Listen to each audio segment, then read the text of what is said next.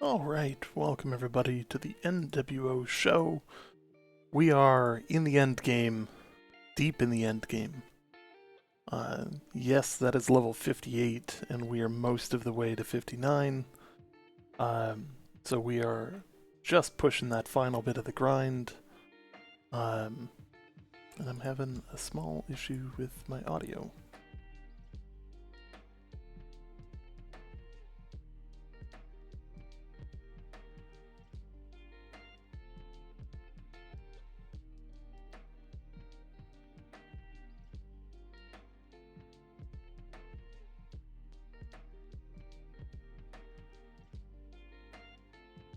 Actually not getting the audio on my end. That's the challenging part here.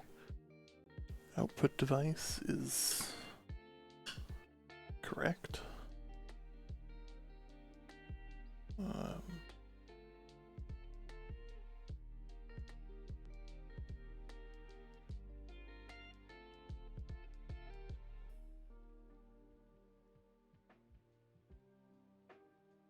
Oh, there we go.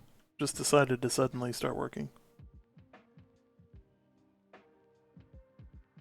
But my actual audio is still not set for the right thing, so let's fix that before we get going.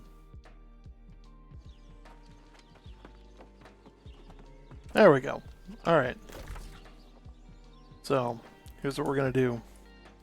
You guys probably want to see stuff up here. We're gonna burn some Azoth and we're gonna go up there.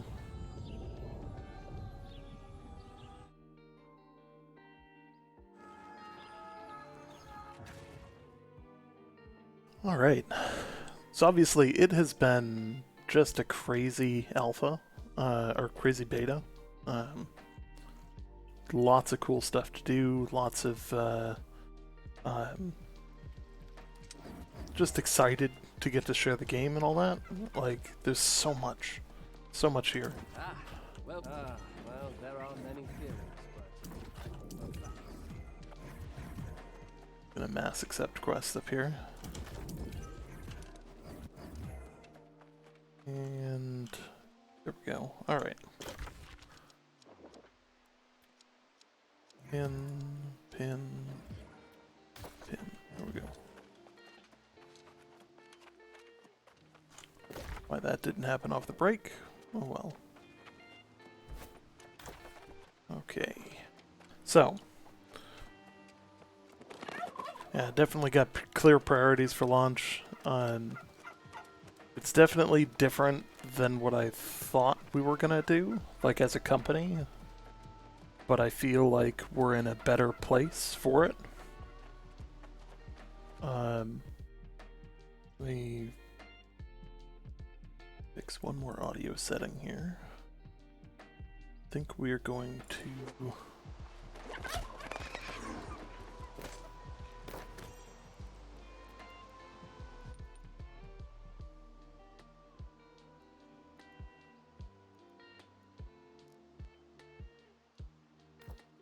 There we go.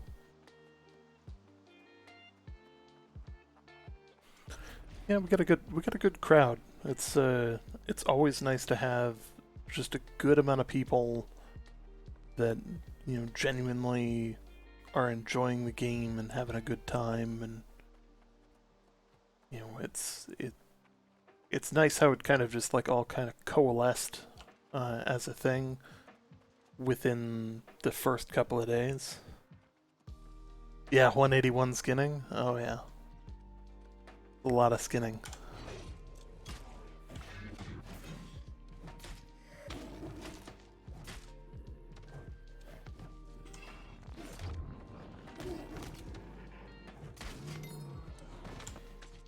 So you can level skinning faster by taking on the bigger stuff here. So like you can see, like that gave me basically a full level with almost no work.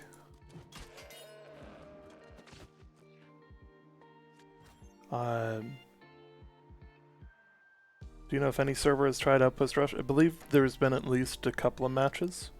Overall, it's actually really difficult because you need 40 level 60s online at the same time, all actually trying to do Outpost Rush at the same time, which is not as easy as that sounds.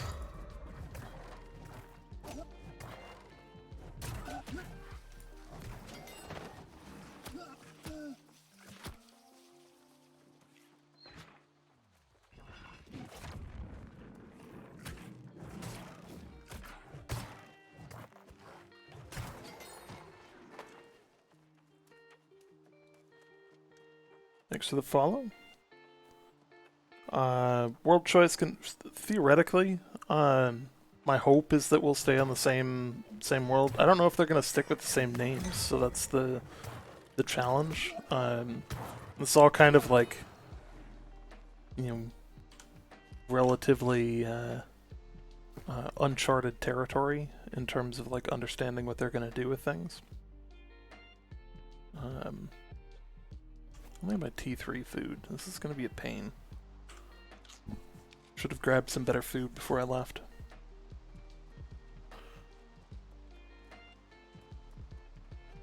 But I'm not taking on more than one of these guys at a time.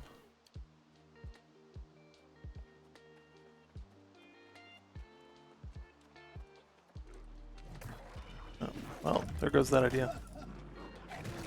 YOLO.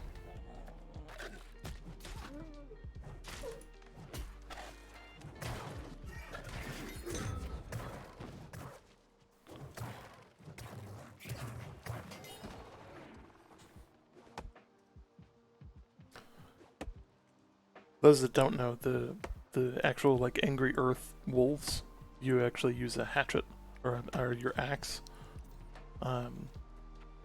instead of your skinning knife, because obviously they don't actually have skin. So, little known fact.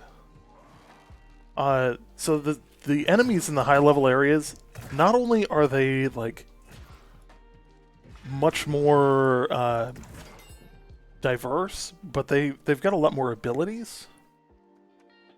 So like, let me not die here.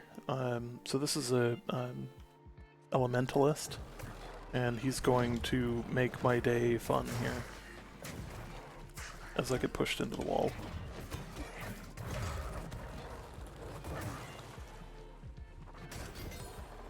Yep. Alright, I get it. I get it. I get it. You're still here. Yep, there it is.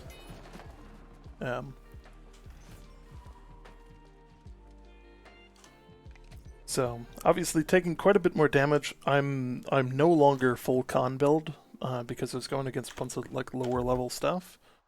So I've pushed, you know, strength basically just so that I can beat the crap out of stuff.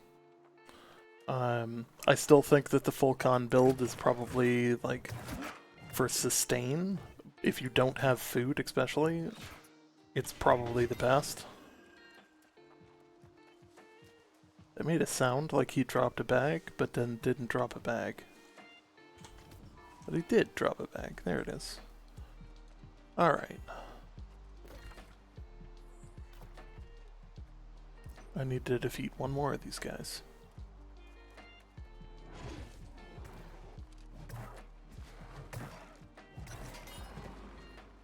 go. Cleanse Blight Fiends. Yeah, we'll do that on our way back.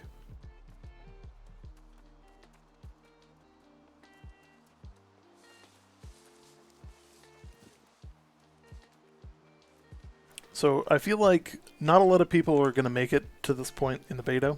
Like, sure, there's some that have made it to 60 and all of that, but like the lion's share of people, especially knowing that their progress is going to be reset in short order, they're going to turn around and they're going to go, it's not for me. Like, I don't want to put too much work into it just to have it all reset. Then you get people like me who are like, I don't care, I've leveled up so many characters that it just doesn't matter anymore.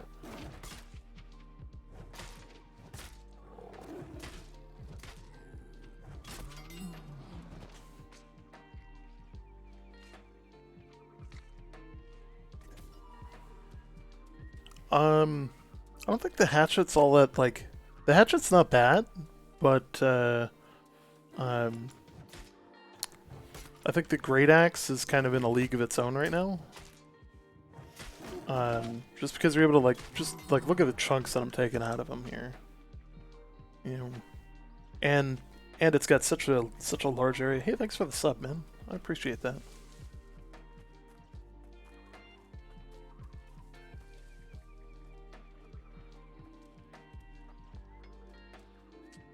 So, like, I think, so this particular move, they haven't announced if this is a bug or not. So, like, anything coming from the left in terms of heavy attacks deals almost like it's hitting twice. And, like, it shouldn't. I don't think it should, but at the same time, like, I think it adds an element of, like, actually knowing how to use your weapon and that every click is not the same. So, like, part of me thinks that, like, that kind of thing should be rewarded. And, it is a heavy attack, so... Yeah. Yeah, absolutely. I totally wish other weapons would get something like this, because it really would add to it, and especially, like, giving people a good reason aside from breaking shields to use a heavy attack.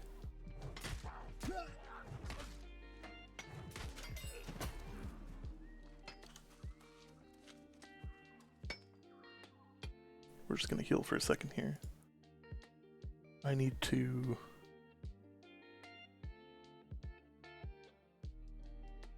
get my stuff in, like, a better layout,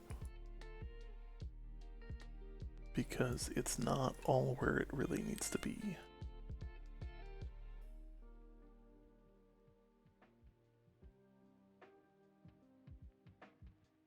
There we go. Sorry. Giving off RuneScape vibes. So, like, here's the thing, like, pretty much every game that has ever been made relies on fundamentally the same things. Like, it's just presentation and, some, like, nuance within the mechanics. But, like, if you think about, like, the quest line, the different quests and the different objectives that they give you, go to this area, kill this amount of people, go, go find, what's wrong in this area, fundamentally speaking, every game has the same quests. Because, like, there's nothing, there's nothing really new to that.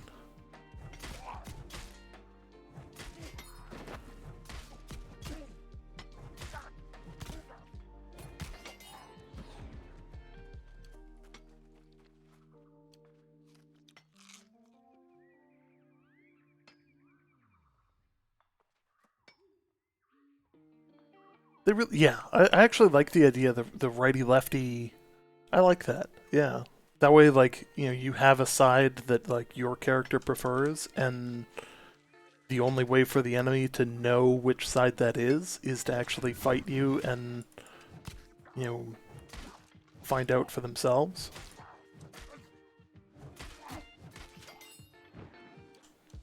I actually like that. That would be really good. We should put feedback on that on the forums, because that would be really cool.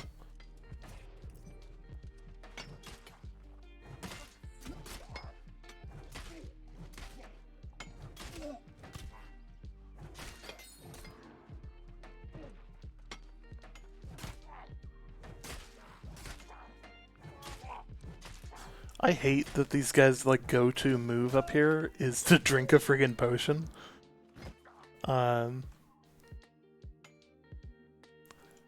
Which province do we want to hold? So like, ideally Everfall, but recently I've been somewhat preferential to Evanscale Reach. This is a new game, correct? Yes. New World. This is the beta. So the actual launch of this game will be August 31st. So if you're looking to kind of get involved and potentially get the pre-order bonuses and stuff like that, now would be the good time to do that. This character was brand new at the start of the beta, with everyone else's. They're gonna do something about swimming? God, I hope so. It looks kind of silly that you kind of like walk on the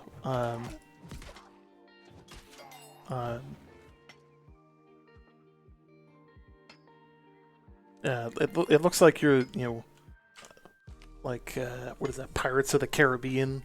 You know, they just take the walk on the bottom of the ocean floor. Like, it just doesn't look right. You know, now, like, you know, if I tried to swim in this, I mean, let's be real, like, you know, I'm gonna sink like a stone. But, you know, if you have maybe light armor, you know, where you're just like, you know, cloth armor and stuff like that, where you're not weighed down, then yeah, you should totally be able to move around and do some stuff. And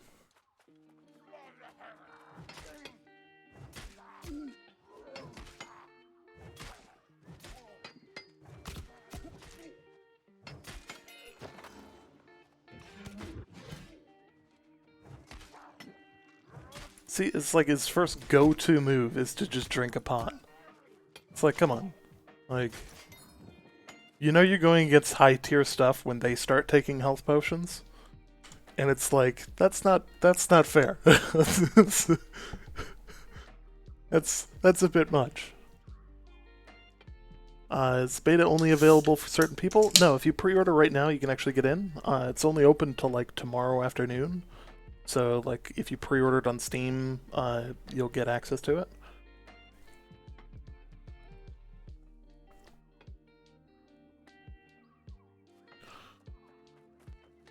I would argue that you basically, if you pre-order it, you try out the beta, and you go, hey, this isn't for me, then you could just return it and get your money back for your pre-order.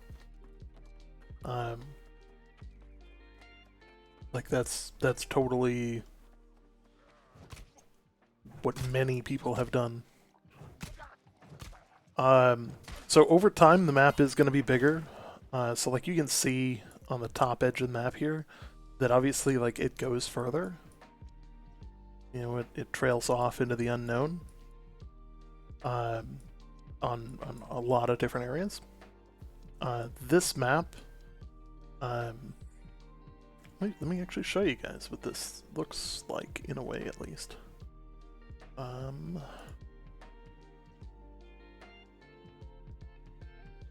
I have access to this map, so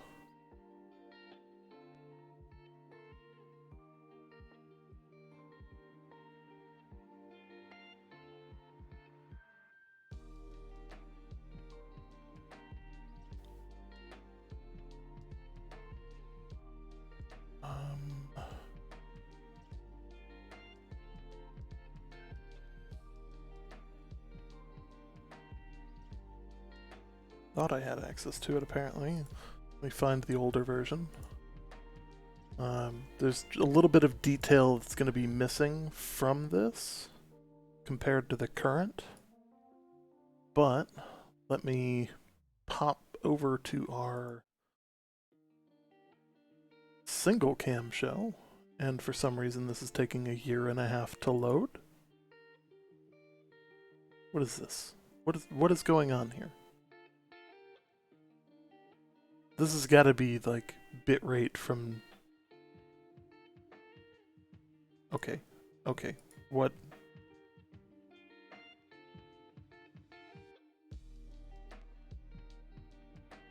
What are we borrowing? Like...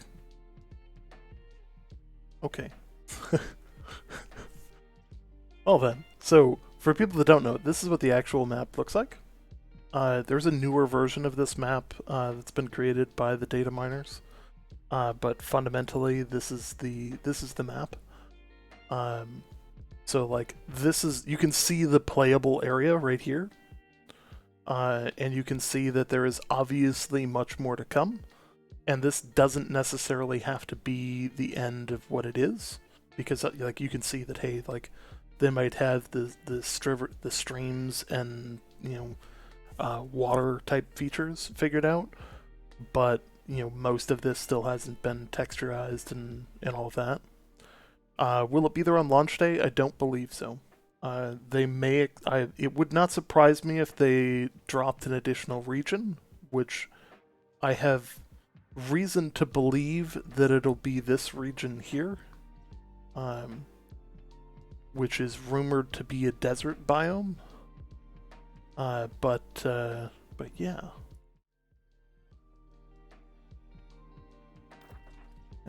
Yeah, thanks for the follow.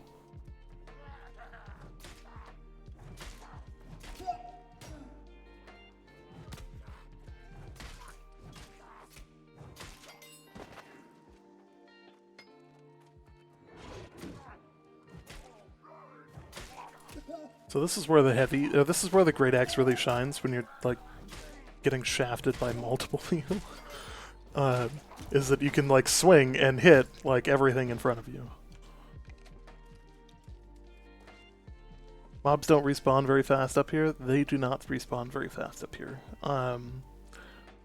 There are exceptions to that. If you get a bunch of people together, then it can actually be quite painful up here.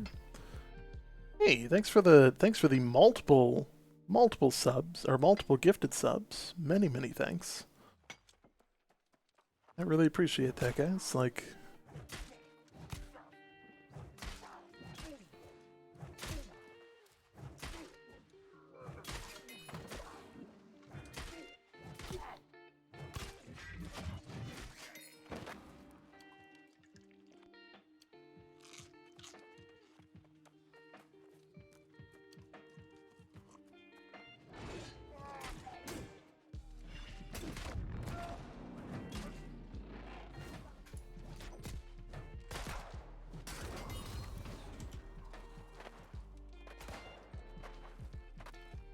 this is just what I want to happen here.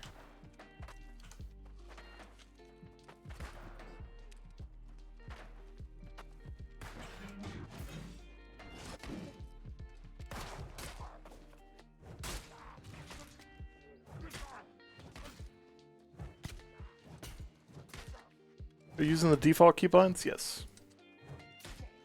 I know a lot of people will change them, but like I really don't have any issues with them. Mostly because like, you know, once you do something for long enough, you can kind of do whatever you want. Like it's all muscle memory. So like a lot of people that argued that like the stamina changes with the running,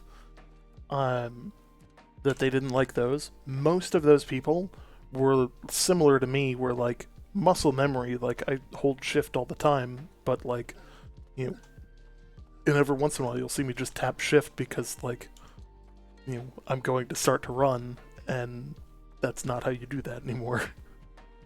But that's, you know, thousands of hours of play that we're trying to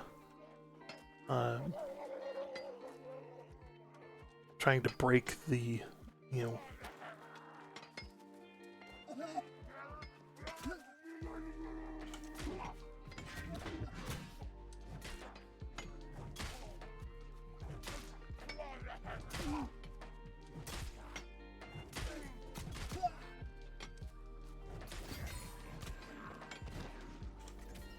There we go. So take on the removal of stagger. So it's kind of a tricky question. I felt that stagger was a good thing for one-on-ones and small combat. It, however, is a substantial issue for anything more than that. So, like, the second you get two people attacking you, you could be permanently staggered. And I know that, like, there's people out there who would be like, well, yeah, but if you knew this trick, you could roll out after 3 hits, and you know, that's just, like, nowhere in the game were you taught that. You found that out through trial and error, and in 99.9% of times, that little bit of arcane knowledge was not something that that people actually knew. That was something that, like, 4 people knew, and, like, would surprise the people who were trying to stagger them. In the long term, I actually think the removal of stagger is a good thing. I think that there's a question about adding stagger back to, like, heavy attacks. Which I think would be the appropriate place for it. You know, I think that, like, staggering somebody on every light hit is a bit too much. And it would give, you know, yet another reason to actually use heavy attacks. And especially in PvE, you know, like, I'd almost love to see it back in PvE. But again, it also comes into the, you know, if you have a group out there, I was trying to just skip by these guys, but there's at least 2 gonna trigger there.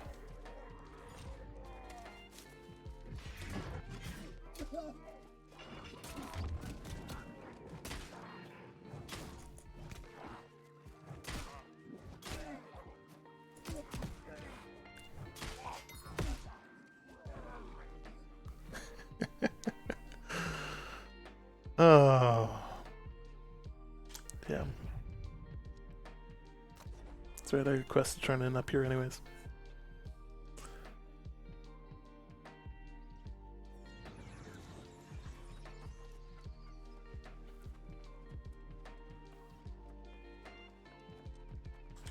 It takes a lot of getting used to whenever they change, like, key things on a quest to do quests. Let's see what this one is. I think the on a quest to do quest is, like, halfway through the quest.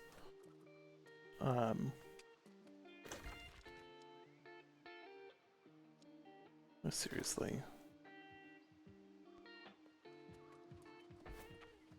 Oh, apparently wanted me to go into one of the mines and kill the lower foreman. Oops.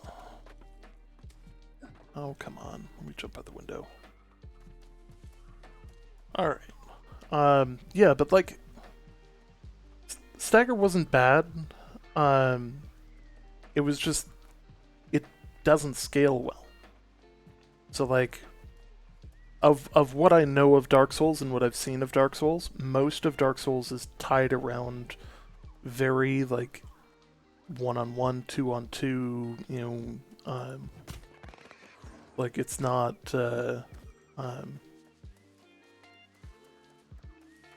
it's not like you're in a battle with 15, 20 people. At least not that I know of. Like, feel free to correct me. I have been a long time since I played it.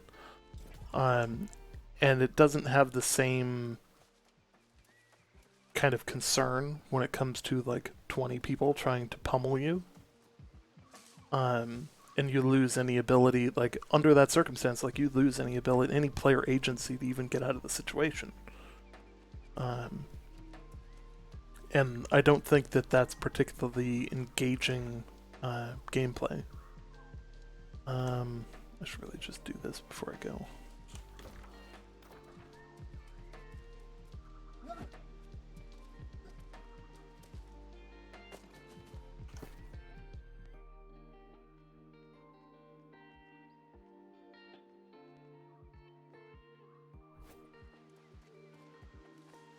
I wonder how this gear stacks up. Yes, please. Okay, can dig it.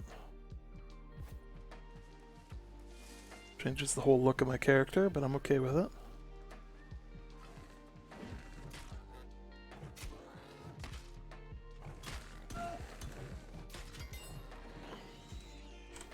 But yeah.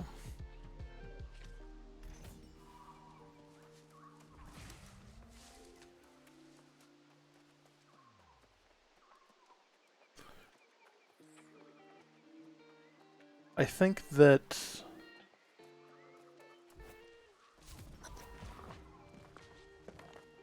the Great Axe is actually in a better position than it's ever been, in terms of like how it should feel to use it. Because like, if you're swinging a Great Axe, you should feel powerful. You know, you shouldn't feel like you're weak or anything like that. Like, you should feel like you are making an impact on the battlefield.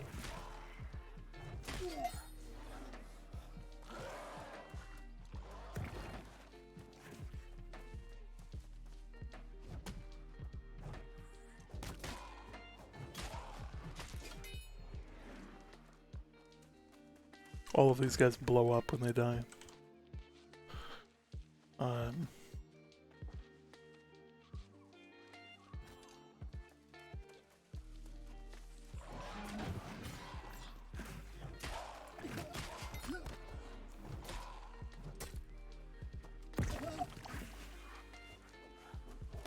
I'm gonna get blighted here if I'm not careful.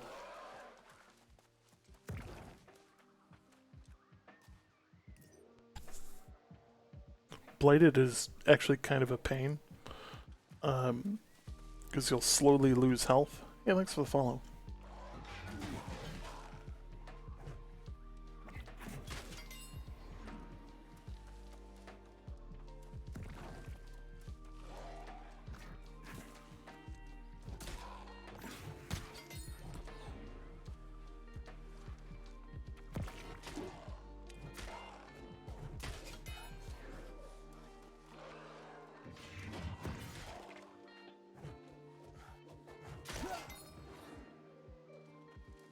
There we go. There's one done. Now let's go up and do something that's actually like, so these ones up here, particularly this one, is actually going to be really difficult.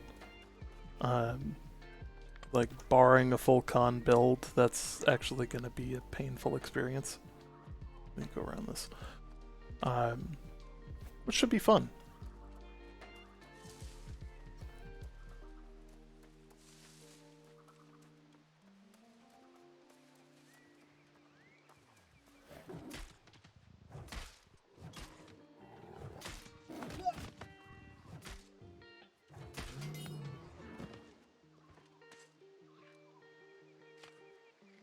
Getting ever closer to the elusive level 6 or level 59, then 60.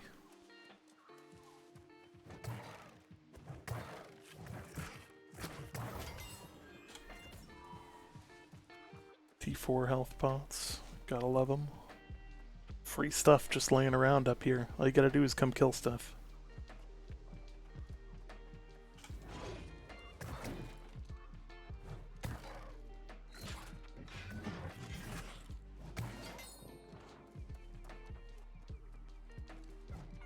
I don't think the enemy archers in this game, I don't think the enemy archers in this game have a particularly good aiming, in like most circumstances.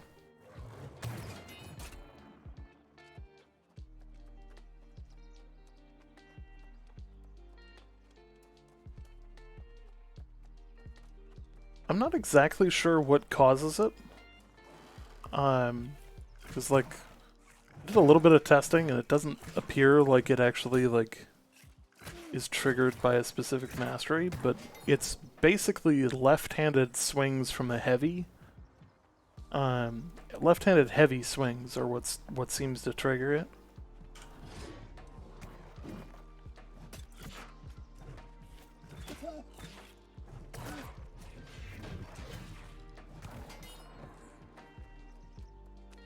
This might be easier than I thought. The corrupted apparently are harder to kill than these are. Wait for some cooldowns here.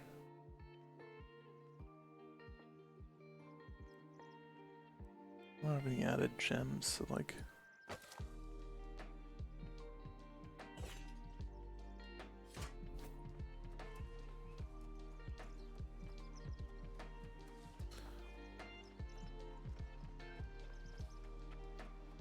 biggest takeaways from the beta? First contact with the server is probably not going to go according to plan. That's probably the biggest takeaway. Like, we were aiming for like a mid-pop server to like, you know, just kind of have some fun with. And like every server ended up being high pop. Which isn't a bad thing, but you know, that was definitely a surprise. The other big kicker was the 100,000 to buy the first territory. In the past, that number has not been the same. Like in the preview, that was like 10 or 15k. Like it wasn't a large goal, but it also wasn't like a large company size. So that was a different feel for multiple reasons. Thoughts on the state of the 50v50 lag? Can they get that resolved before launch? I think they can. We've had like I've recorded a couple of wars that went flawlessly. So it's determining what's going on that the server is having, you know, having more substantial problems, and it appears to be like a memory leak on the client side. Like based on like what the logs are telling us. So like it's probably exacerbated by having, you know, that number of people playing in the same spot in the same area, and you know, having to render all of the, you know, general craziness that is the mass AoE and all of that. You know, I think they can fix it? Absolutely. Like I don't think it's I don't think it's something they need to worry too much about. But it is something that, like, you know, they obviously need to put the effort in and make sure that it is fixed. But I don't think that it's something that they can't do in the next month.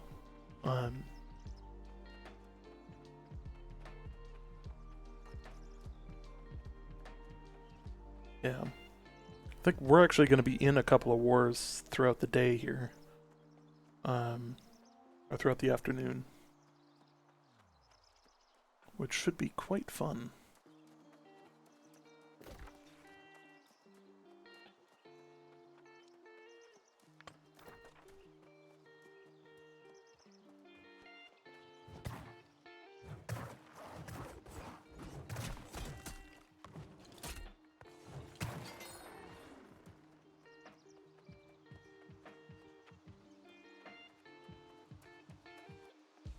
I'm really happy with the state of the game. I think they'll need to tweak gold rewards from the quest slightly. Yeah, there's some of the quests don't seem to have like a lot of XP, and some of the quests seem to have way more than they should. you know, I think it's a, I think it's an odd balance. Yeah.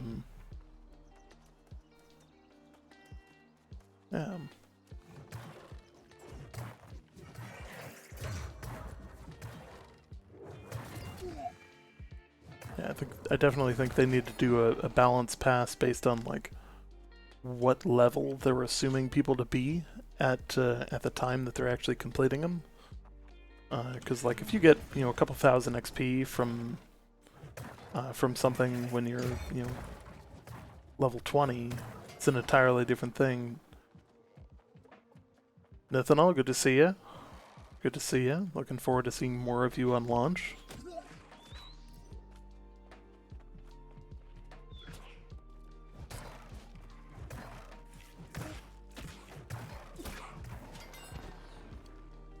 These guys hit really hard, and they've got a poison that is just friggin' brutal.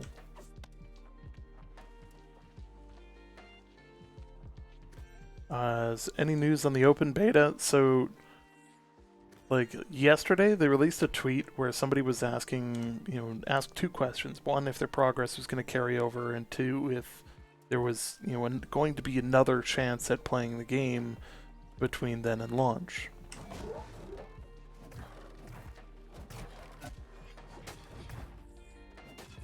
And their answer was basically like, stay tuned, there's more information coming on that.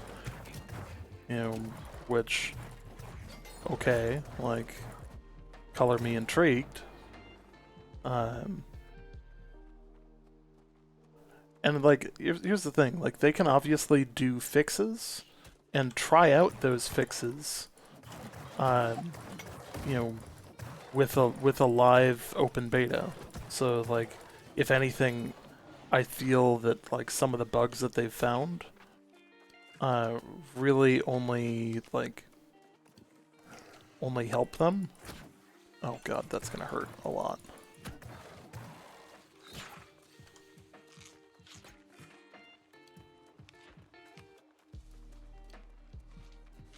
Good god. Come on.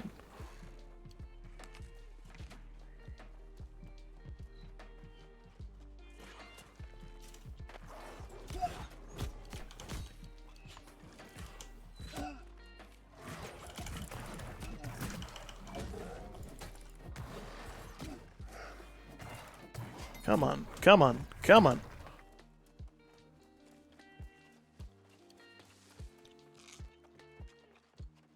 I need to get these guys off of me for a minute.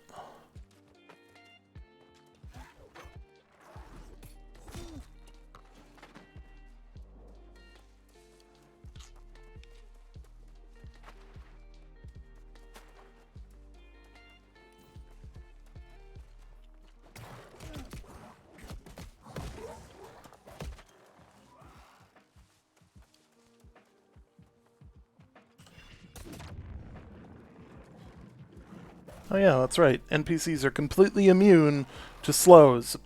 Oh, come on.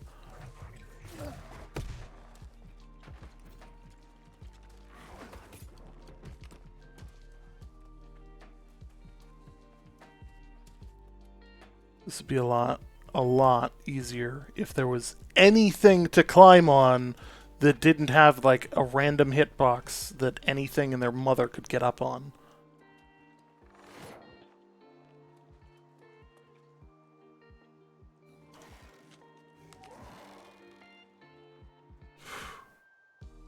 Okay.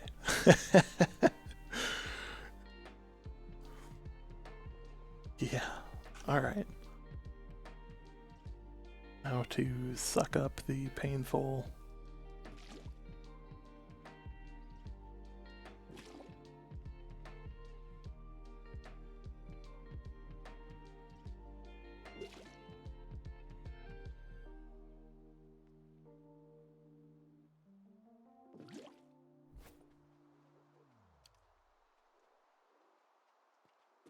Yeah.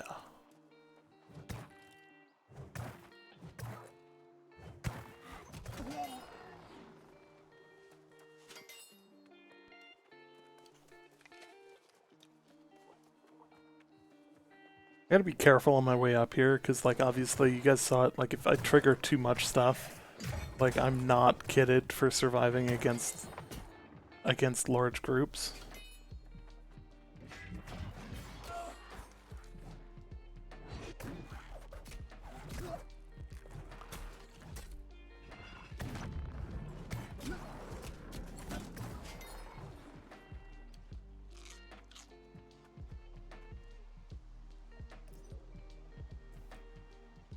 Yeah, I wouldn't mind more time to get better at PvP, like, you and me both.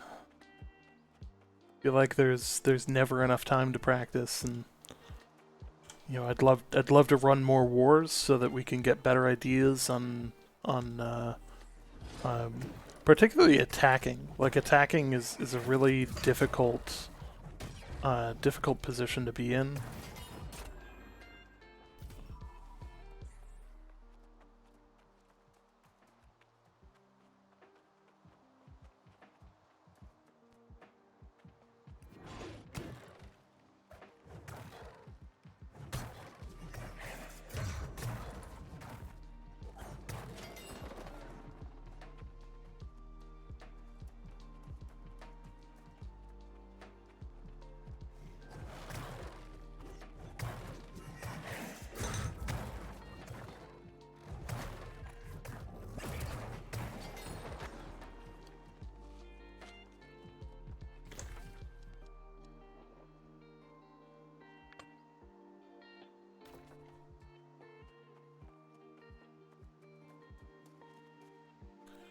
This is a particularly difficult spot, and there are multiple quests that'll bring you up here.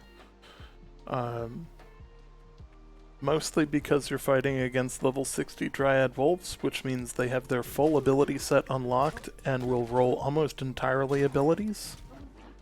As this one finally pulls his lunge out. Okay, there we go. And we're gonna get our locking skill up at the same time here.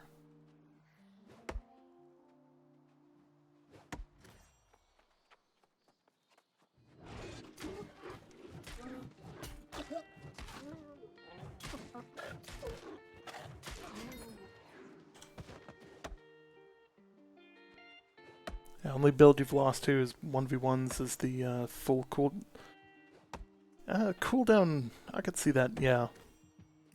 Spears can be, like, they have such a great kit for CC.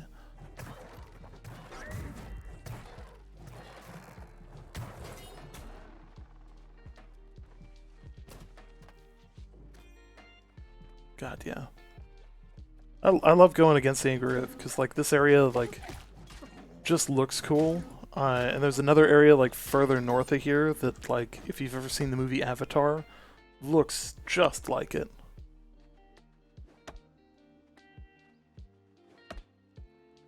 These are also one of the few enemies that you can hack up with your literal axe. I kind of appreciate the symbolism there.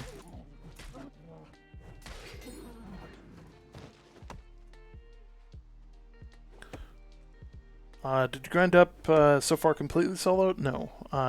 So for those that don't know, I'm the governor of the 9th Legion. We have a company of about 71 members. Some are more active than others. It's really just a collection of people that are hanging out in the stream, or just we randomly ran into on the server. We are recruiting. There's no requirements.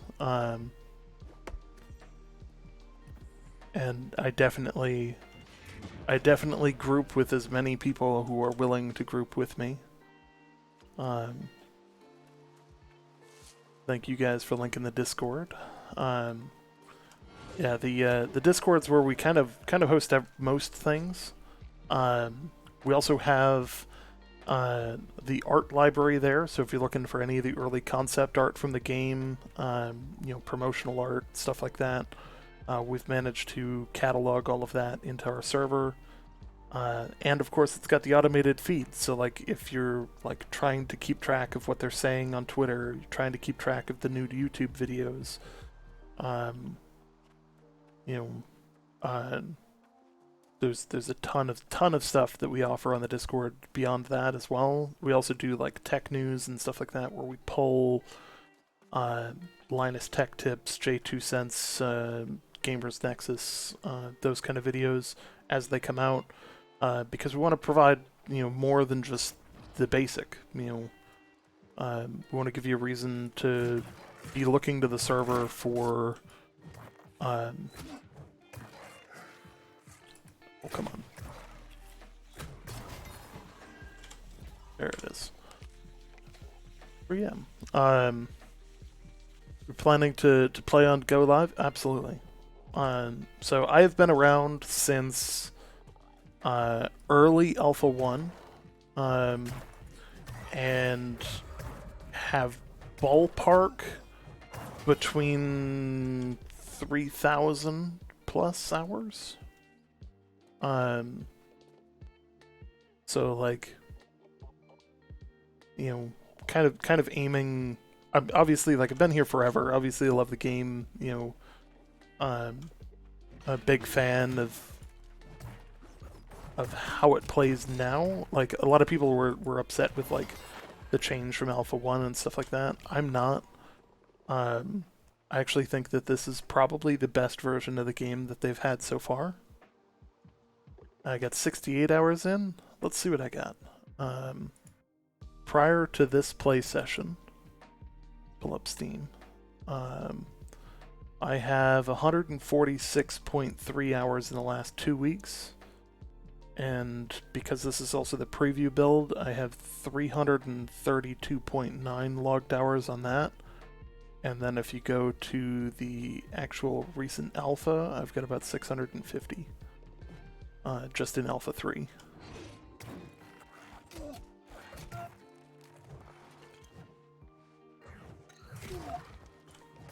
If anybody doubts those numbers, I can post those on Discord as pictures from literally copying my Steam whatchamacallits. Like, it's one of the reasons why I think that this game is going to succeed. Because you don't get people that'll put in that kind of time into anything if they don't feel like the game is fun, if they don't feel like it's going somewhere. And of course, obviously, like, I've dedicated an entire stream, entire channel, plus all of the additional work that comes with that. So, like, obviously, I'm bought into the fact that this is going to be successful in more than just the standard ways. And I'm more than happy with my pre-order with them. Okay, a little bit of lag there.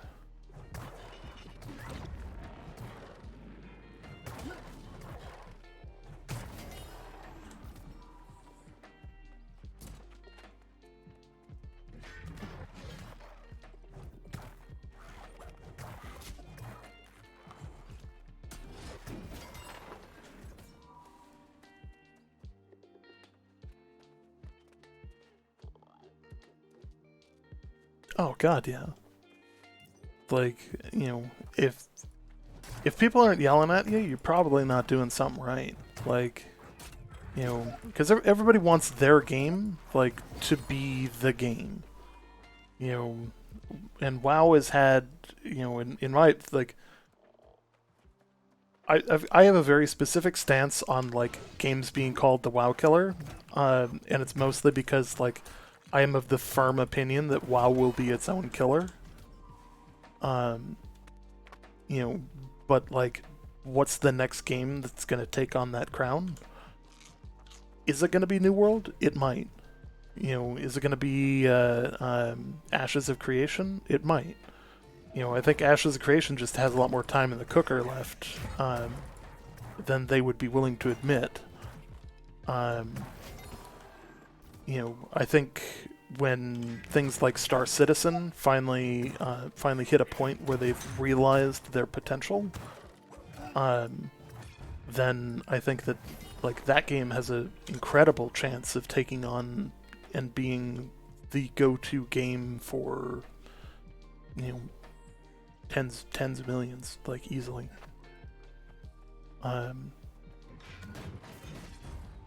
You know, New World I think has a huge chance of succeeding, and they've put things in the right places and at the right time, and they've obviously showed that they're willing to put in the effort to put this together, and to actually take the time to build something complete,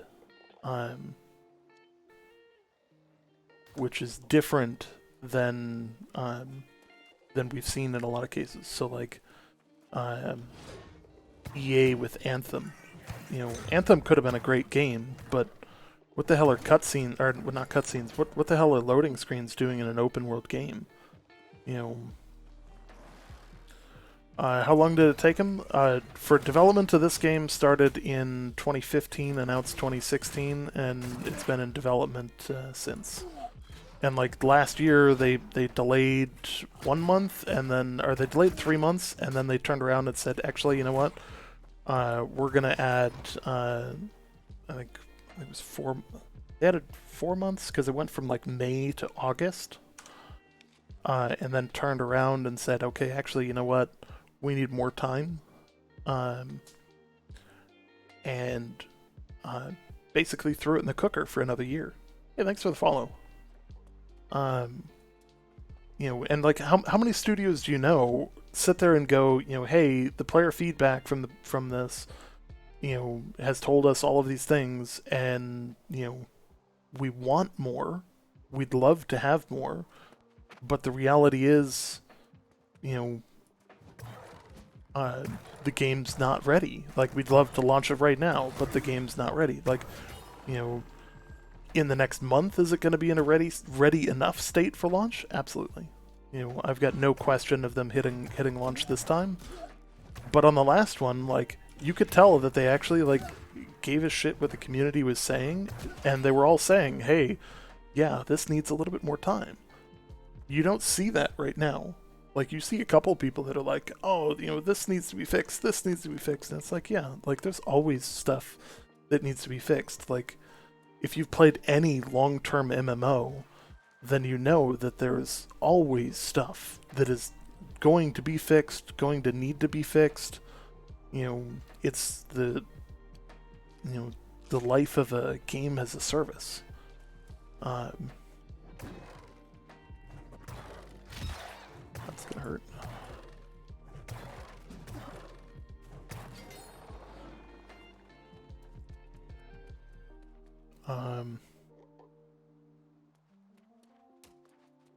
Yeah, no, like everybody's feedback. They did the whole preview event last year, and during that preview, they basically like gave people an idea of like, hey, listen, this is the game that you're backing. You know, this is the game that your pre-orders are supporting. You know, but look at where we are. Look at what we need to do, and you'll agree with us. And everybody agreed at the end of the preview event. Hey, more time is needed to make this great. You know, could it have launched last year? Probably. Would it have been in anywhere near as healthy of a state as this? No way. You know, and I'm not saying that this is perfect, because it's not. There's still bugs. There's, you know, there's always stuff that's gonna, you know, be not ideal. But it is a phenomenal start. And it's really hard to knock them for anything, especially when they're willing to do things like throw it back in the cooker for another year. When there were people who were like, hey, yeah, I could totally see you launching what you have now.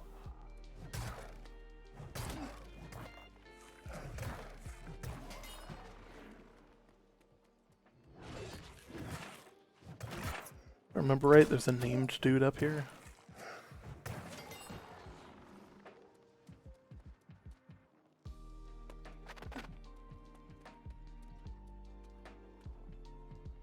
Oh, just an elementalist. And a couple of crates. Level 62 elementalist.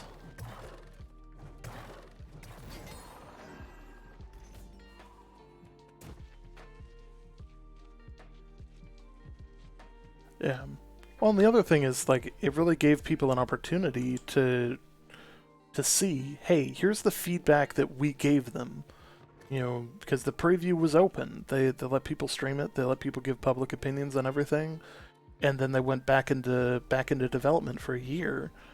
You know, running an alpha for almost the entirety of that.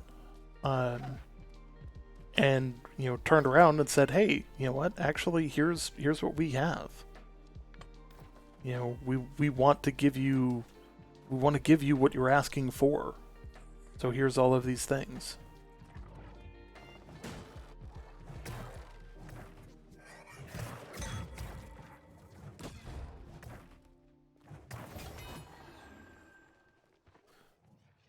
I'm assuming that the elementalist that's up on the top of that thing is a placeholder, because, like, I don't know about you, but if I was gonna place a named boss, that's sure as shit where I'd put him.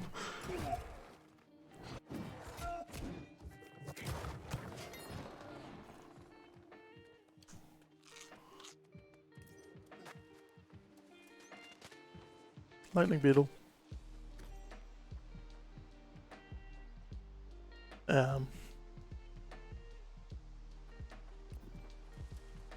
Like, yeah, that would, like, 100%, that's where I would put a named boss. Like, you know, you gotta work your way all the way up here, and then, you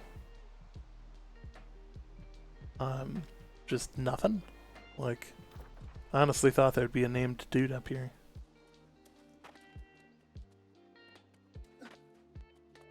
It's not my first time up here either, but, like, normally you come in, do the quest, kill the stuff you need to, and then leave.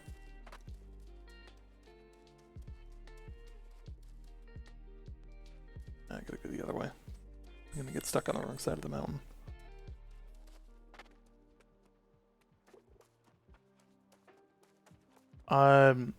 So I have a feeling that they are for launch gonna add a new zone. We know that there's another zone in works. We know that they're gonna be potentially adding more. Or we know that they're going to be adding more zones. We know that they're going to be adding more weapons, and that a lot of that stuff is still in development. But to what extent, we don't know, and, like, how is that going to play out in terms of, like, what's going to count as DLC versus what's going to count as just, like, additional content, you know, that we just get. Because one of the things to note here is that this isn't a subscription-based game, so, you know, they could pull the World of Warcraft, you know, pay for the expansion type approach, which I've always actually been not thrilled with, because like, World of Warcraft always pulled the, like, you're gonna pay for the expansion, but you're also gonna pay for the sub, and it was like, the whole purpose of the sub is so that I'm paying you to keep developing the game. So basically, the feeling that I got, and the reason that I never could get hooked on WoW, was that I felt like I was renting the game. You know, like, I'm paying for something, paying, you know, sticker price, you know, premium for it, and then not getting, oh, there's two lightning beetles on one thing. Like, you know, it's like, do one or the other. Don't do both. You know, like, if you're gonna do, like, a battle pass thing, I'm fine with that. Because, like, that's, you know, cosmetics and, you know, other stuff, you know, that's not crazy. But it just seemed, you know, I mean, WoW has obviously got its own problems with you know, its monetization and its slow degradation over time. Has been something for the history books. There's a shot of vertigo for you. Oof.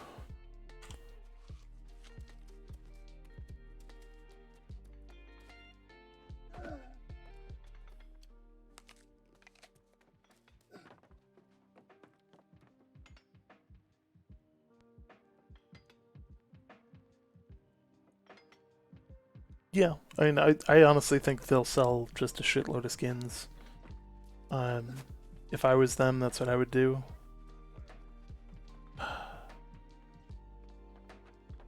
You were inside. Why are you triggering on me?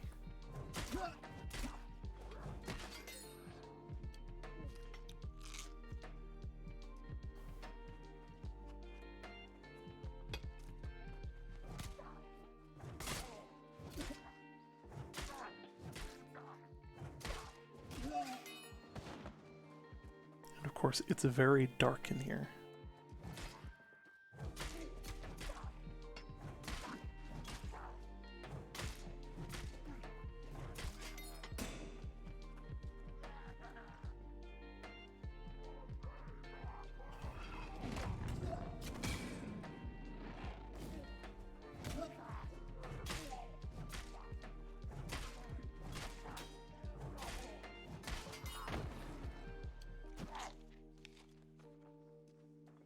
Didn't I kill this guy?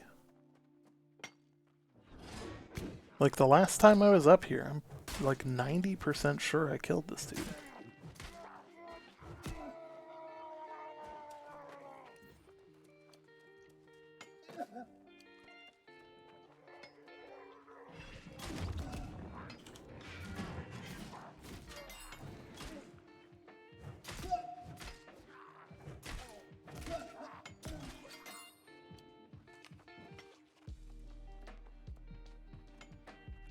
This is like super dark.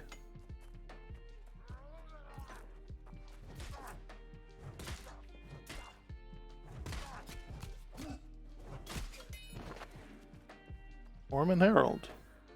Yeah, because he's got the musket. I killed you last time I was here. Give me credit for this. Come on.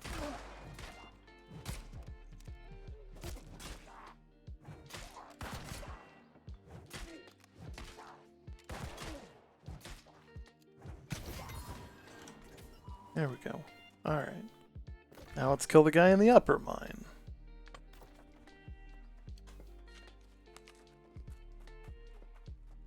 There we go.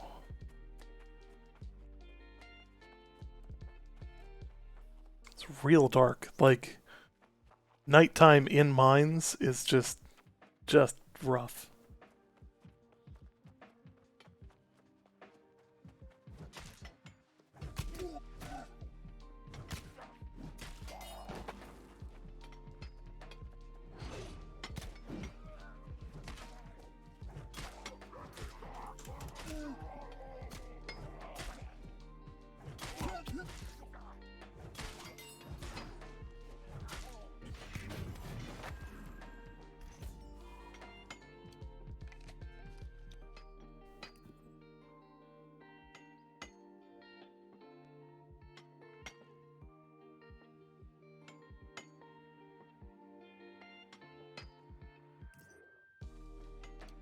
What about Ron Burgundy now?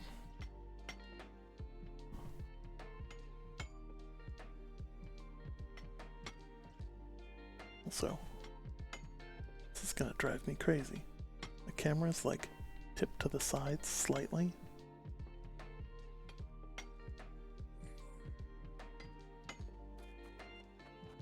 Nice.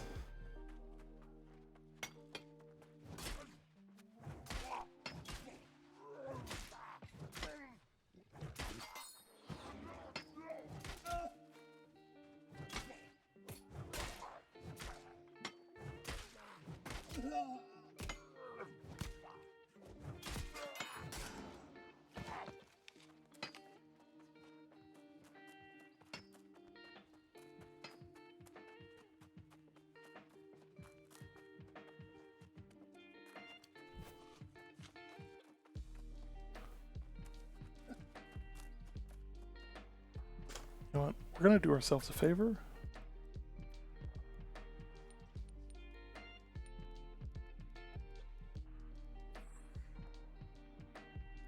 We're gonna turn that up a little bit.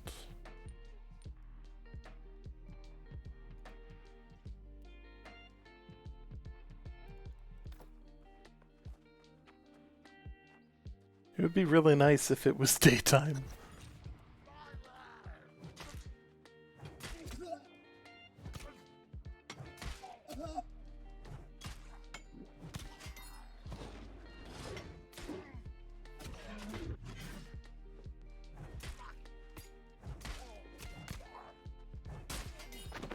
There we go.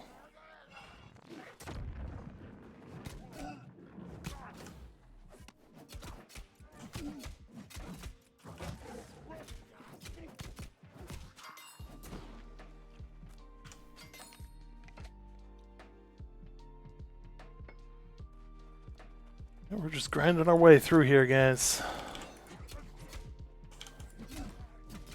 Break him from drinking that pot.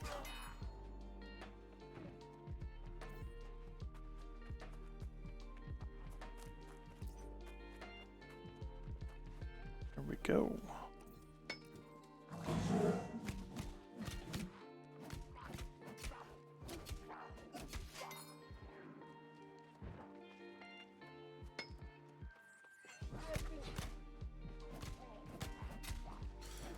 Been the favorite part of the game so far. So I'm pretty partial to wars. I love the invasion content as well.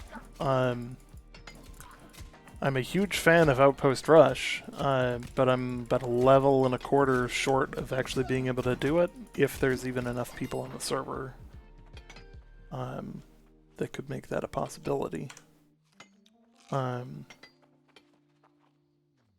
Is my gear crafted? No. Almost everything that I have on right now was found in the world. Come on, heal.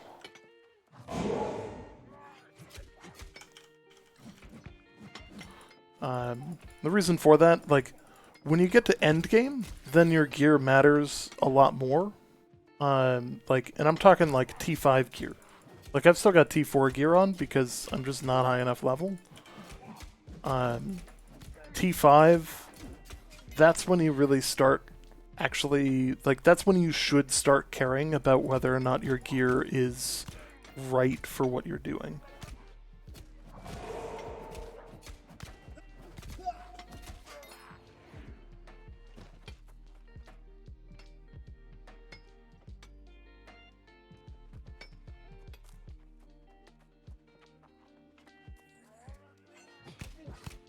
I got triggered, another guy behind me.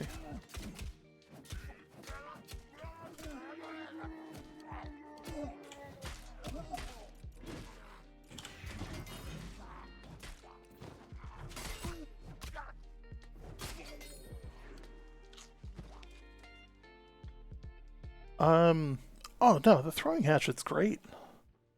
It's just infinitely better as a melee weapon.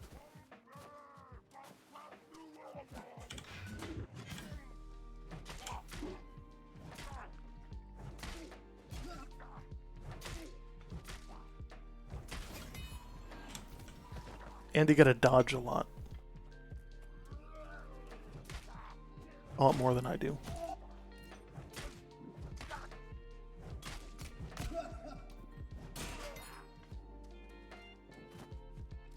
Something more long range is strength based. So I've had a theory for a while that they're gonna bring the crossbow in and have that be a strength based weapon. Or add things like longbows. And have those be based on strength instead of dex, because like if you've ever fired a longbow, then you'll know exactly what I'm talking about.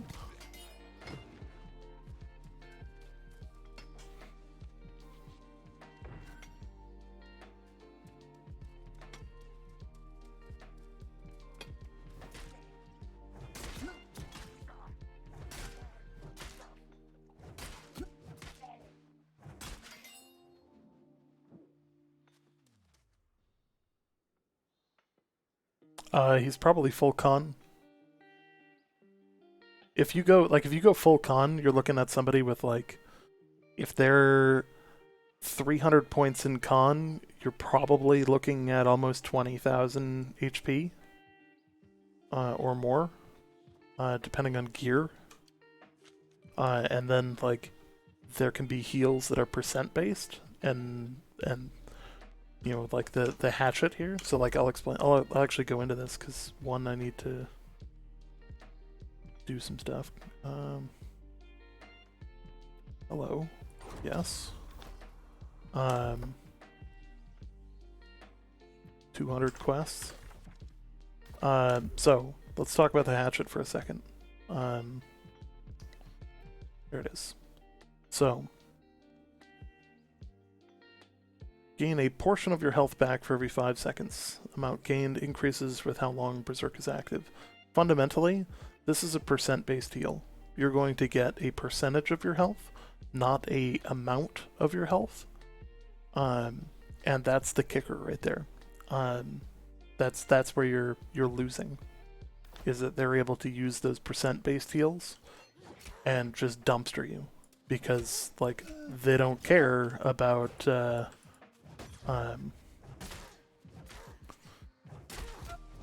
they don't care about the small damage, because their heals are going to be able to quickly bring, or not quickly bring it back, but they're going to be able to heal pretty quickly for just in general.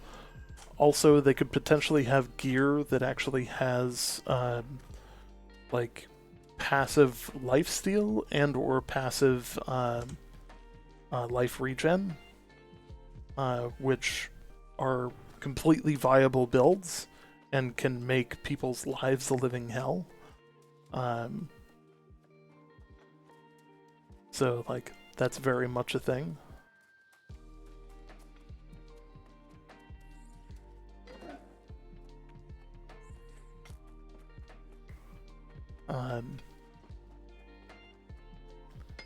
So how to beat people like that are things like bleeds, that continually proc any kind of heal over time cancellations. So like, you know, food and other stuff. AoE AoE type attacks. How did I get? Did I seriously trip over a stone? Like.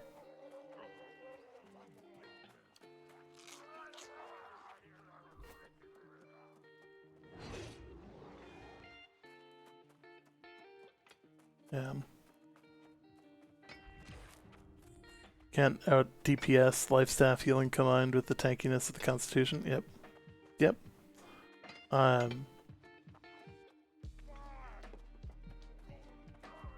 So I think healing actually really needs, like, it could probably use a once over at least.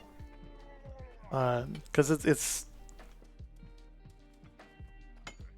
almost too hard in some ways and too easy in others.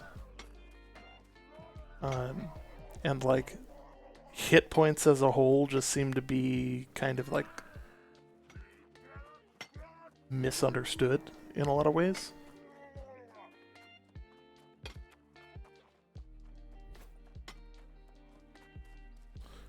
Do you think Fire Staff is a bit underwhelming? Yeah.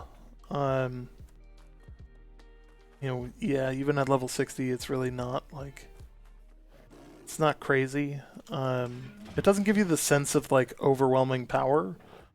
And I think in prior builds that it's been in a better position, but there's, you know, there's always fears of, like, is something too good? Which makes me think that, like, the Great Axe is going to get, like, a friggin' hammer, which I think is actually going to be a shame if that happens.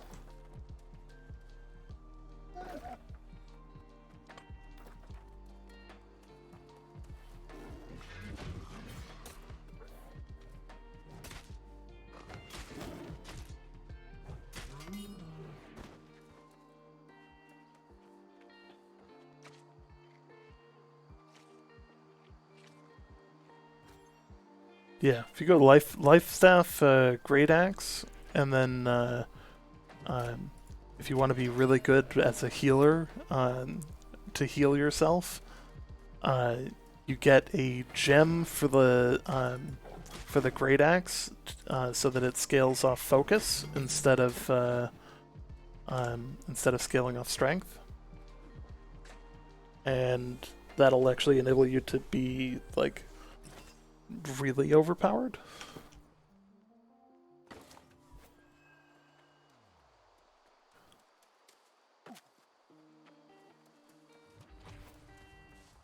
Encountered 20 of these guys? Oh yeah. Well, it's a strong build, like, you know,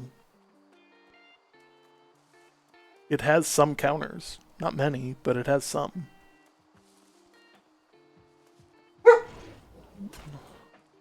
Apollo, stop barking at people.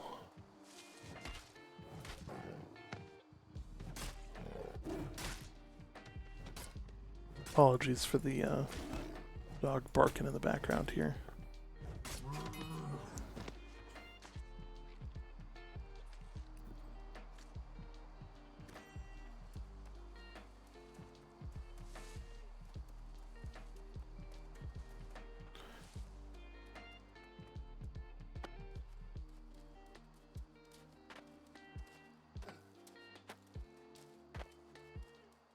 Oh, come on, don't make me go around.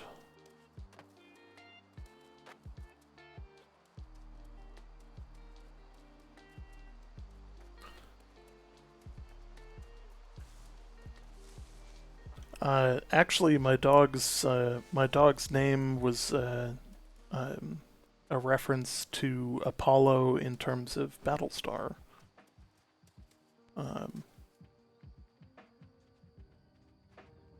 Superhero landing!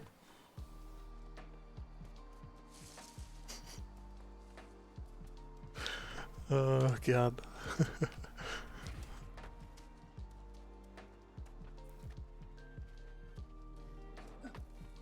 Trigger him. Theoretically, he'll come around.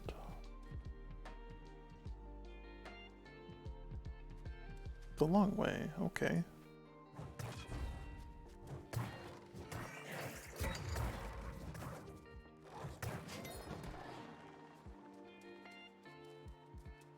Yeah.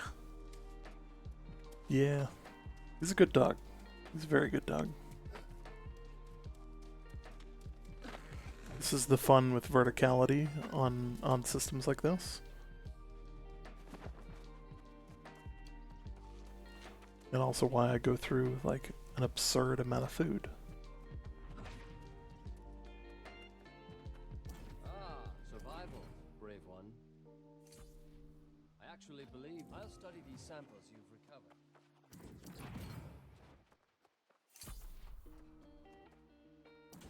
We are whispers in the forest, eyes in shadows.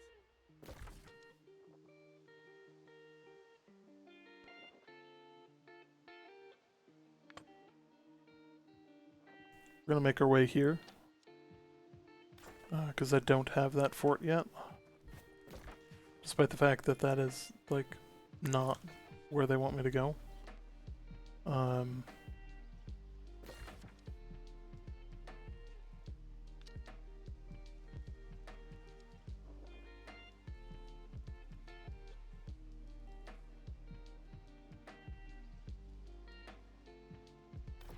gonna show you, yeah, we're gonna show you guys my favorite part of the map.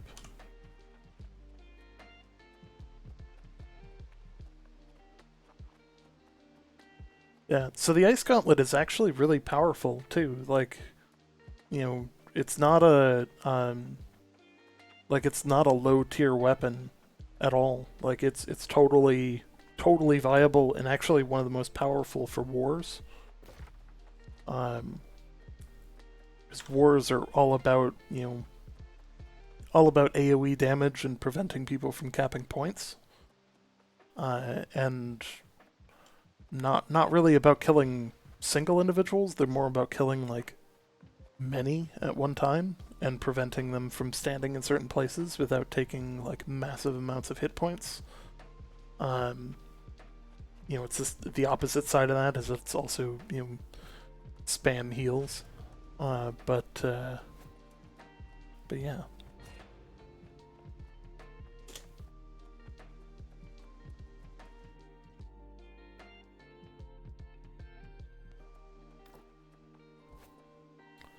Yeah.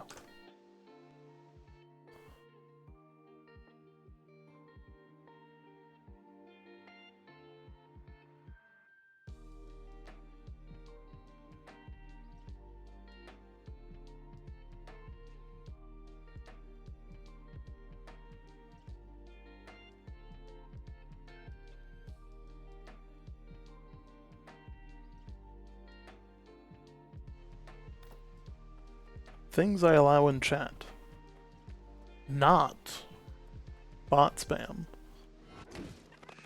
Who would have thought? I know, you know.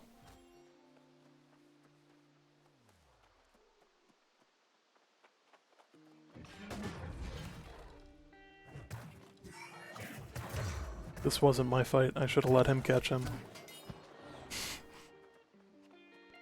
Yeah.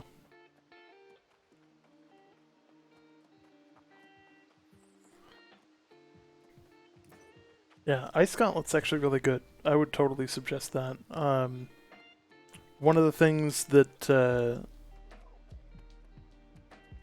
I would probably say is better for like the long term, or better for like, you know, the first 4 weeks for launch, is to like pick a couple of weapons and just use those.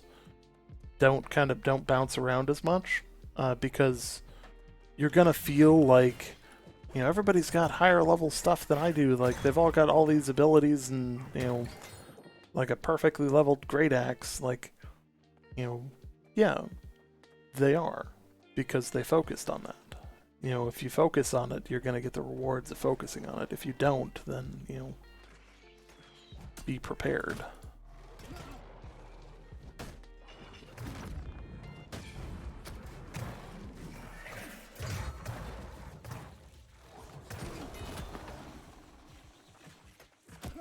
Okay. You stop that.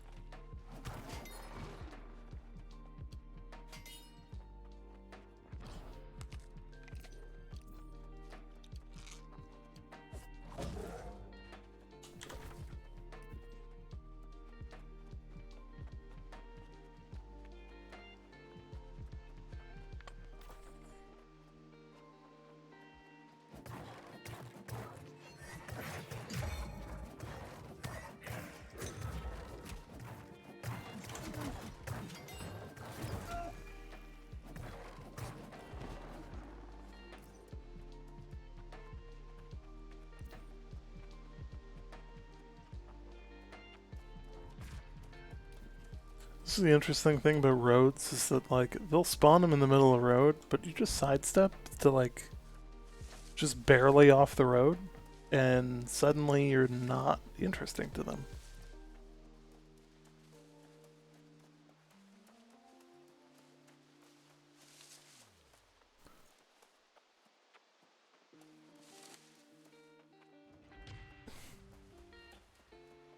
Oh god, that's good.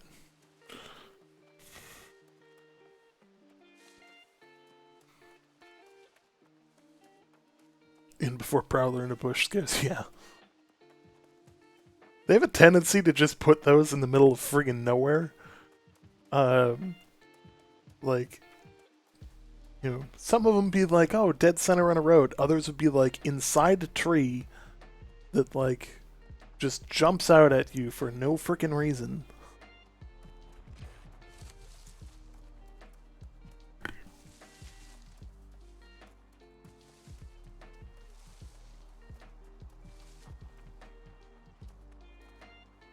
Yeah, triggered him.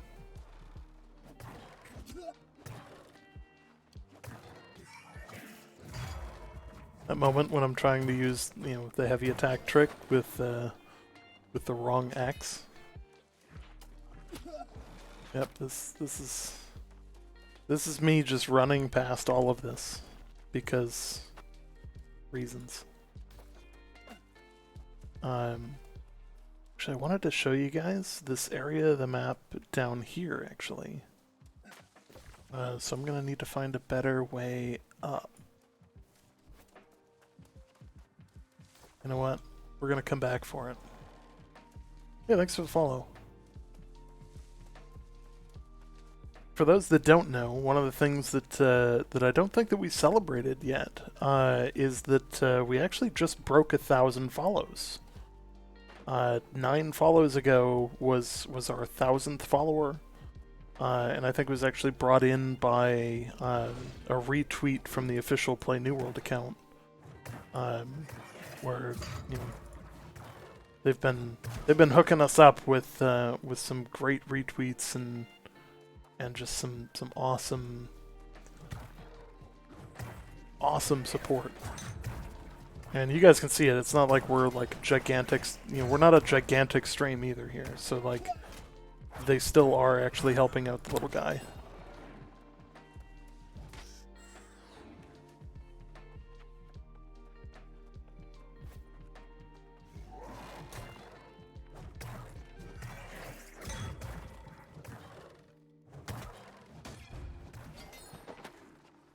Thanks, man. Yeah. You know, one of the things that's been fun is like we've been doing this for a year and a half, or a little bit over a year and a half now, because we started not this January, but last January, so like 2020. And like I think our first video streamed to like 3 people, and like not a consistent 3. And like the funny part about that is like all of our talk shows are me and McLeod. So, like, to get to 3, at least one of those was McLeod, and one of those was me. So that meant one person was watching. And I laugh because, like, this is the second channel that we've gotten affiliated, or that I've gotten affiliated. McLeod's also been involved in a number of other, like, content creator type things where he used to run Talking in Stations and ran the engineering for them and did a great job.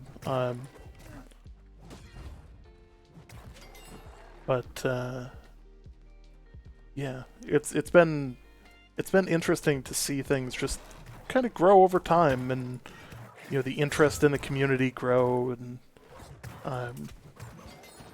it really is kind of cool to see the numbers grow and kind of like, what do I do differently to make this work?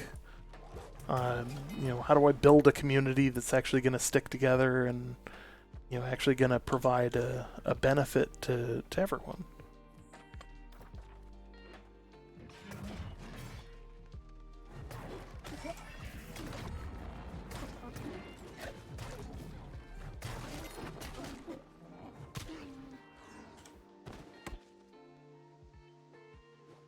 Yeah.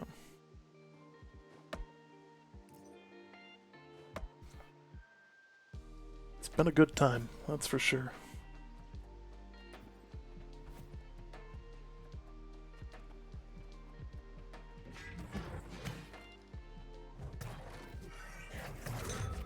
Do you have an end of the year goal? I would like to be more consistently streaming to 50 to 60 concurrent. I think that would be reasonable. Like now that launch is a thing, like having that kind of goal pre-launch wasn't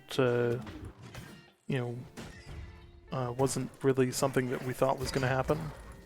Because like prior to beta, we were realistically looking at about 20 anytime we went live.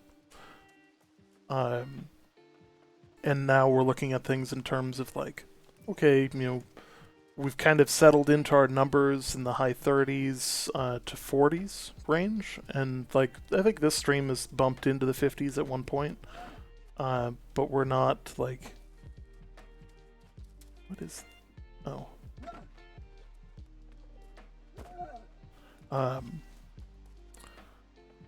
I think I would like to diversify away from Twitch more, and start actually generating YouTube content, instead of just using YouTube as a repository of all of our old shows, which are like 2 hours long a piece.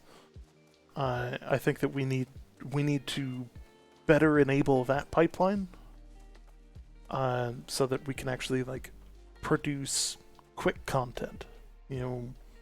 Like a lot of the questions that come up in chat, like, what build is good for, an axe, or what build is good for the axe, or like how to do the axe trick where you're dealing, twice as much damage on a heavy swing as you should. Like that's a pretty cool trick.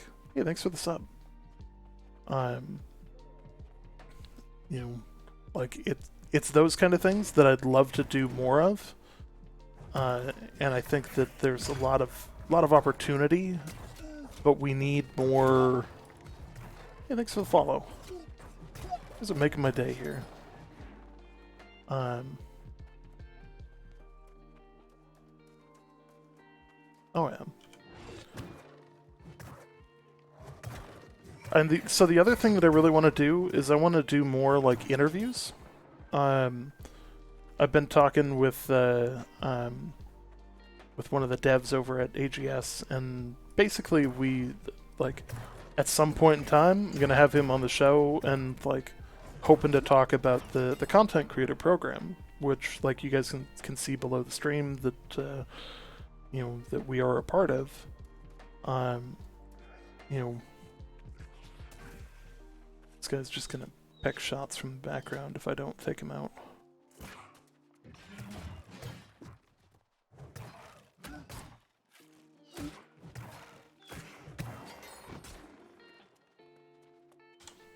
And free stuff. Yeah, so none of the progress from the beta is actually going to make it is actually going to be saved. So like you don't get to keep your characters or anything like that.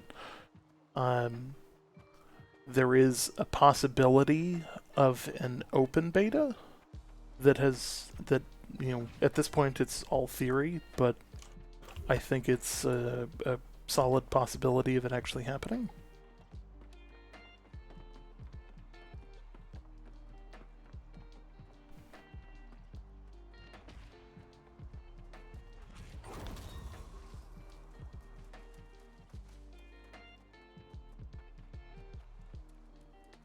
Alright. Now that we made it here, I want to show you guys this area. So we're going to go back the opposite way.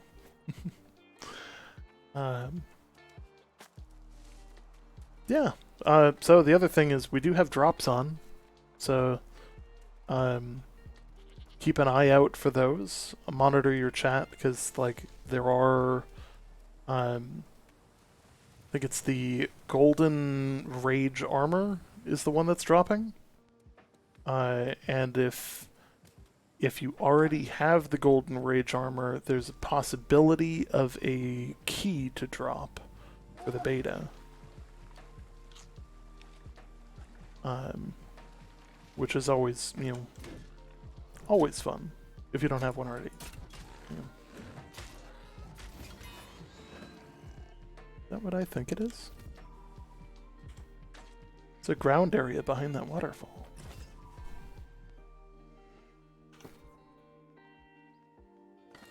We must explore. Don't care, don't care, don't care.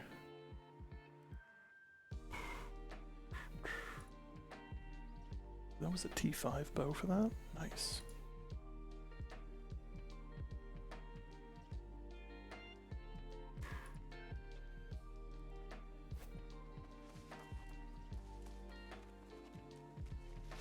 Oh, dude, we're so close. We got like a level in and that. Like, it's not much. Oh, look at this. What is this? A little supply stockpile behind the waterfall.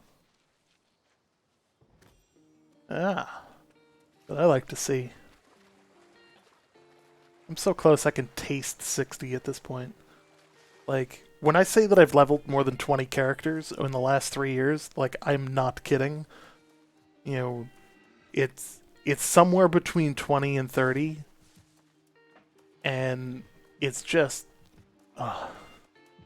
like, I'm probably one of the few people that, like, probably just don't care if they added like a straight up XP booster. Like, I know that that's like the worst thing to say in gaming, but like I've leveled so many characters that the experience is not going to be lost on me. That said, please don't do that, AGS. I don't think that's actually a good idea. That's just the like tired individual in me that's like, crap, I've got to level another one. You.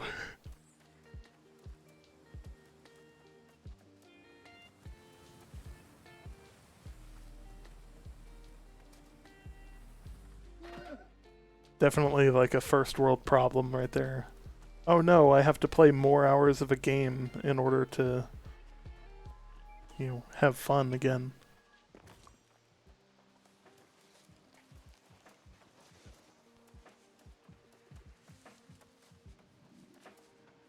There are a lot of friggin' alligators down here.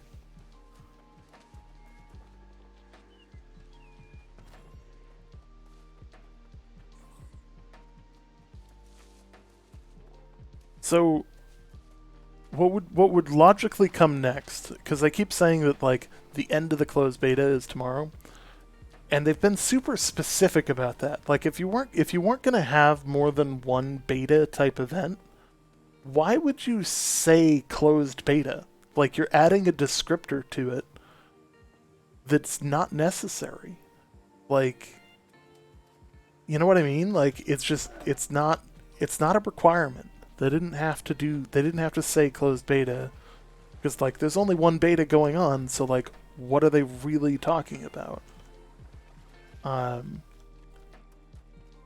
to me, that gives off the impression that there's going to be an open beta, because of the descriptor being a thing. Yeah, and I mean, like, so the other side of it is it enables them to actually like test their servers, test their builds with people. You know.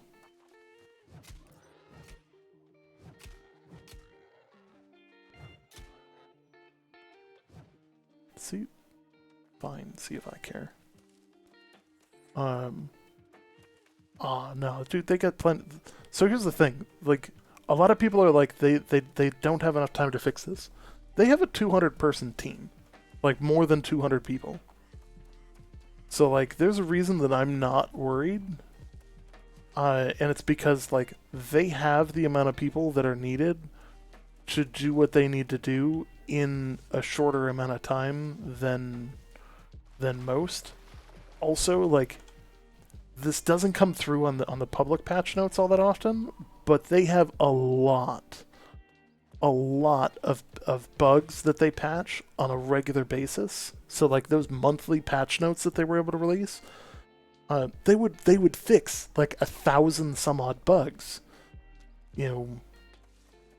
So like I'm not overly concerned that there's going to be some kind of issue that's not able to be resolved.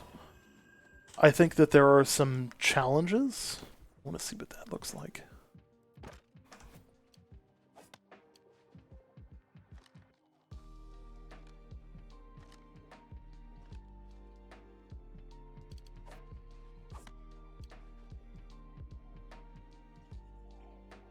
Just bright blue.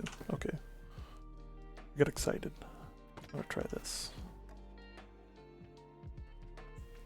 Yeah. We'll give this a go. This isn't strength based, so.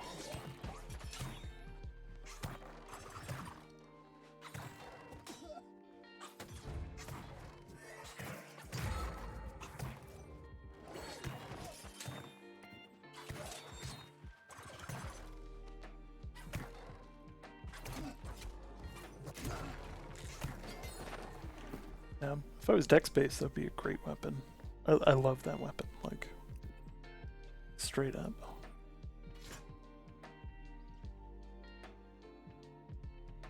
But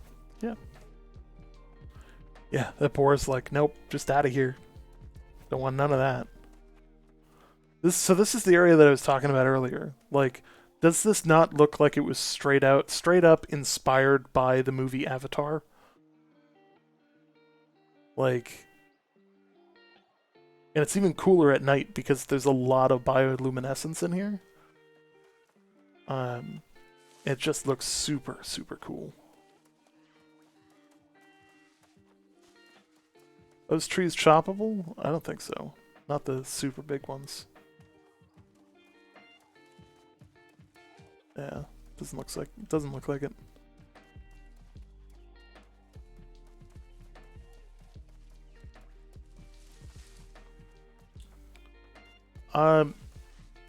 I mean, when you get into the north, there's a lot more mob variety.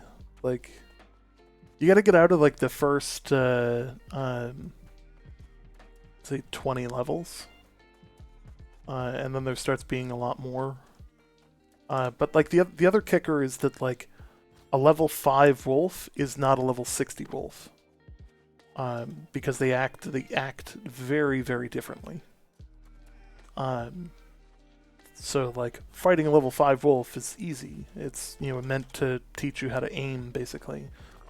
fighting a level 60 wolf is going to teach you how to fight a wolf that's jumping around on a pogo stick. You know, it's a very, very different feeling. You know, and then of course, like in the north, you actually get like a lot. I think you get a lot more variety in terms of like specifically the corrupted, because you get the legionnaires with the great axes. You'll get the pistols. You'll get the hatchets. You'll get the you know, all that. Like, what are my trade skills at? Let me dunk this guy in.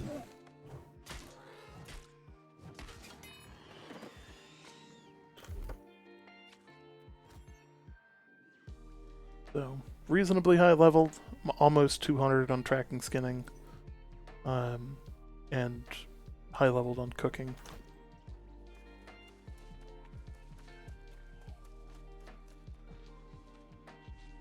The challenge with cooking is that, like, dyes actually really require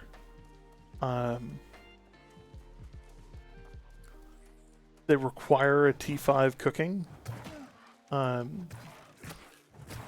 and it has to be like a settlement one,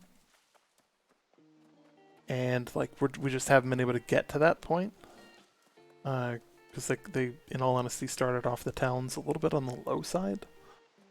And I think that was by design, because they wanted people to like level them up and have the experience of that. But yeah.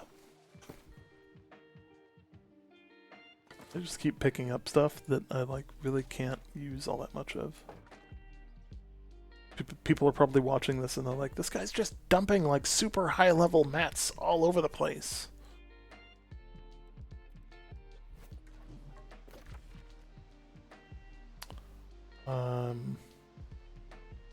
Malevolence is right here.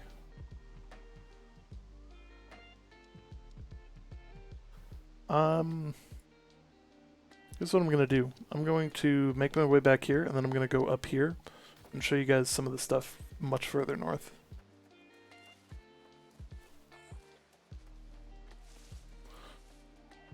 Do you pick up any good weapons, or do you just use faction gear? In all honesty, the faction gear is not bad, but it has its limits.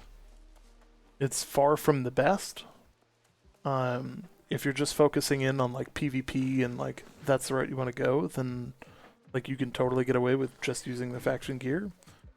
But at some point in time, you do actually need to go out and farm for legendaries and farm for epics, because they'll be the ones that really set you apart. Okay then.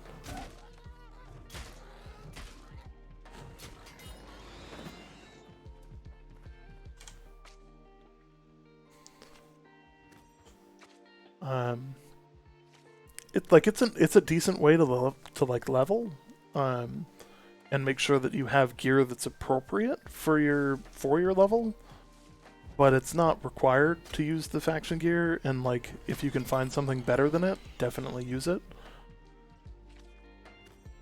You know, it's definitely not. It's not bad by any means.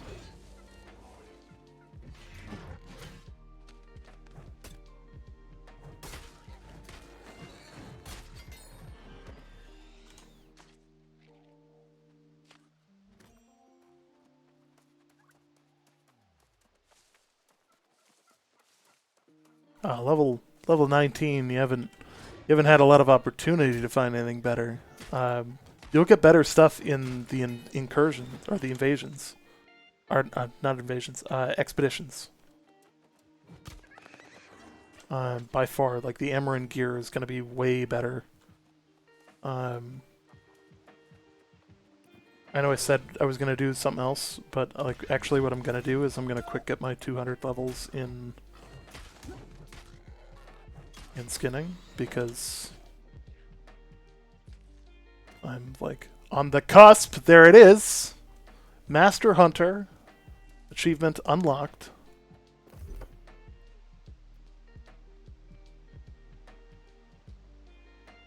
Master Hunter.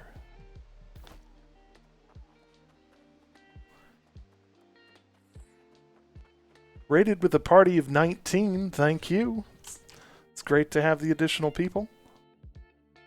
Many, many thanks. Got like a fly, and it's always fun to get people. You guys are making my day. Making my day. So welcome to all the new people. For those that don't know, we run the NWO show, which is normally a talk show, but of course we've changed some things up for this event. And for this event, we're just doing the casual like streams, keeping it pretty low key.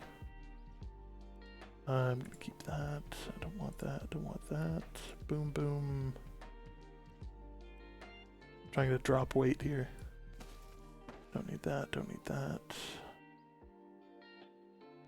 Don't need either of those. Anything else that I can ditch that's heavy? That can go there.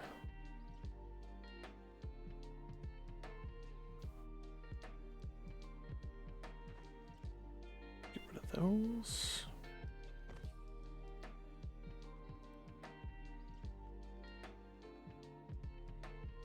There we go. Alright. See some level 60 stuff? Do I have this one yet? No, I don't. I'm gonna run up there. Alright, we're going into the cleave. You're gonna go deep into the cleave.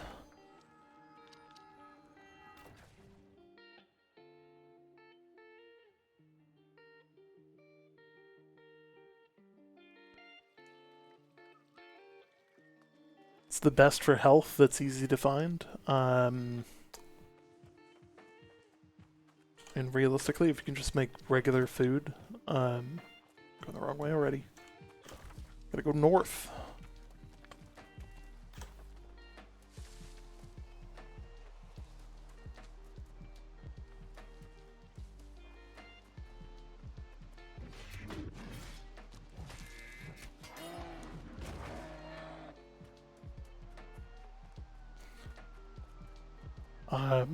I just realistically use the meals and rations.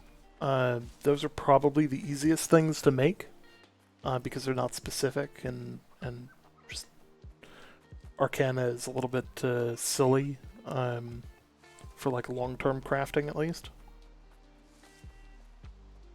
Like the lower tier stuff is just a little bit too challenging to find, and you end up just finding the finding pots more often than you find the stuff required to make the pots, which I think is actually kind of comical.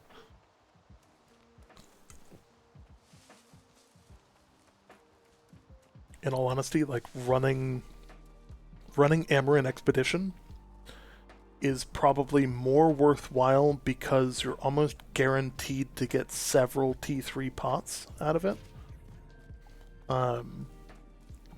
And in a world where town board missions accept one or two pots for like 3,000 to 5,000 XP, there's really no good reason not to use them, or not to like go in there as often as you can, especially because you can go in there at a super high level and just carry everyone through.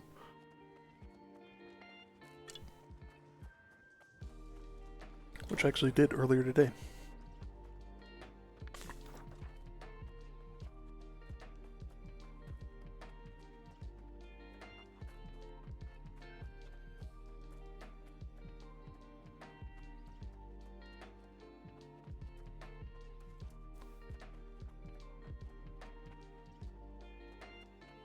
Yeah. So unfortunately, I managed to actually find gear as I was doing this. So like I came out here and was looking all like pimped out with like dyed gear and all that. And then, you know, I found a piece that was better than what I had on, and that was that.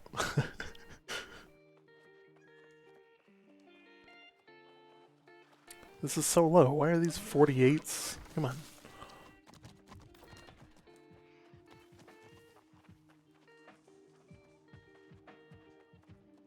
We gotta get better than this. We can do way better than this. I think what we're gonna do is we're gonna go to the outpost, then we're gonna cross over, and we'll do some fun in here. There's our level 60. This is what I'm talking about in terms of like fighting low level versus high level. It's like fighting a freaking wolf on a fucking pogo stick. Like,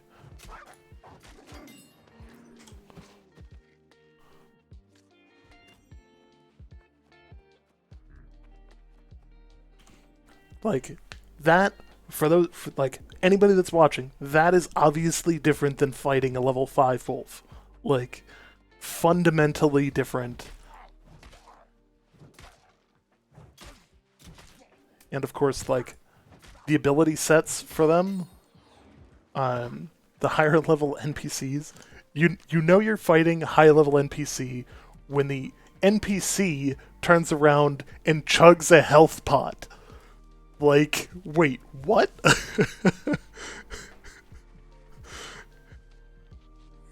Oh.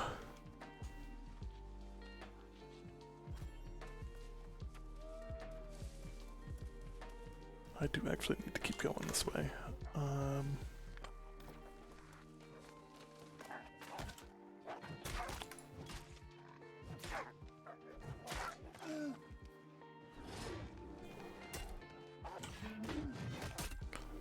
See this, like, they dodge. Like, more so than normal, and like, there's a little bit of forgiveness built in, but like, they dodge things. You completed the fishing quest? I completed most of them. I'm stuck on the one with the like, cut up a squid, basically. Or salvage a squid for ink. I can't get the freaking ink to spawn.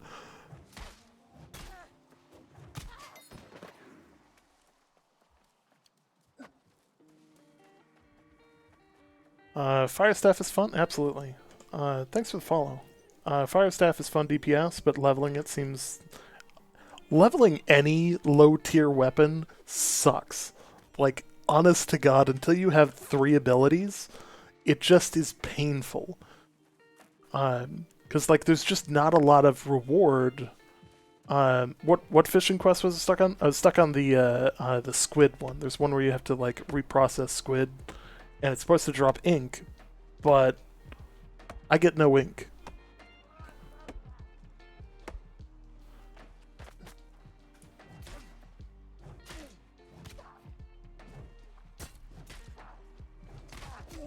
I'm really hoping that I can get a better great axe while I'm up here. Like, that would be really nice.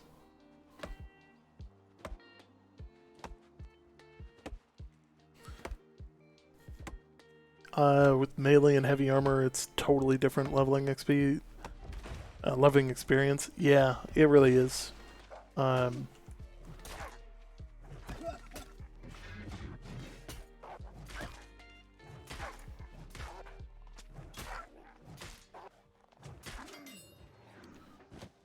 It definitely is. Like, if you go full con, you can level just about any weapon with not a ton of effort, like in terms of like fear of death. Because like right now, obviously, like I'm managing my aggro, so I don't aggro like everything out here. Because like they can actually do sizable amounts of damage to me.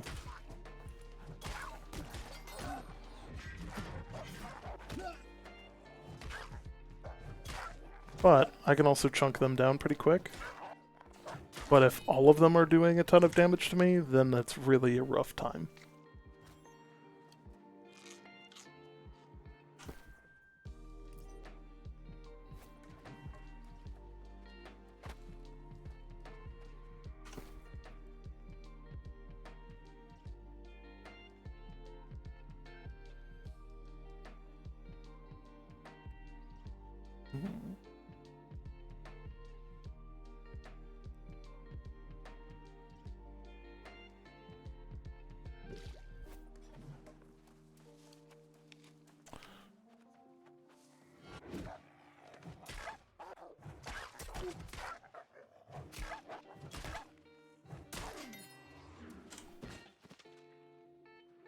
Reach the quest for the 30-inch fish in a gray location.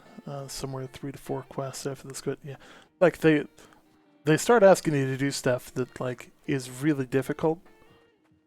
Like it, and not even in terms of like actual difficulty either. Like it's difficult in terms of like raw numbers.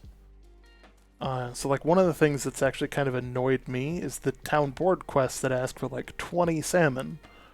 And it's like, one, you get a salmon like what, once every, 15 pulls? So like for one town board quest, you want me to go run, what, 1,000 some odd fishing,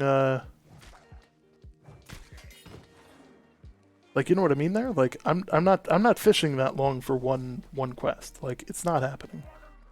I'm gonna run by these guys because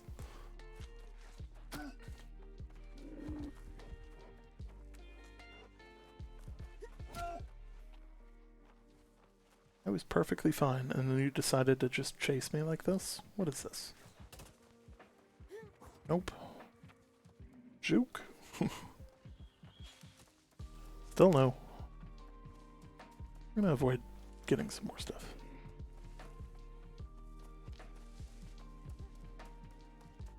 No, like it's even worse. Like the town board quest is literally turn in 20 salmon. And it's like it's crazy.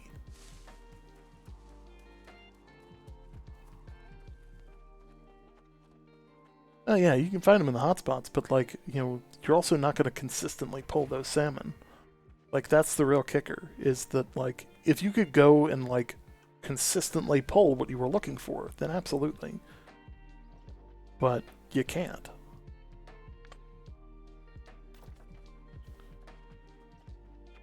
You're gonna go catch some halibut in the process, or some other stuff.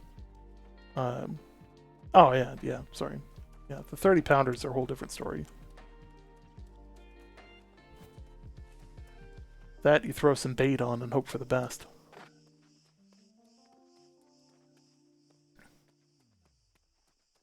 This falls under, if you're going to fall a really long way, you might as well fall further. Superhero landing.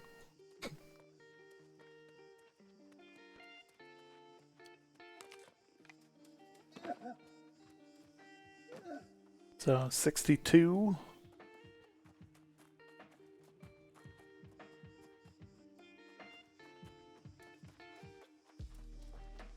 For those that don't know, the city across the hill from here is Merkgard. Merkgard is basically the capital of the corruption, leads into the mountain, and yeah, fun place. Fun place. Really good content in there.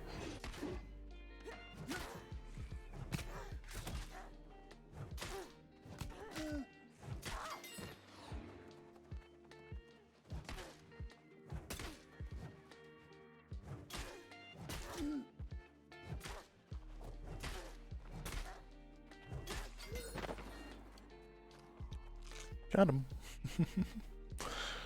Oh.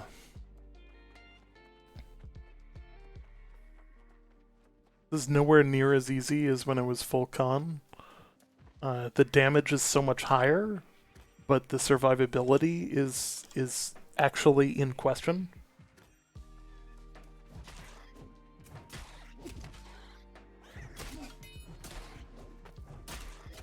Not against these guys. These guys are simple.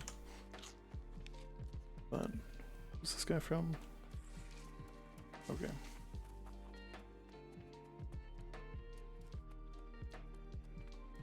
Good times, though.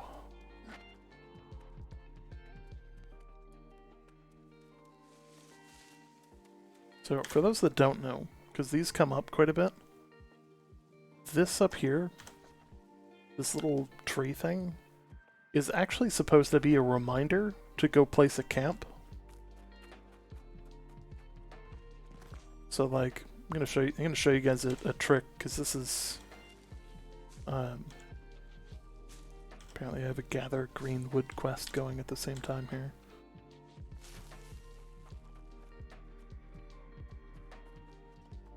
Most people don't know that this is a thing, and I could place a camp down there if I wanted to, but like these are like 100% of the time you can place a camp. And if you see these like dotted lines on the map, that's basically stating that that is a a landmark, and you can't put a camp in there. So what these are specifically designed to do is give you a place to say, hey, place your camp here. It's close to kind of what you were trying to do in that area, but also not in that area.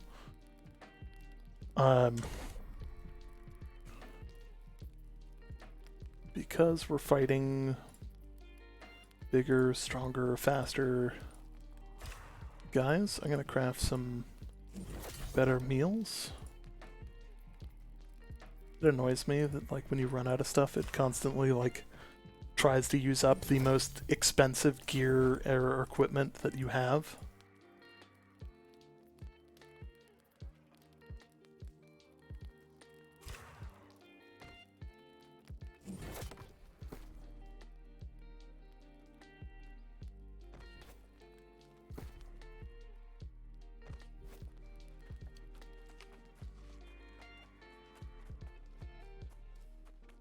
There we go. We'll keep on rolling here.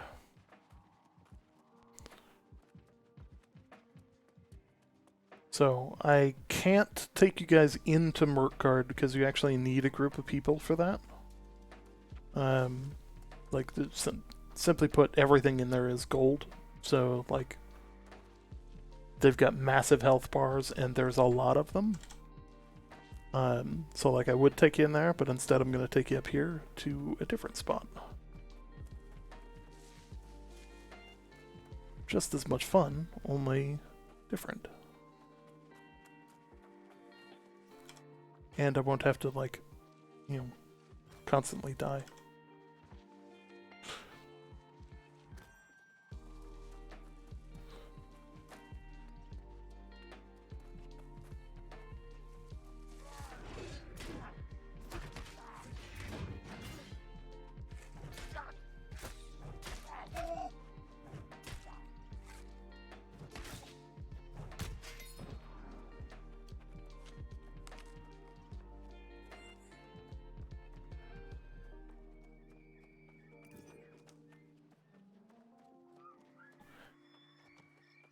Yeah.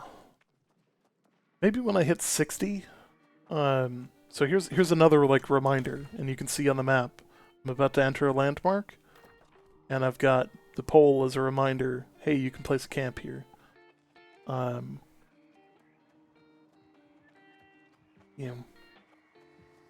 It's a relatively good idea to do that. I probably should have placed a new camp, but you guys can remind me of that when I have to walk back up this hill. Actually, since these are going to be ancients, we've got a thing for this.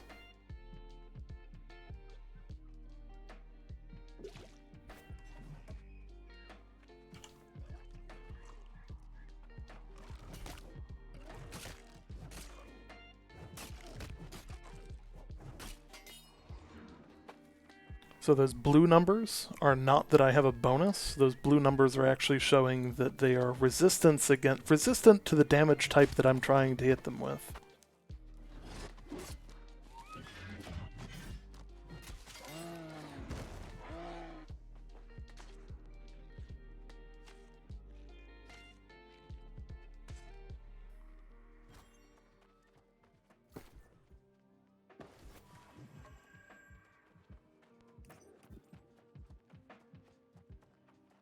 Alright. Here's where we're going to take the turn and we're going to go in. We're doing it live.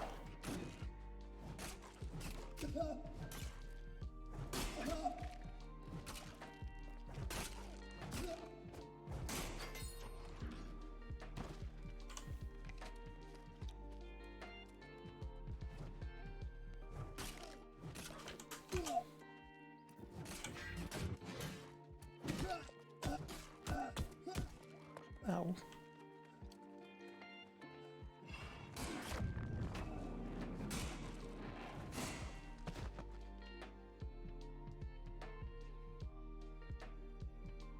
He's gonna get back up.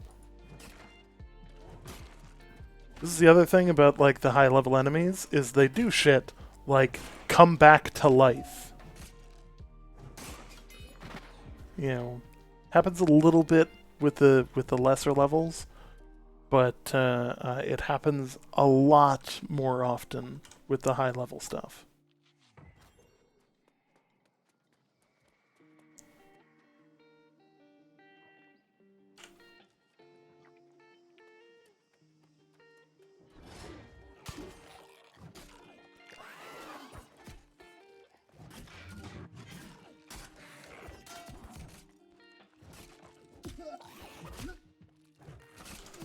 This isn't turning out very well.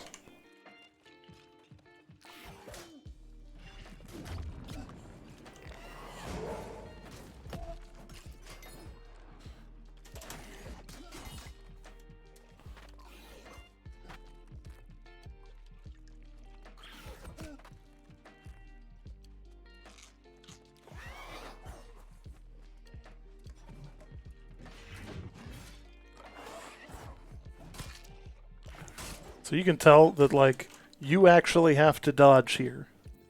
Like, these, you have to dodge, you have to block. This is not, you know...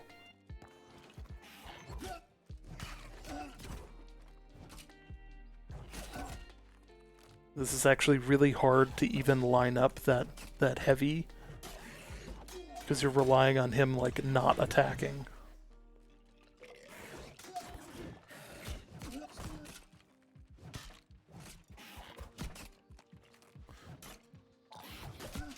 There it is.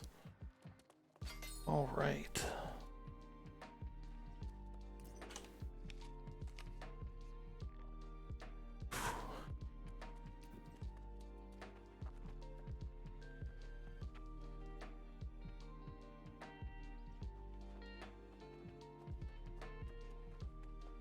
Just lodestone right here.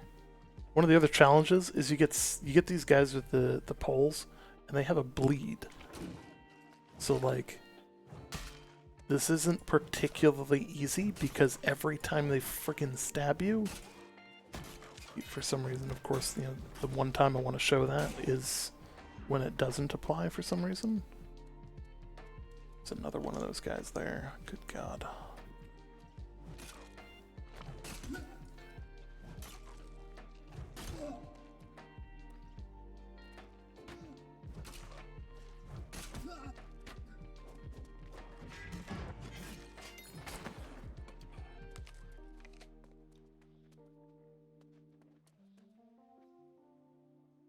$62 silver.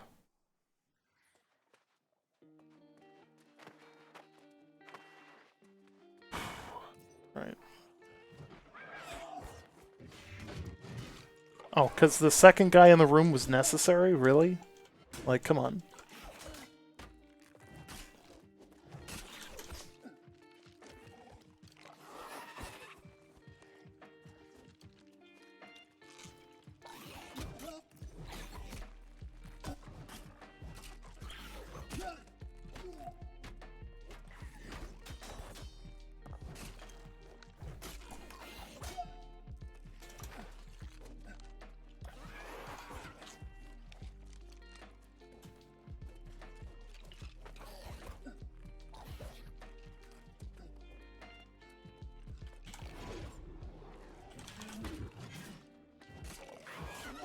Trying to, like, cut down the DPS here because, like, the combos between the two are actually, like, substantial amounts of HP, and they both attack at different times.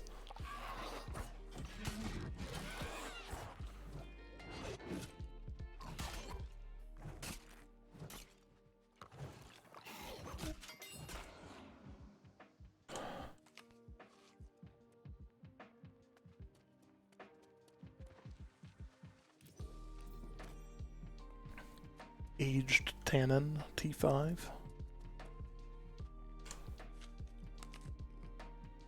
So for those that don't know, these like higher level supplies like Age Tannin and stuff like that actually increases the proc rate for like the bonus of how many extra hides or how many extra things you actually get when you refine. So utilizing those actually gives you more resources. So having high level stuff is really good for that.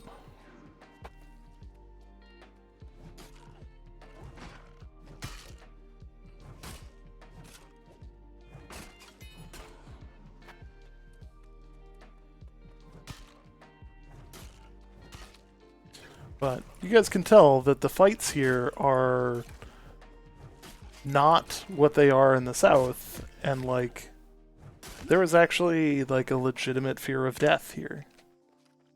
You know, and if you mess up, you're gonna die. Especially if you're solo. If you've got more than one person, then you could do more, but at the same time you're also gonna risk potentially triggering too many things. Because there's a lot more variables with more people.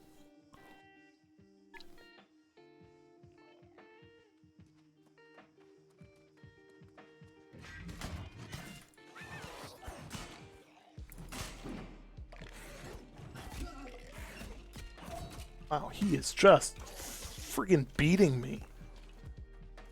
Like, look at that trade. Like,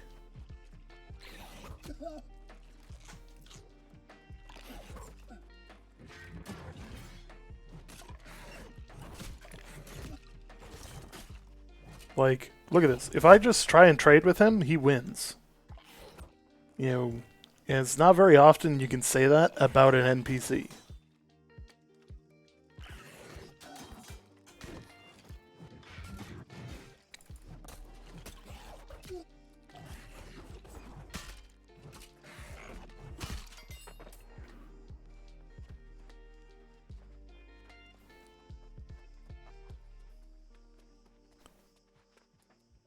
So, that very clearly was not the same fight as fighting one of those in the south. Just for the record. As my blood pressure slowly goes down.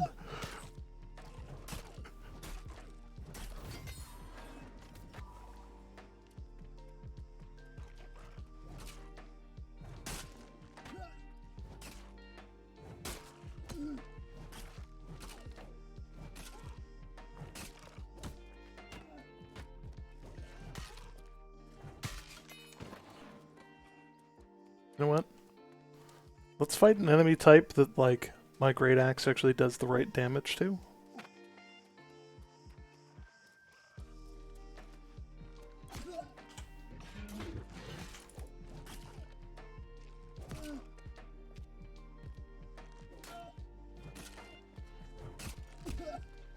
Ow.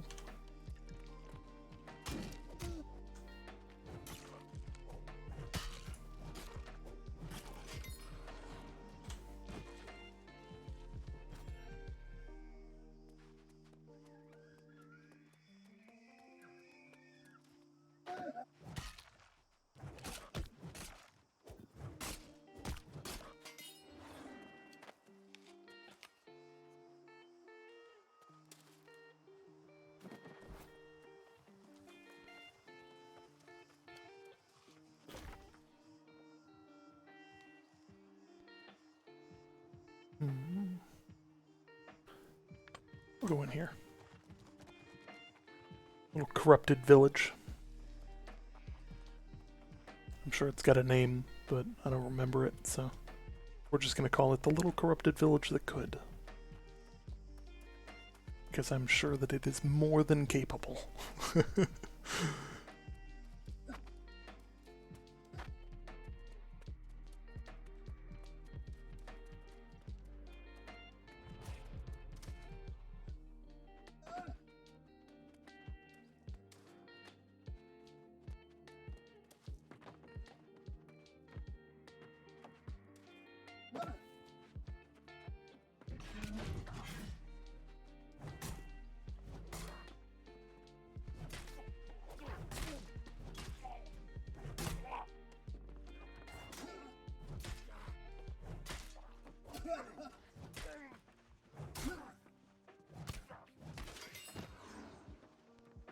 go. Feels like they should add more fall damage. Yeah, that's probably a good idea.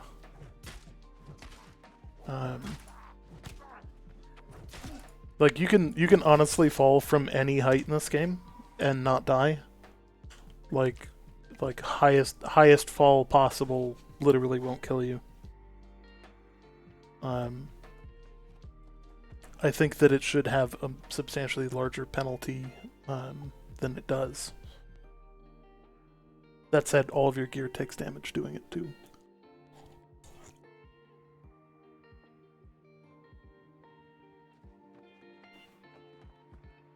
And there's some pretty comical things that you can do with the damage being the way that it is.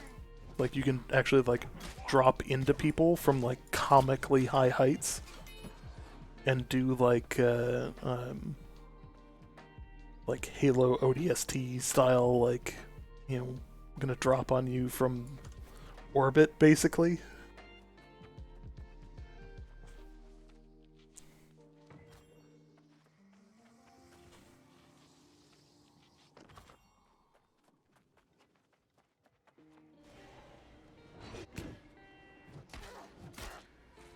Alright, so here's a mechanic that you guys probably are not aware of.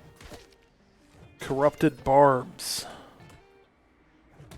So these guys will give you like just a massive debuff.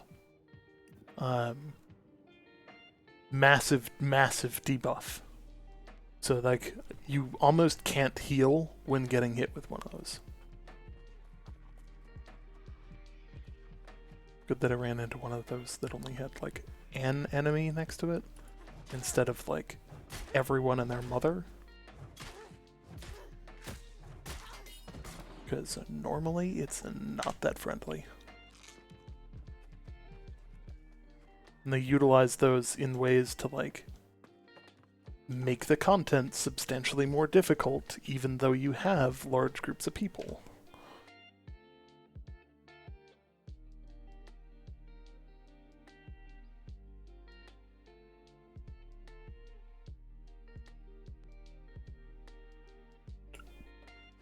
Sorry, just double checking. Somebody messaged me, so yeah.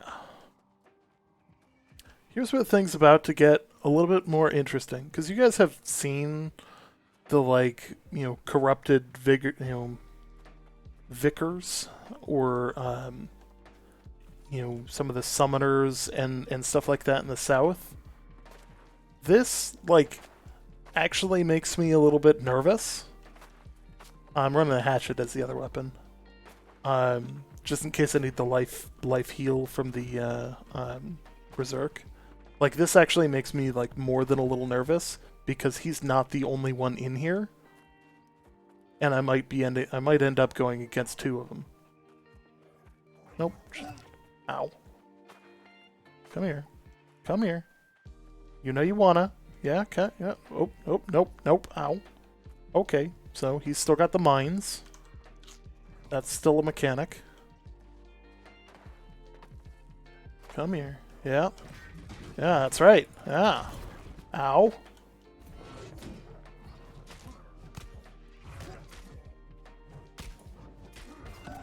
Ow.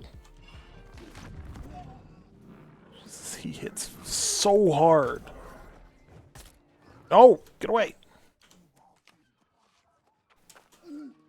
Jesus, those hit so hard.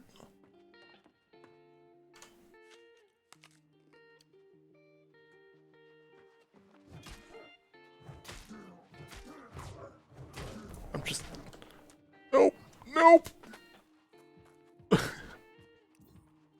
Oh, God. Oh, come on. That's not fair.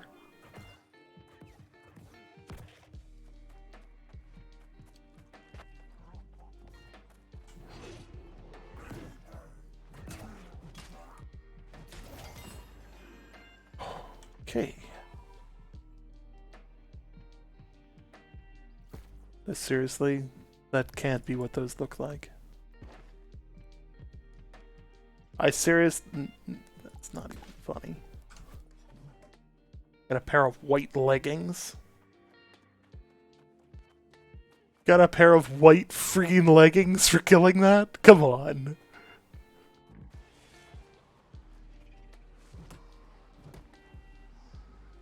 See, and this is where shit gets real, because like I'm also taking like a lot of corruption damage. And we're gonna trigger another one of these guys. And we're gonna... Oh god.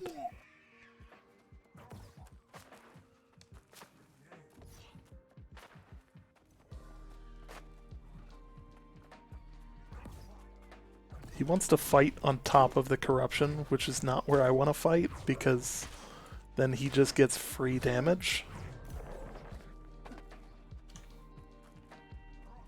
But I also don't have great places to run right now, because stuff is respawning, and... Yeah, see, I'm about to take a nice size... Oh, 1 point of corruption resistance left. It's about to take a nice size freaking chunk of my health.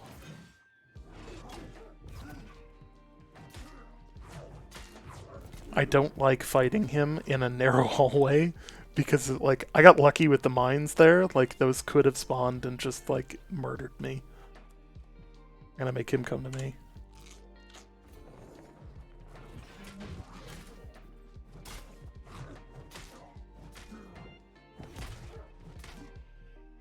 I think I can kill him, yep.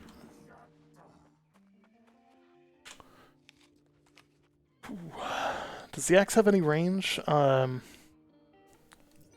So this one doesn't. The hatchet can. I mean, you do have some range, so like, you know, I'll fire this off from above. Like, you can see that, like, that goes out quite a ways, and like the attack range on this is wider than most. But like, you could also be, you know, full into the musket and do really well. You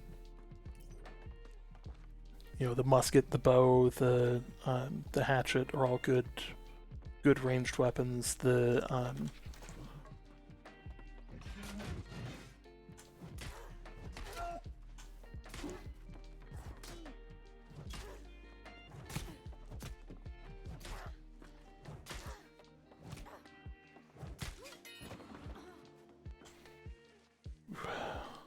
We're in it now.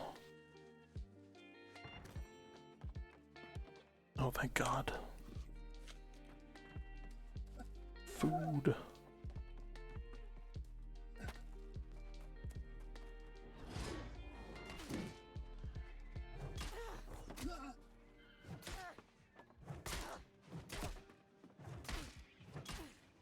You doing a quest? Right now I'm actually just kind of plowing through high-level stuff, just because I can.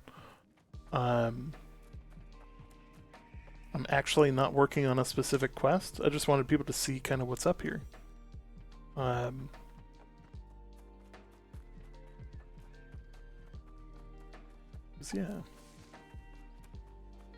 Or Kelkin. Here's another one of these guys. Bold strategy starting off that fight with no health. Yeah. Come over here.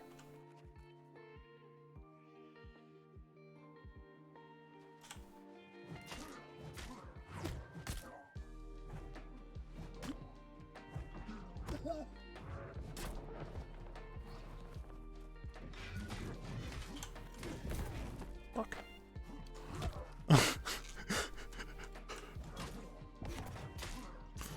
Oh, shh.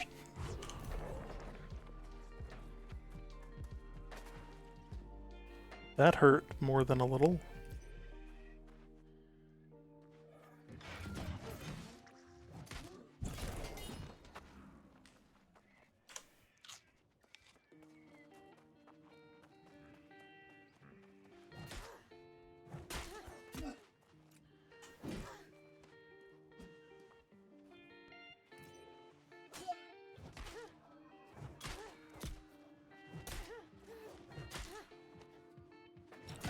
I want to be able to get off this combo without trading, but I can't. And I just don't, like, I don't have the time. Look at this. 65 golds. Those are the portals up here. If I was smart, I would run over here. Yeah. Let me go back through town. And we're gonna go tag in on this other settlement. Because we didn't.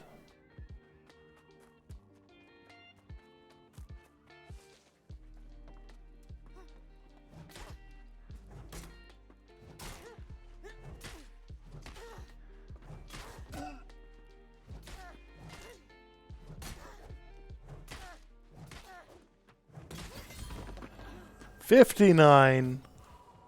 One more level.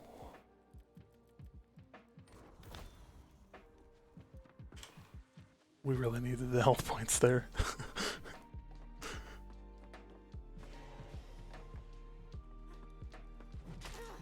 Something just respawned and I think triggered directly onto me. Oh, actually, nope, that barb just respawned out there. Yep. Yep. So you can see the corrupted barbs are like debuffing me. Because I'm within range.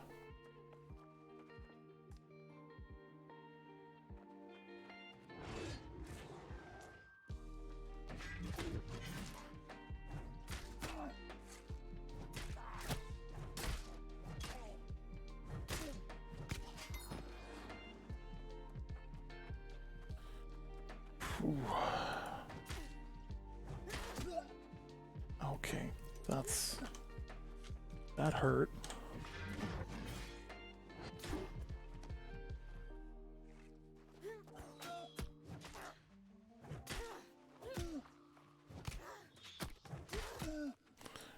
You know what's really cool?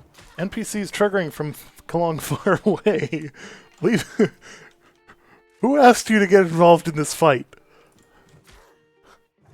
Because it wasn't me. Oh god. Did I just eat like all 3 arrows there? Like...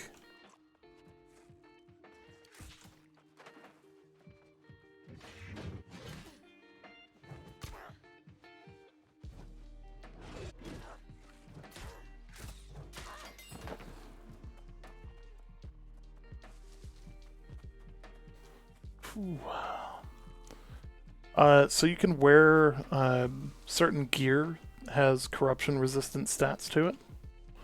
So if that's a major concern, then it is worth wearing the appropriate gear. And this is where like coming prepared for things is actually like stupid important. You know, for the end game content, you honest to God cannot wear the same thing for everything. Like, sure, I'm like going around killing stuff, you know, with the same gear on, but like you can see it. I'm fighting one dude at a time, and none of these are golds.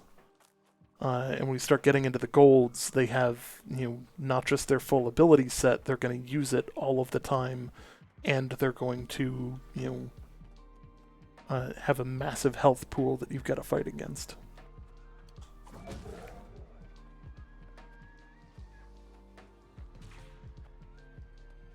So, like, me complaining about trading with the Reaver up here, you know, sure, like, you know, it was hard to fight him one-on-one, but you don't run into that with,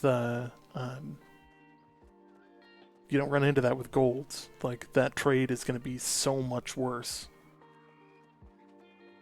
And, like, it's just going to suck. There's no other way to put it.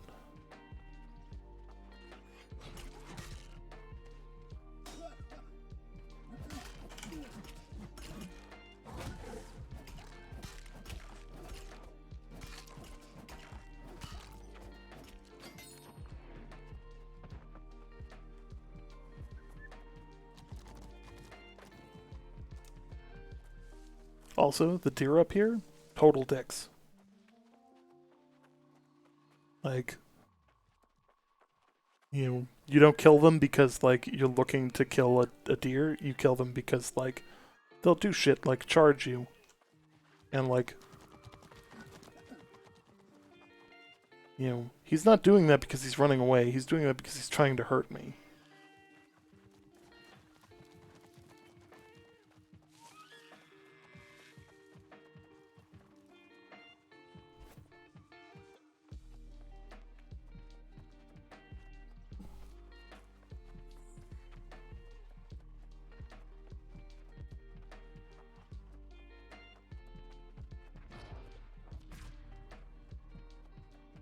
Alright. So, you guys think we should basically power level the last level here? I think we should. In order to do that, we're going to go south, though. I think Weaver's Fen. A lot of quests. Looking for grouped quest.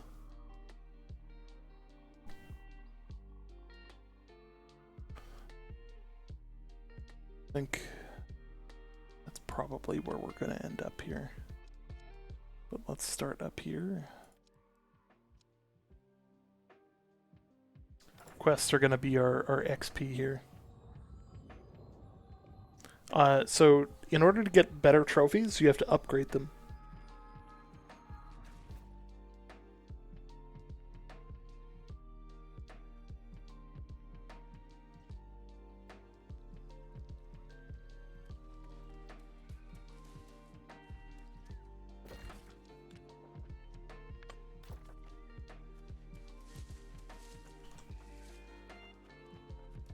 How and where do you upgrade them? I think it's at the crafting table. Or the crafting table. That's a engineering table, I think. They've changed the mechanic on it like twice, so if it's not there, you might have to actually interact with it in your house and figure out what the actual like upgrade path is for it.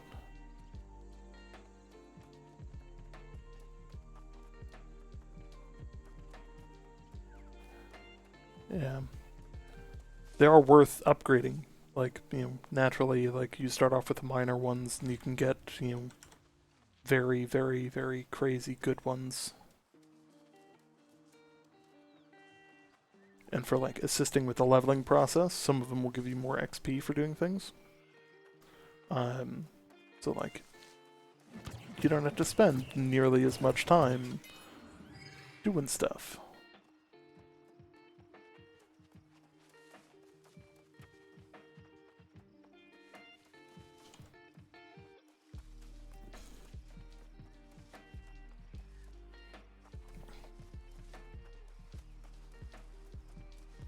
So I've said this before, and I'll say it 1,000 more times. This game needs mounts.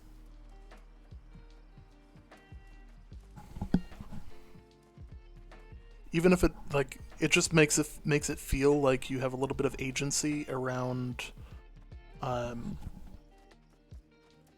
It's not about total size. It's about repetitive trips. If you go to the same places over and over again, it's the repetitive trip back and forth that's the painful part. And reducing the time from place to place is better than, because, like, no one sprints end to end, like, on the world. Because, like, why would you?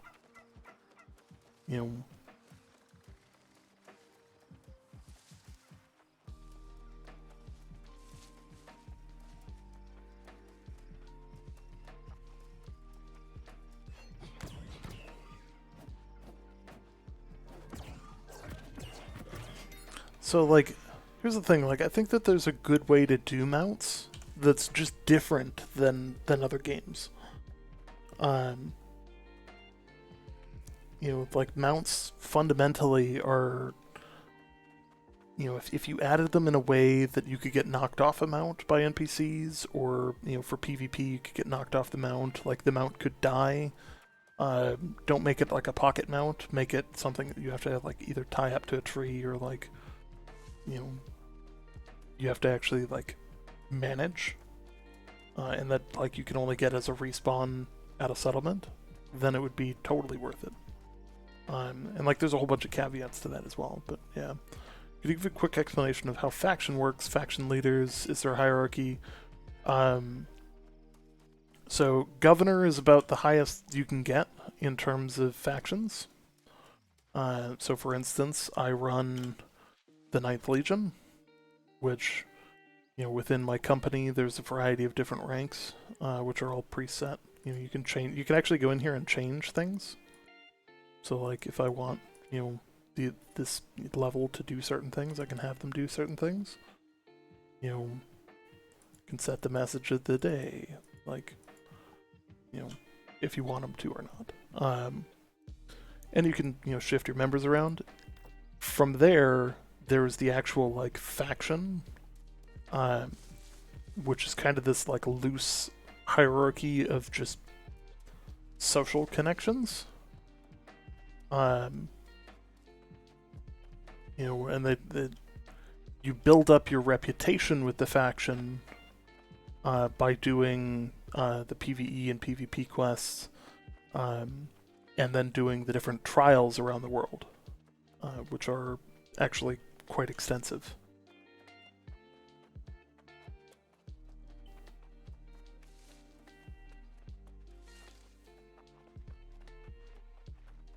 And then once you get the ability to have the highest tier stuff, then that gives you the like T5 gear that you can get from the faction, which, despite what everybody else will tell you, no, it is not the best stuff in the game. It is among the best. If you're too lazy to find the best stuff, then it is definitely something that you are capable of doing. This is going to be an interesting one.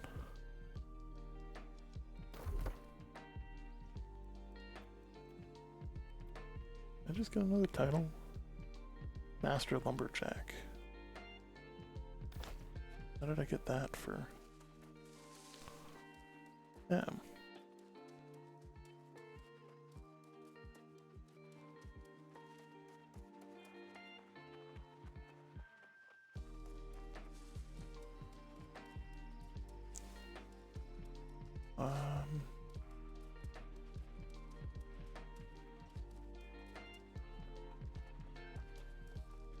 It's mostly cosmetics. You know, one of the kickers is that if I'm in Brightwood and, you know, I'm trying to, because I'm in Covenant, you know, and I'm trying to teleport anywhere using fast travel, it will cost me less to go to First Light than it will to go to Everfall. And it'll actually cost me way less to go to First Light than it would, even though that's a massive jump across the map there, because my company owns First Light. So, you know, there's that. But like, if I'm, you know, teleporting to a region that I don't own, you know, we don't get any of the reduction there. So like, there's fast travel benefits for being in the faction that's winning. So like right now, if you're in Syndicate, you've got a lot of the map that you can go to for pretty cheap in terms of Azoth cost. So that's very much a thing.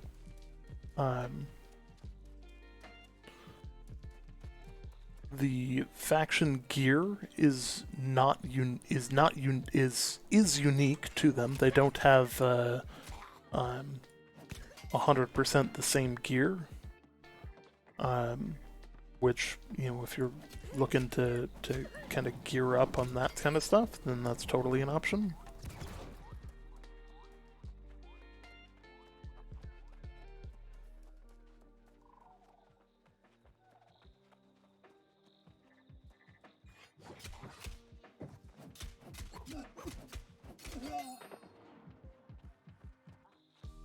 One of the things I think is really funny is that oftentimes people would be like, I can't ever find any PvP, and then they're like, in Syndicate?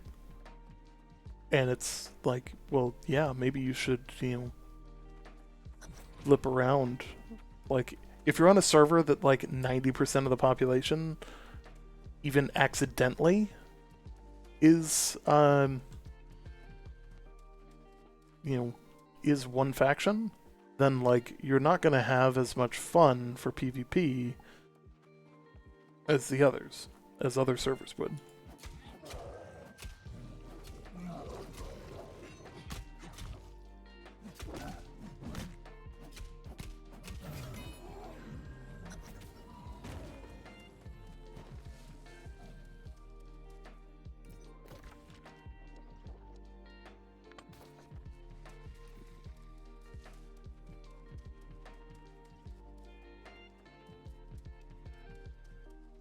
Add a door option to houses. That would be nice, actually.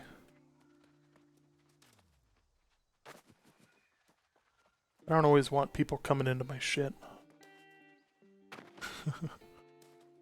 Not that I know of. In terms of character transfers, they really haven't talked a lot about that. They've been testing server merges, which, like, at its backbone is similar, because basically they're taking all of the progression from one company or from one set of players and pulling them over to another server. So like the capability is there. I don't think that they've enabled. I don't think that they've enabled it for the beta, but it wouldn't surprise me if that was something that they sold. In terms of like a player being willing to bounce from server to server. With the exception of like a server is just dead and needs to be merged with another server.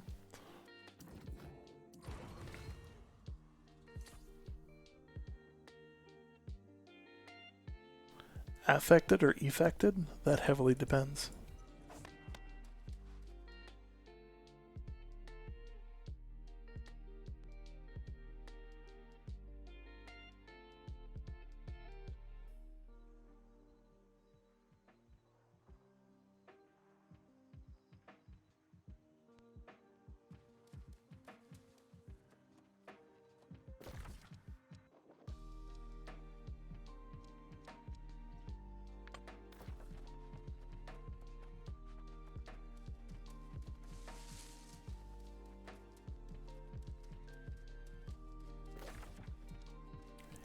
Heavily depends on that one.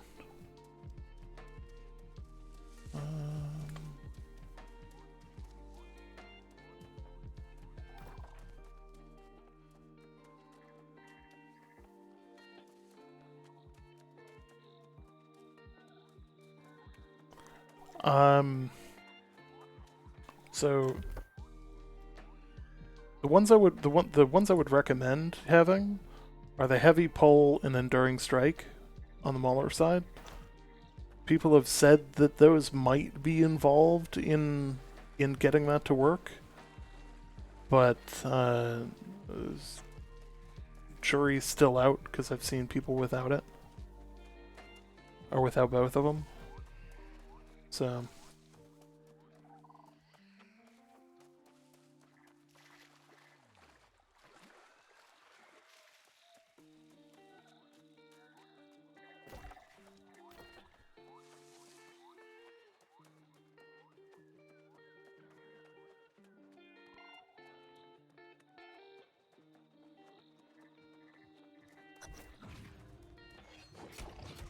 Here be dragons.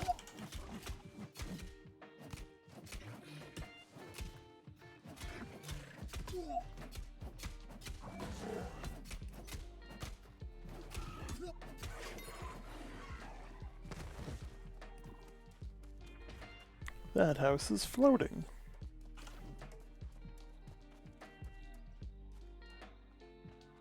See, now this is a dick move right here.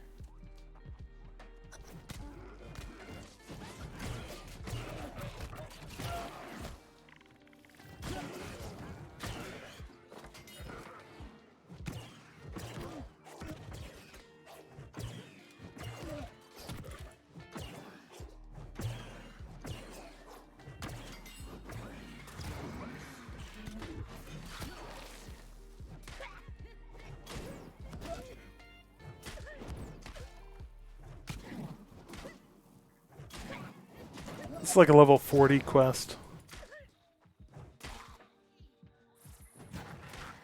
Which, like, that's, like, seriously, this would be like a dick move to go level 40 this quest. It is an elite quest, so, like, there's that. But still.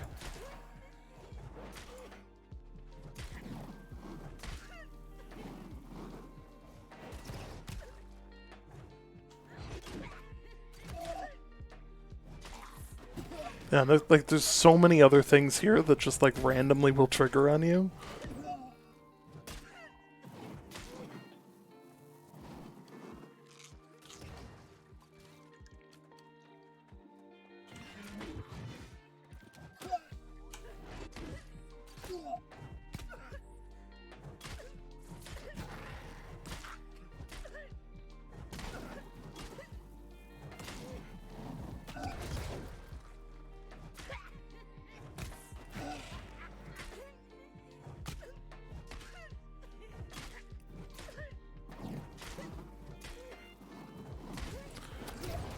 I kind of hope that it is intended, though. Like...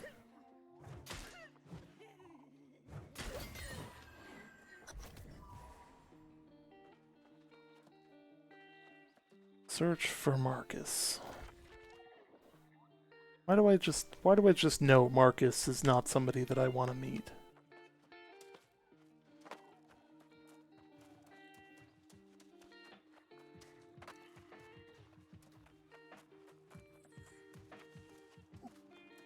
So the nice thing about low-level enemies is that generally you can get through, like, a bunch of them. Or you can, you know, trigger the entire fucking map. Yeah, because, you know, this was intended, guys. We can totally take it. It's fine. This is fine right now. This is fine.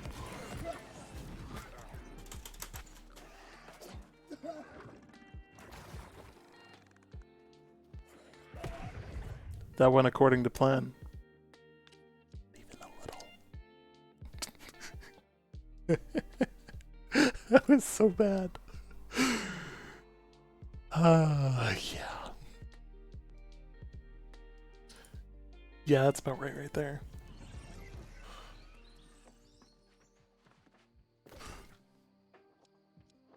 Well, on the upside, there's a quest that starts, like, right here. So, intentional, right? You know? Yeah.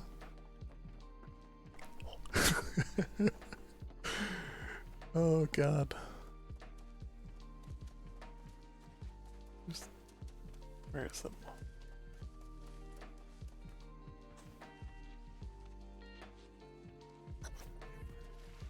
This is one of those knowing where things are without, you know, with having played this multiple times before.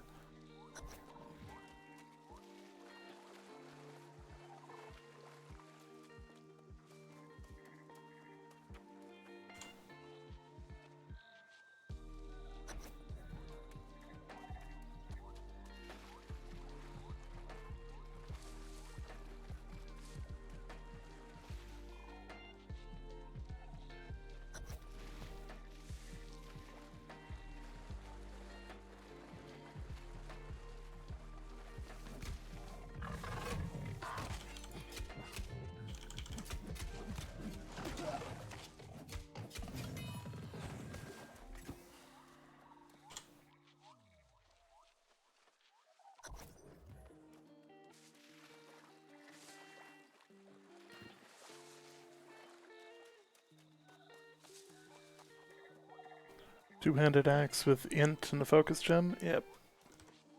Yep. It's a good build. It's a good build. So like I've got a general rule where like pre-60 I don't do a whole lot to like min-max my build. Because like I just don't think that it's overly valuable.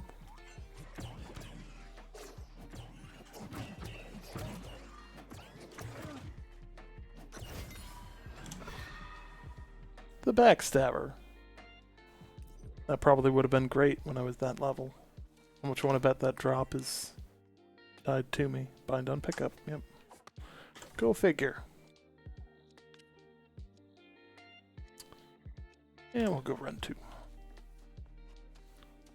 Following Nora.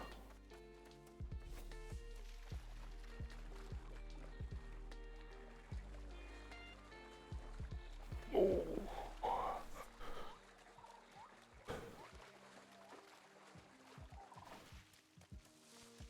Guys, I'm telling you, I'm not super pumped that tomorrow's Monday. Like, not just for like, you know, being the last day of the closed beta, but like, I'm not super pumped for it. Like, I feel like I'm just not looking forward to this week. You know? Not gonna have anything to do after tomorrow. Like, I'm gonna have to go outside.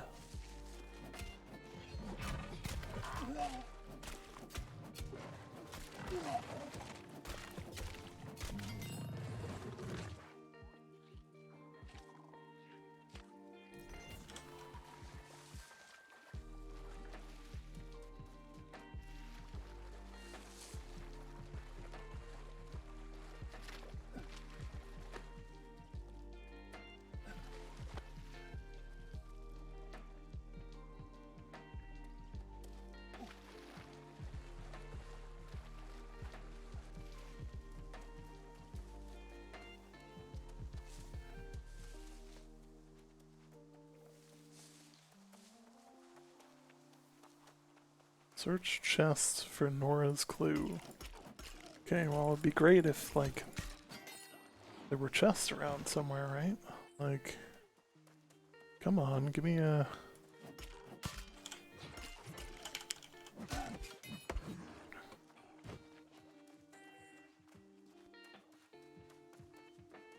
Gotta be one in here.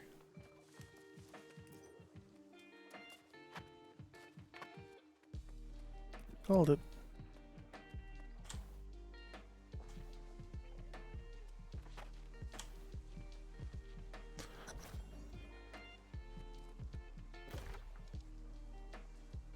Yeah, there's that. Now, I'm gonna show you guys a trick. So, like, this is technically impassable terrain, in terms of, like, you'd probably drown. But this is worth knowing because it'll cut trip times. Especially in these, like, swamp areas. Because they don't... This is definitely the kind of stuff that is not shared.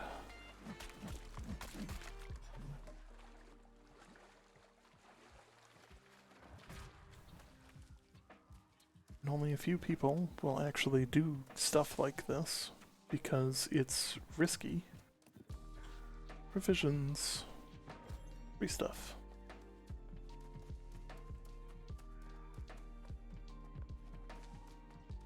So, going to the other side of here.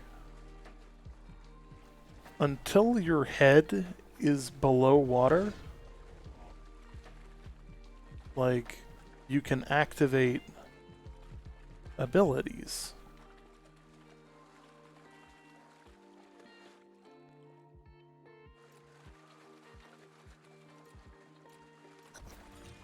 You know. So, like, you can just zip your way across with, you know, moves like the Great Axe has.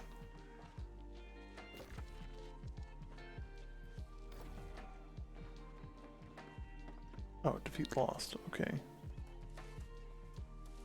Well, seeing as somebody has clearly cleared all of these out. Hey, thanks for the follow. It's a great day. That's what it is. Tomorrow might not be because, you know, Monday. Nobody likes Mondays. Oop. You.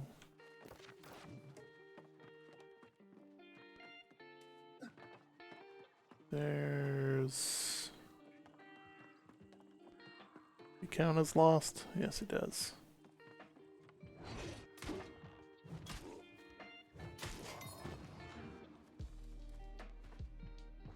11 more. Finally got off the game, waiting for launch. I know the feeling. I'm just trying to hit 60. Just want to hit 60. Feel like we can do that. And, you know.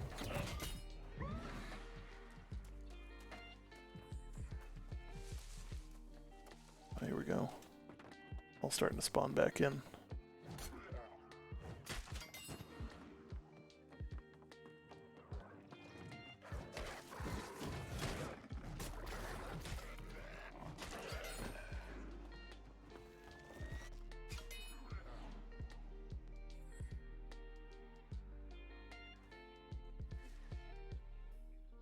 Mm-hmm.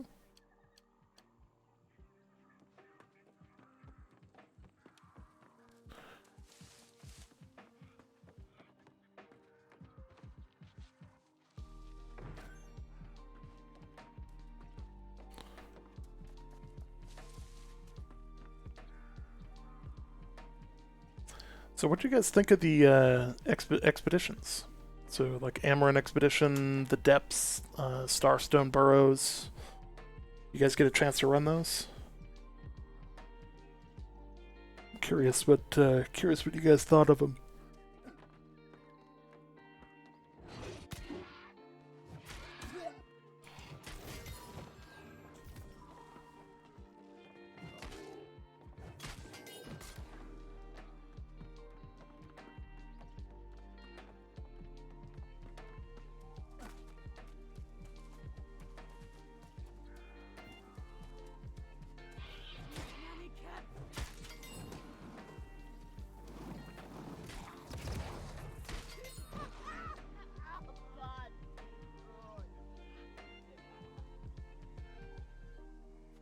Yeah, so like Amaran, I think Amaran's probably like, I know it's supposed to be the one that like introduces you to stuff, but in my opinion, it's not the best dungeon.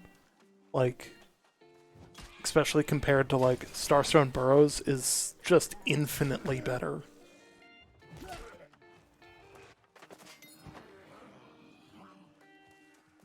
Yeah, it's very basic, and I mean it's there to teach you like here's the mechanics of the dungeon, and you know, it's a low level dungeon, so like you're gonna bypass it and be over leveled for it, you know.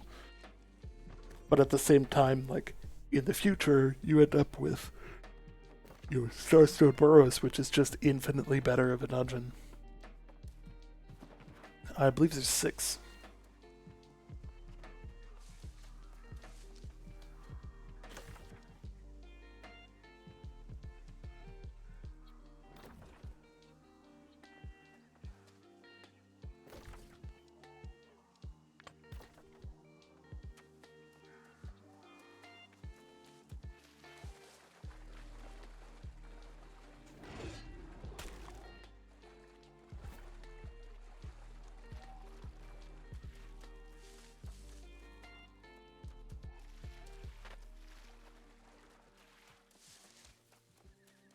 I also think that there's a lot more of the storyline that hasn't been put into the alpha, or put into the beta here. Because, like, it kind of just unceremoniously ends at the depths, and then, like, the quest line just stops.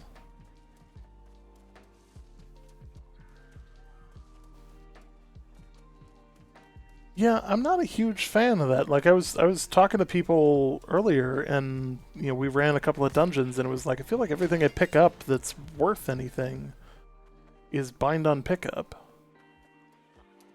You know, like what's the point of getting epic drops if you can't sell them?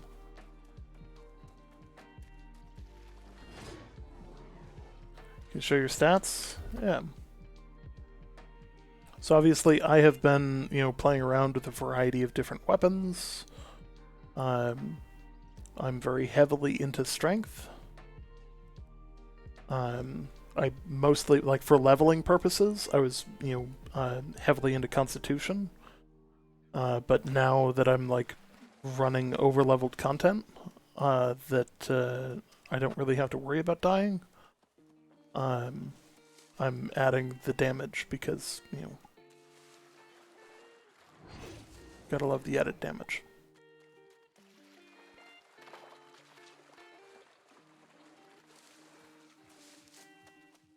Oh, and I suppose trade skills, 200 skinning, cooking, weaponsmithing. What's funny about these two is that these are just town board related. I've never actually on this character crafted for weaponsmithing or armoring. It is literally entirely town board quests. So I haven't rolled anything in game that actually requires a stat, which is kind of comical.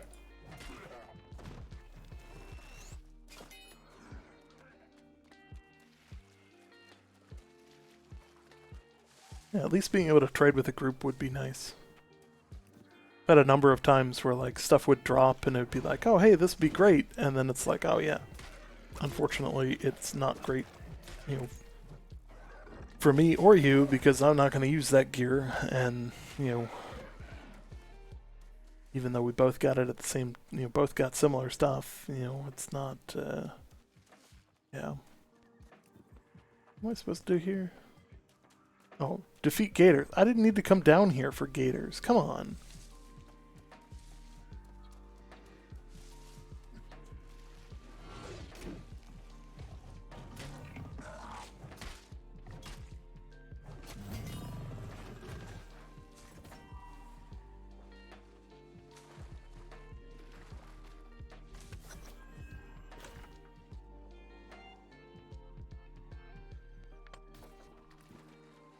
Well, on the upside, there's a fast travel point down here.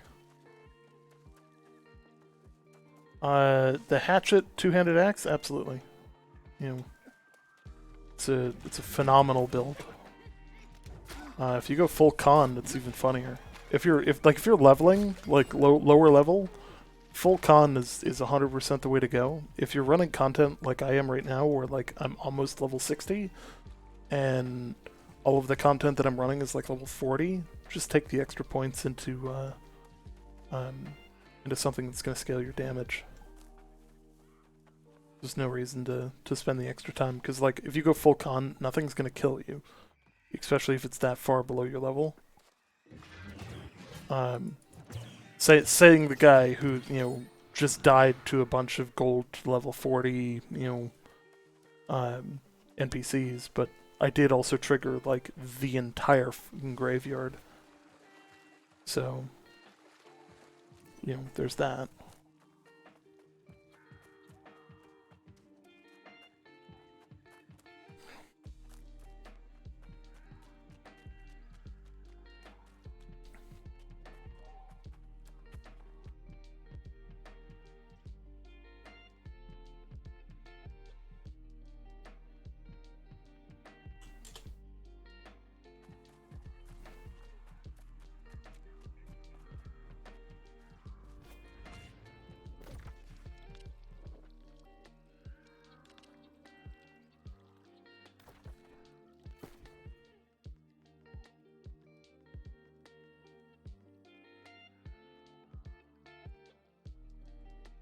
I like that one.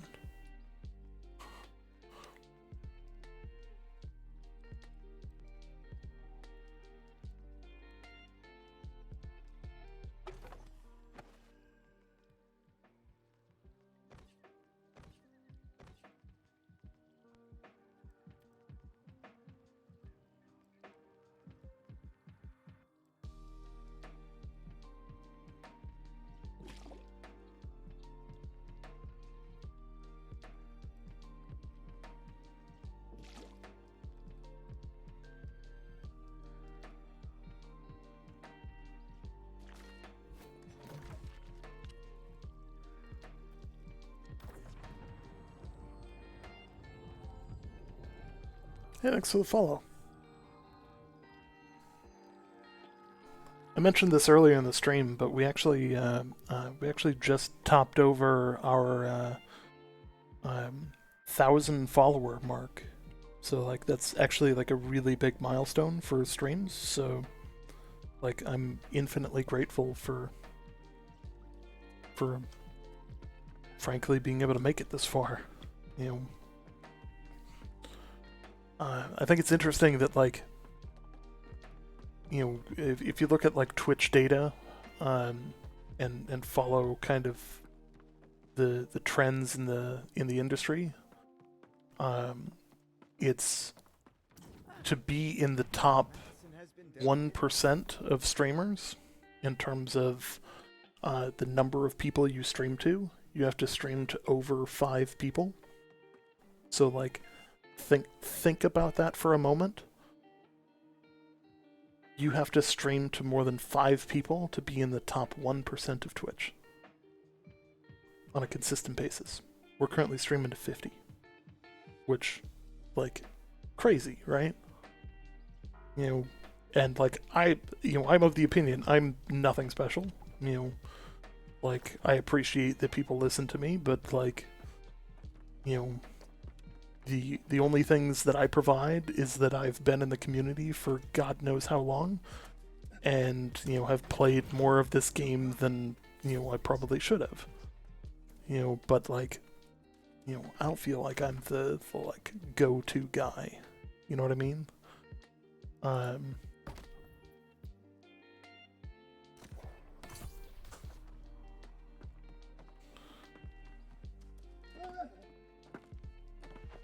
That said, like, I aim to be to be one of the more knowledgeable people. Like, I feel like people, like, generally hang out in our stream or our, like, community because they enjoy getting information that's, like, not just like, here's the patch notes, but, like, here's how these patch notes are actually going to affect you. Like, what does this mean for the meta? What does it mean for, like, you know, power leveling? What does it mean for those kind of things? I think that's why people generally hang out. Aside from that, like, our Discord is, honest to God, probably the biggest selling point for everything, because it allows us the ability to automatically track all of the comings and goings of AGS. So, like, we've got all of their official channels for Twitter and YouTube and Reddit and all of that, like, under monitor. So, like, whenever they post a new video, it pops up in that server as, hey, there's a new video, you know, from the official account.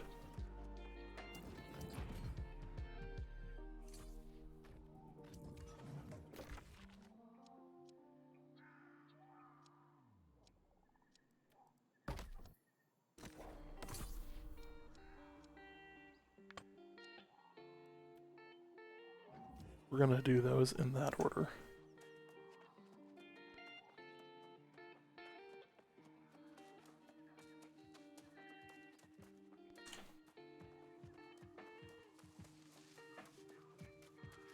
Thank you. Yeah. The hat itself is actually a gift from Amazon Games. They, back for the preview event, they wanted to do something special to, you know, basically, you know, say thank you to a lot of the people who'd been in the community, and were streamers, or, like, streamers that they were trying to, like, be like, hey, you know, come play the preview, like, you know, we're trying to just, you know, show off the game. And I got mine basically as a thank you. You know, and it was really nice of them. Like, I wasn't expecting it, because, like, and you guys can see my channel, like, if we're just breaking, you know, 1,000 followers now, you can imagine what we were a year ago. Because most of these follows happened this week.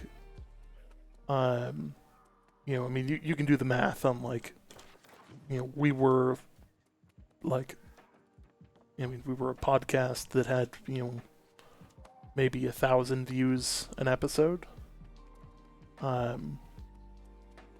So, like, not saying that's a bad thing, but, like, you wouldn't expect the kind of treatment that we got from Amazon for the size that we were.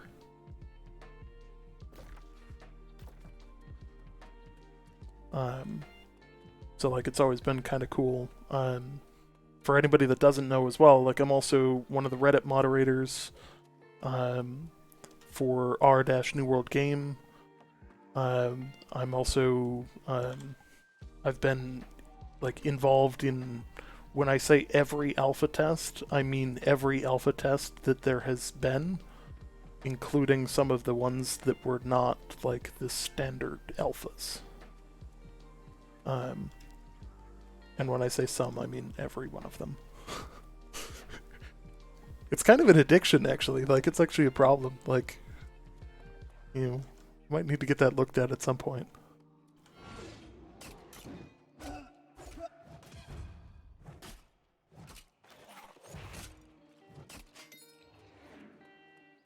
But yeah, I'm looking forward to the future. I think obviously they had the big streamers and all that come in for this event, but I'm pretty comfortable in saying I don't think that they are going to forget about us small streamers.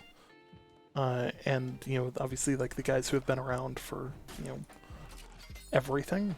I don't think that they're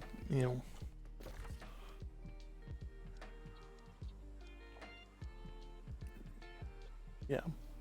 I don't think that they're going to forget to support us.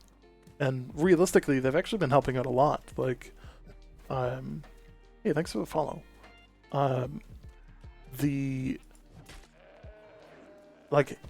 It's the little things. So things that are free to them, but provide like an infinitely higher level of support for a small stream. Like a retweet. I'm sure you guys are like, like a retweet really can't do that much, right? We had a retweet the other day that just because it got a retweet from the official account had almost, I think it was like almost 2,500 interactions with it.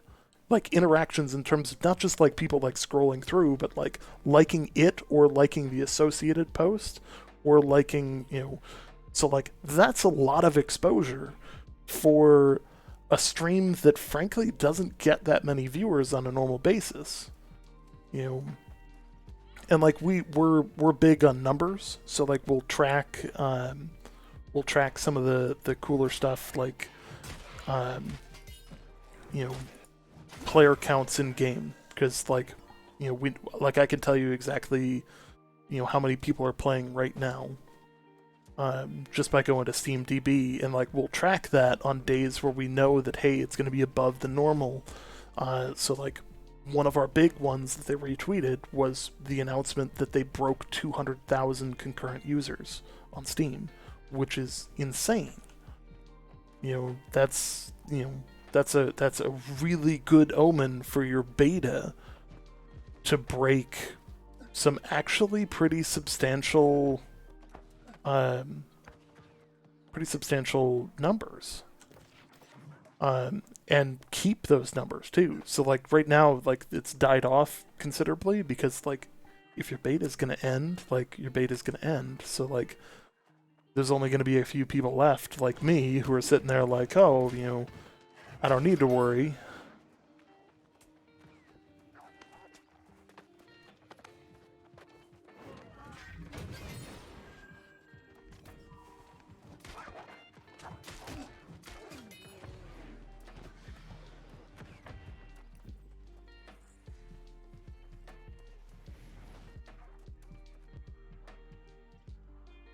Yes, it pairs great with the sword and shield.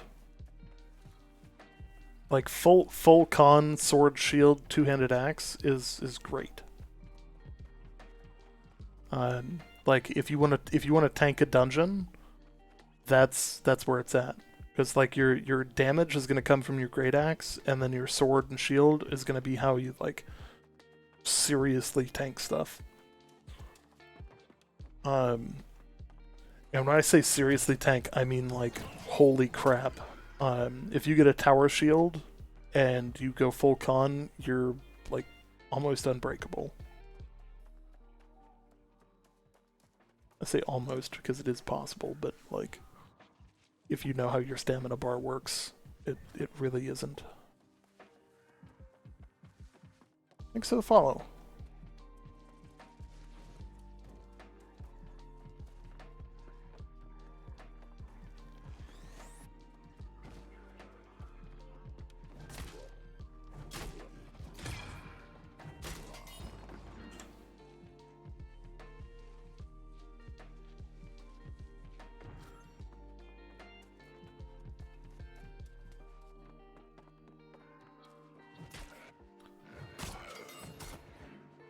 Not gonna lie, like going into the beta, like the week before, I was sitting here and I was like, you know, like I had hopes, but like they weren't like, you know, I wasn't expecting much because in terms of like the stream, because like you don't.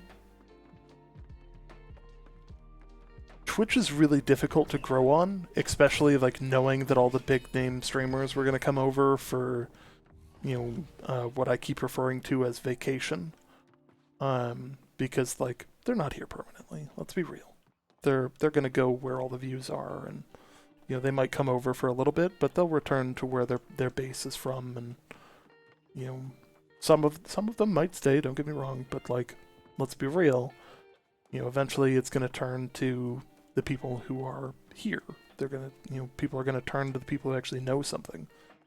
Because most of these big name streamers don't actually take the time to get to know the game well. You know, they don't have the years of experience. Which I'm not dissing them. I'm just, you know, stating what it is. But like, there's also the expectation that like when somebody sees a stream with, you know, 60,000 people watching it, they go watch that stream. You know, or most go watch that stream. You know, I appreciate all of you guys for, you know, hanging up here, because like you're breaking the mold, which is awesome. Because people assume that like, oh hey, you know, this guy's got 60,000 people watching. Of course, you know, of course he knows what he's doing. No, he doesn't. Like, if you've ever watched an Asmongold stream, like, you'll know exactly what I mean. Like, you don't have to actually know anything about what you're doing to have a massive following. I'm not throwing shade, I promise. A little bit.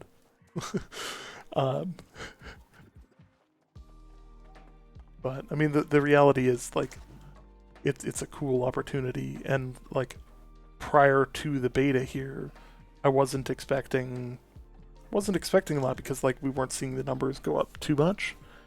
And then immediately prior, his eyebrows are something else, man. Like, you know, yeah, yeah, his eyebrows. I got a mind of their own, each.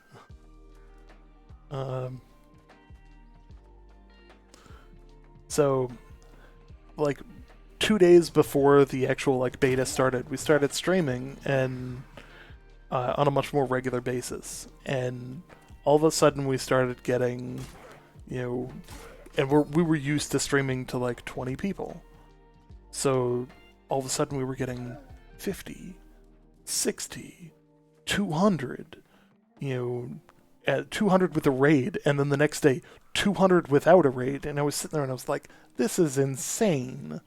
Like, this is not how channels grow, right? Like, you know, and I was like, I gotta set expectations, because this is too much.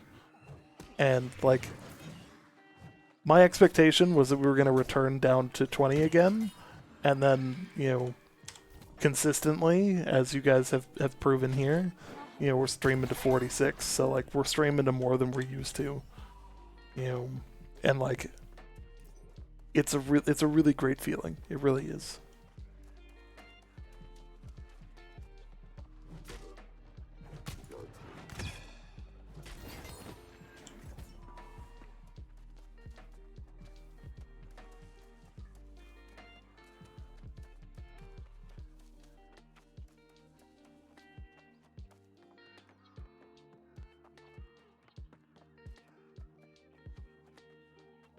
I should do like a video in a time capsule type thing for like, like 2 years from now.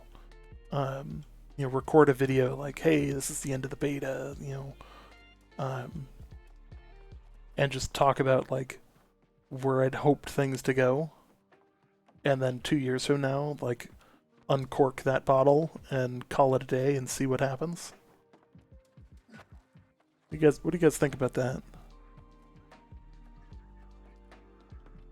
Dude, if I'm streaming to 1,500 people, like I'll have made it in my eyes. Like, and I've already made it in my eyes. Like, I'm streaming to 47 people according to my dashboard. Like, you know how many people out there? Like, if you've ever seen like the subreddit r-twitch, it's basically filled with people who are like, I can't even get 3 people so that I can get affiliated, and I'm sitting here like, being spoiled by 50.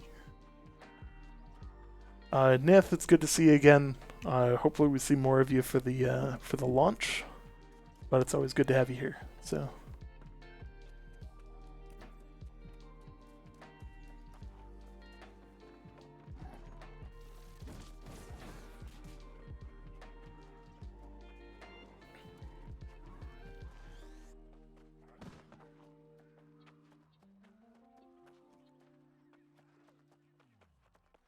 If I have 200k people asking me questions about New World, like oh my god, that would be like the dream. Either that, or somehow Amazon will have convinced me to take a job as a community manager, which would be interesting because like, I'm not saying that like I necessarily want the job, because like for those that don't know, like I have a very good job. I love my work. Like, I love what I do. That said, like, working in the gaming industry itself, I think would actually be a lot of fun. But like, in order for me to do that, they would need to pay me, like, to make it like financially viable, they would need to pay me like almost like a senior developer. Like, we're talking substantially more than your average like community manager makes, and like I don't mean that in like a demeaning way to them at all, because like I think that guys like Trevzor and guys like Greg Henniger and guys like Muggsy and them, they deserve way more money than they get. Like, the community management aspect of gaming. Like, think of all of the people that just shit on them all day. Like, those dudes straight up are the unsung heroes of the studio, because, like, it's their whole job to just communicate with the public. Which, like, if you've ever communicated with the public on anything, can be the worst.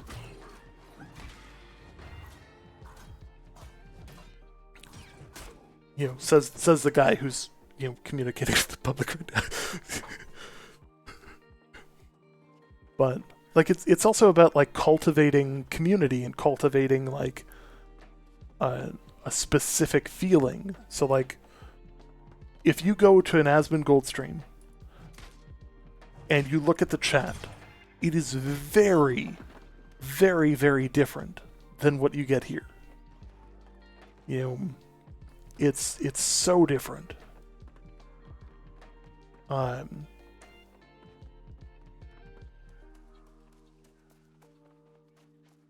Dude, having worked retail before, God, I hate retail.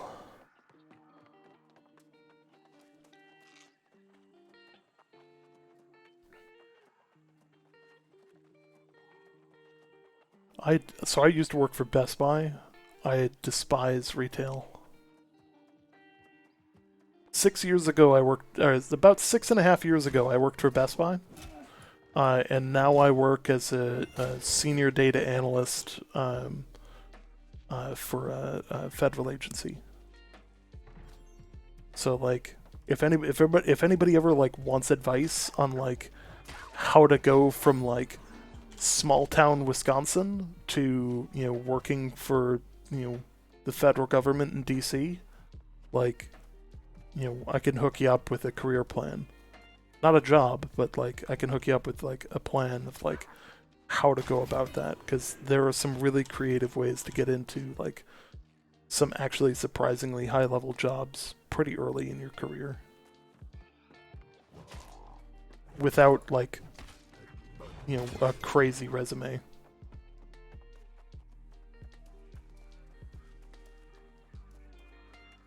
And also, yes, it takes a lot of skill to just remain calm in the face of somebody just like verbally assaulting you.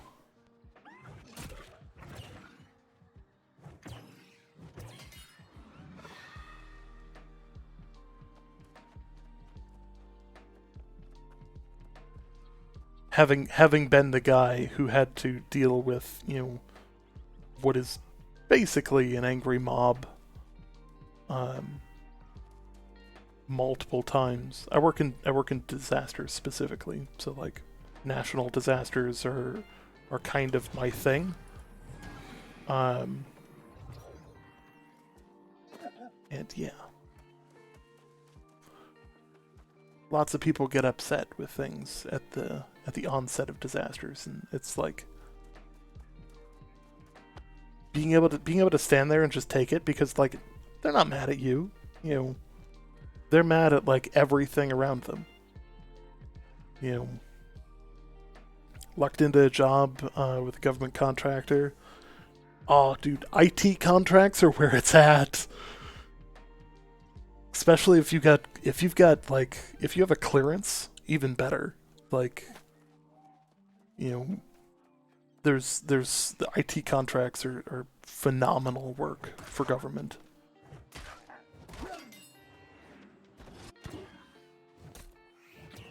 I'm on the other side of that, where like I'm looking at getting my contracting officers so that like I'm not hamstrung by having to go through a contracting officer. I can just, you know, work directly with the contractors, because that's my preference. I don't like having, you know, eliminate the middleman when you can. SF-86, yeah.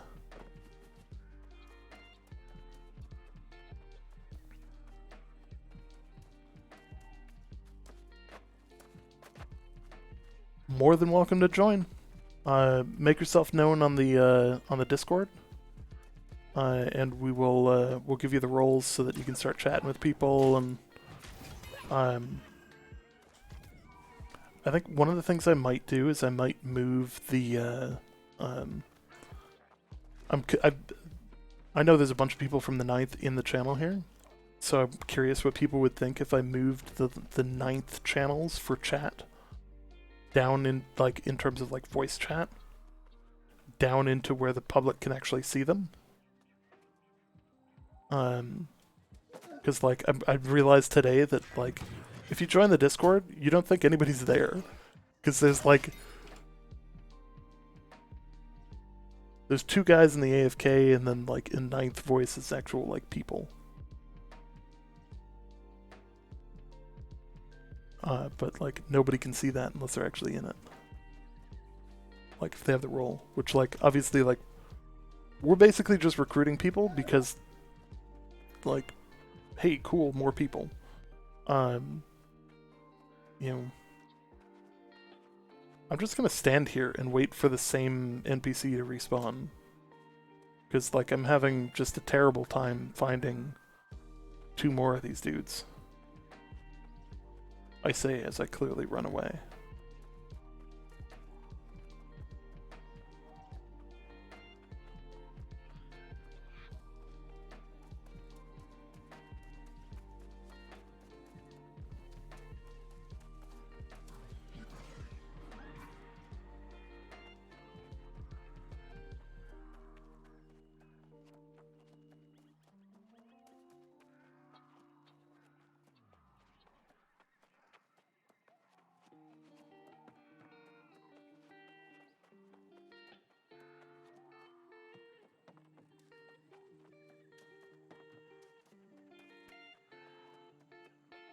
Oh, I am. Yeah, you don't want to burn out. That's definitely like definitely a factor. I know like McLeod and I have been like we've been playing quite a bit before the beta. And like it definitely came up multiple times where it was like we're starting to feel the we're starting to feel it. Uh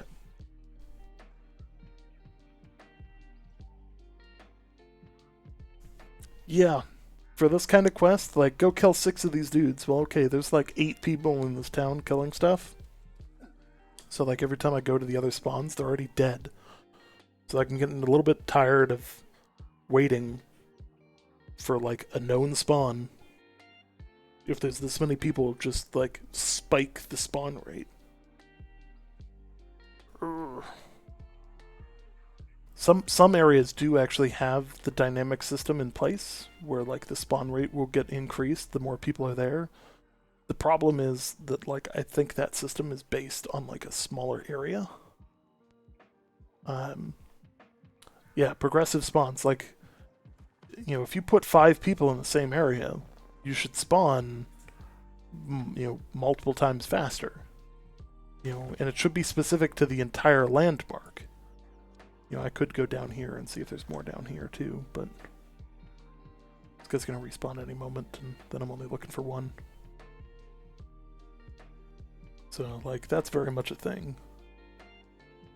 Oh, I was in the process of ordering food like 20 minutes ago, and I never hit to actually order the food. Oops.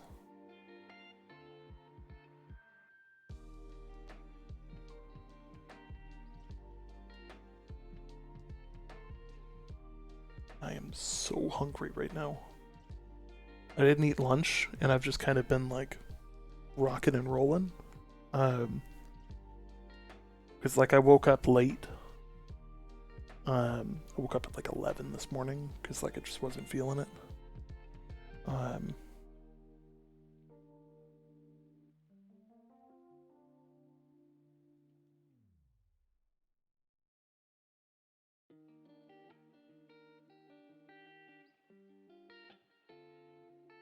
Here we go.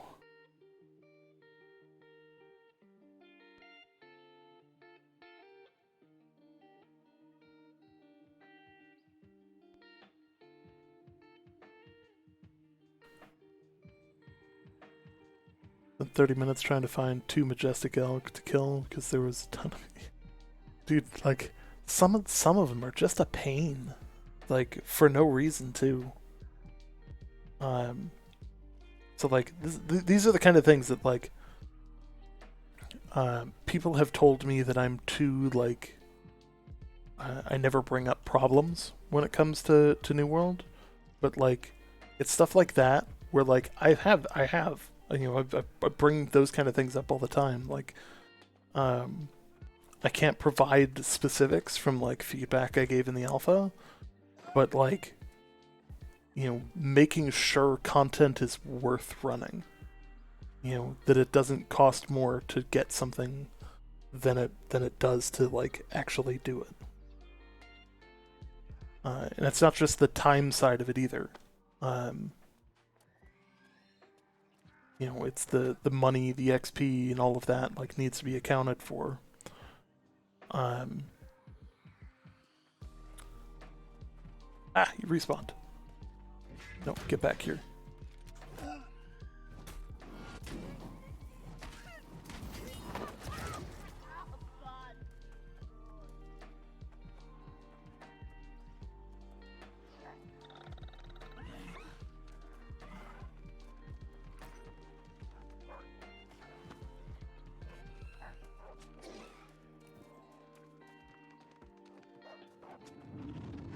Ooh, in an hour, we're gonna have a war.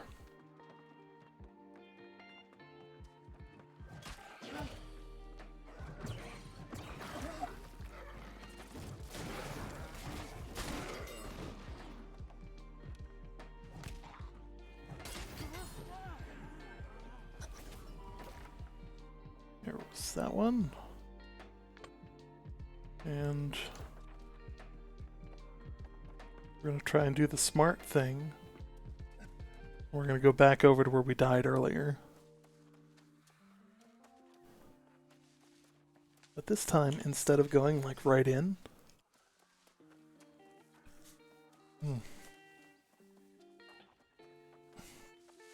So I'm not a beer guy.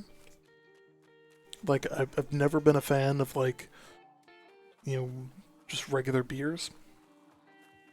But like you give me a cider or a radler or like you know uh, anything like that, freaking I'll drink that all day. Especially ciders. Like it's got to be a good cider too, but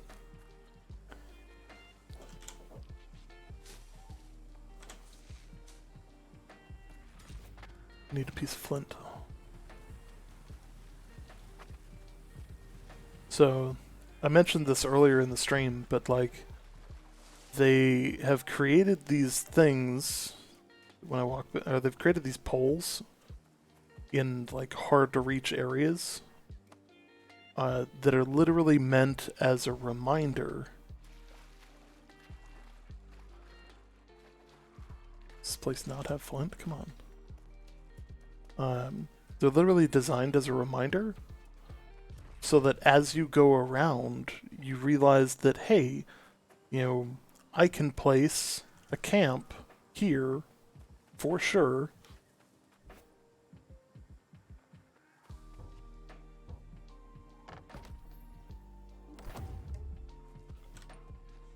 I say as I try and spawn a camp and it doesn't work.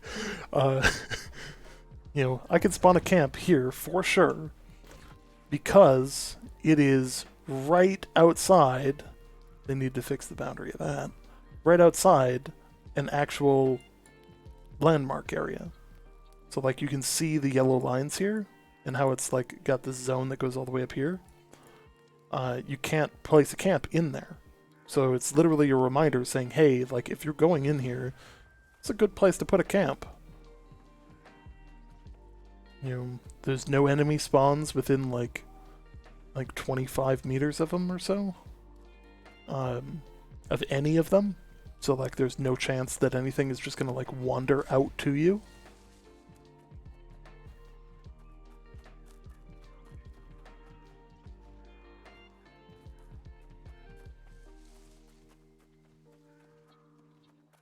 How that didn't trigger on me, I have no idea.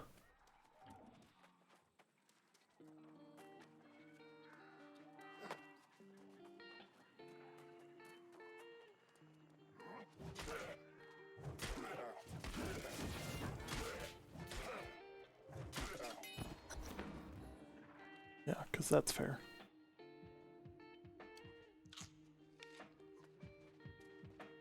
Yeah, they don't get breaches spawning on top of them either, and yeah.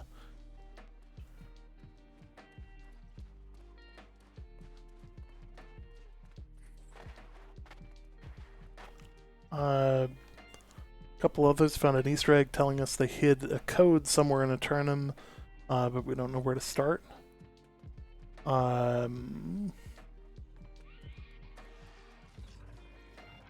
Yes, you level your camps by doing certain quests.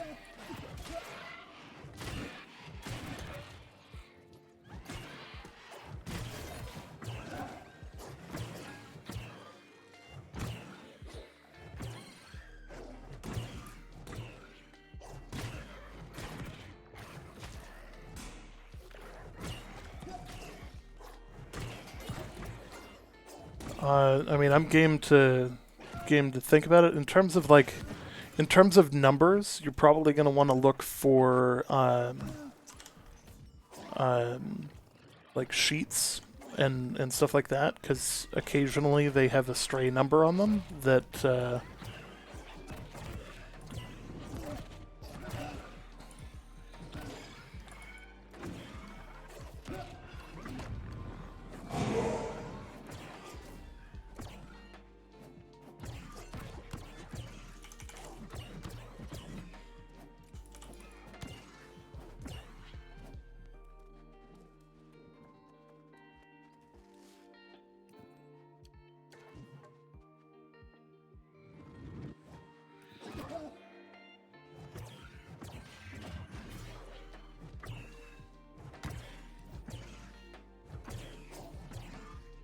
Yeah, I would go with the pages. You can find most of the pages on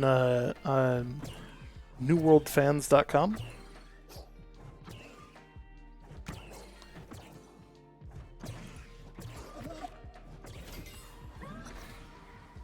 There we go. Oh god. This is why we can't have nice things right here.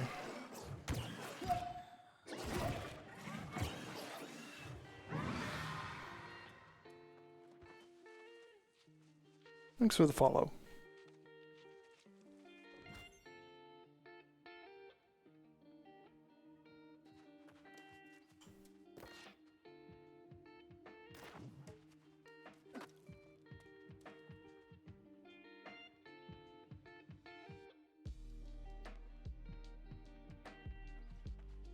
The code was hidden today.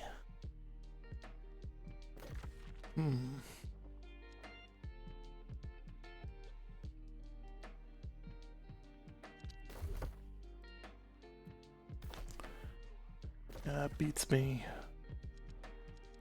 Sword expert.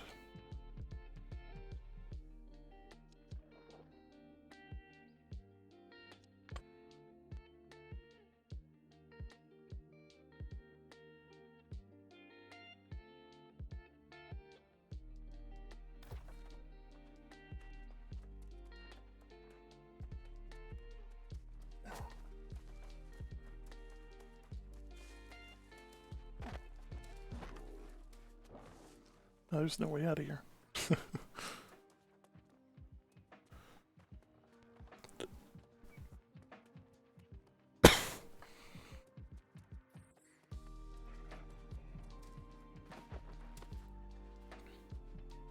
That is kind of cool. That if they did that, that's actually really cool to hide stuff, add a little bit more mystery.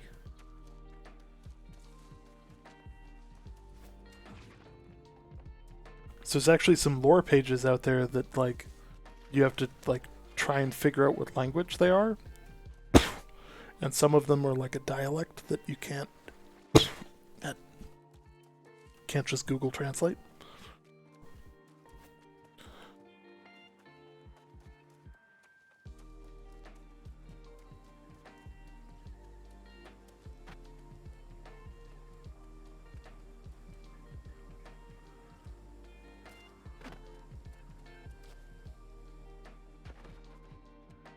I'm like ridiculously hungry.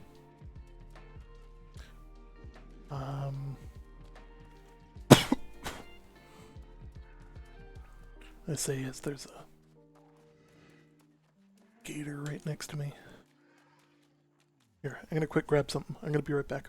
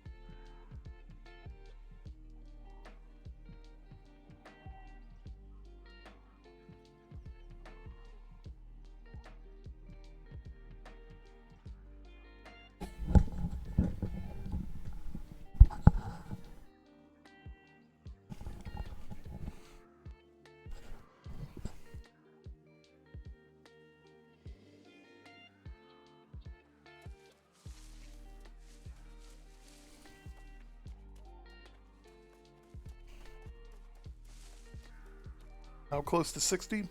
We got about what's that? 80% of level 59.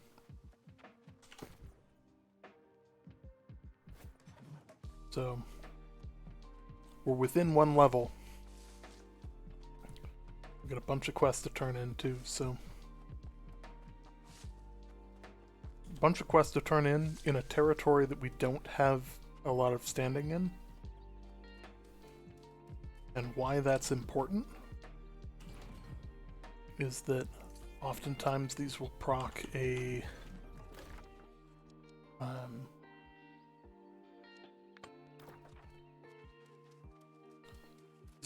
territory standing bonus, which when you level a territory standing to the next level, you gain a chunk of XP. So like one of the fastest ways to level is to like rapidly boost your territory standing.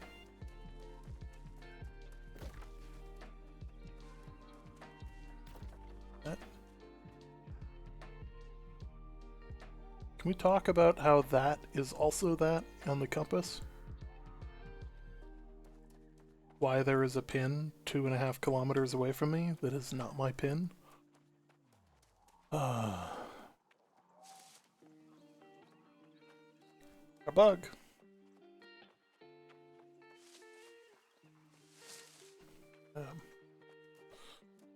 Within one level.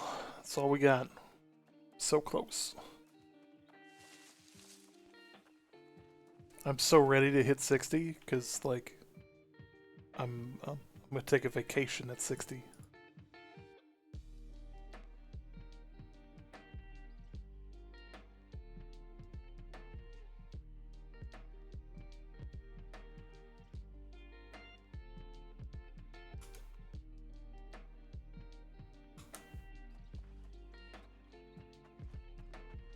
Still got tomorrow, but I'm pretty content on hitting 60. I think it's more than possible. I'm not doing it like the most optimized way, because if I was, I'd be basically bouncing around doing town board quests. But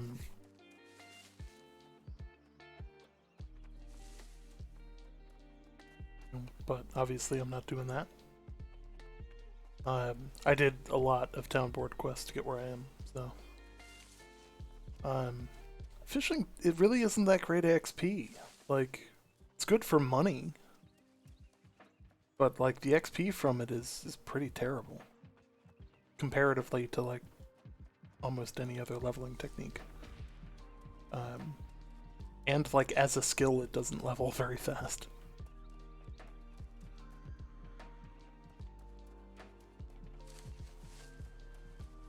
And if you want money, yeah.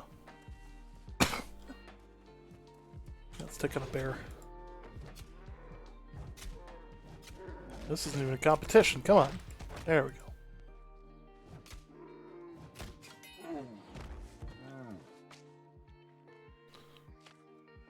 Be down. Yeah, fish are quite profitable because you need the oil. You need the oil to make cooking oil. So like they're stupid valuable.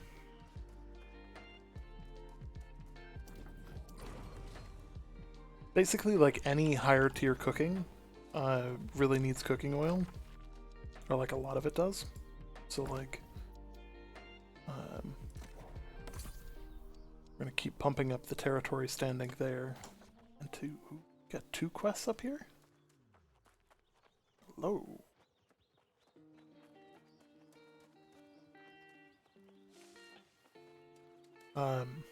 The fish fillets will sell on the market because they're a town board quest, and the fishing oil will sell on the market because it's a town board quest and it's required for like any high level cooking.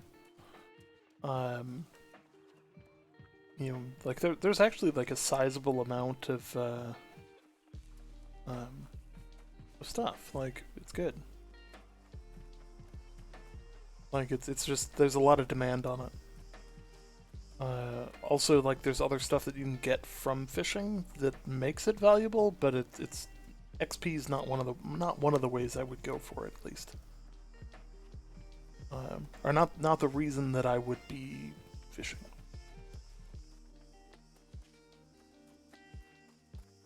I've done very little fishing in the beta here.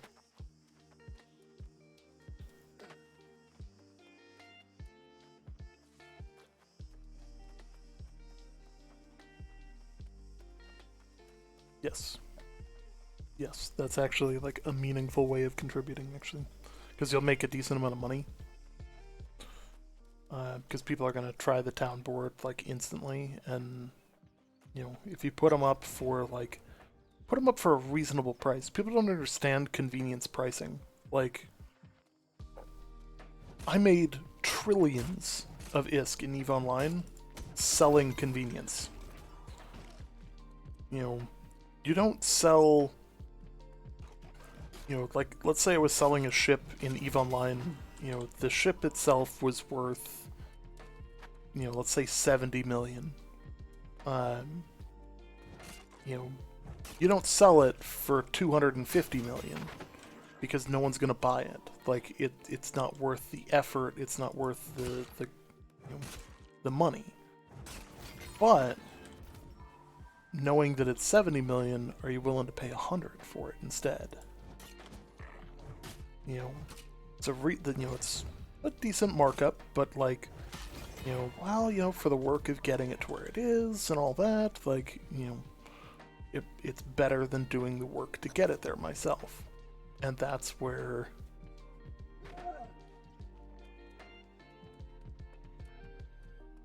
the benefit comes in, and that's where the selling point comes in, and it's knowing what that value is.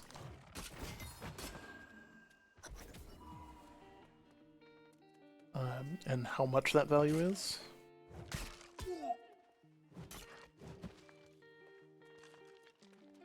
Yeah, they need to drop the skinning leveling pretty far.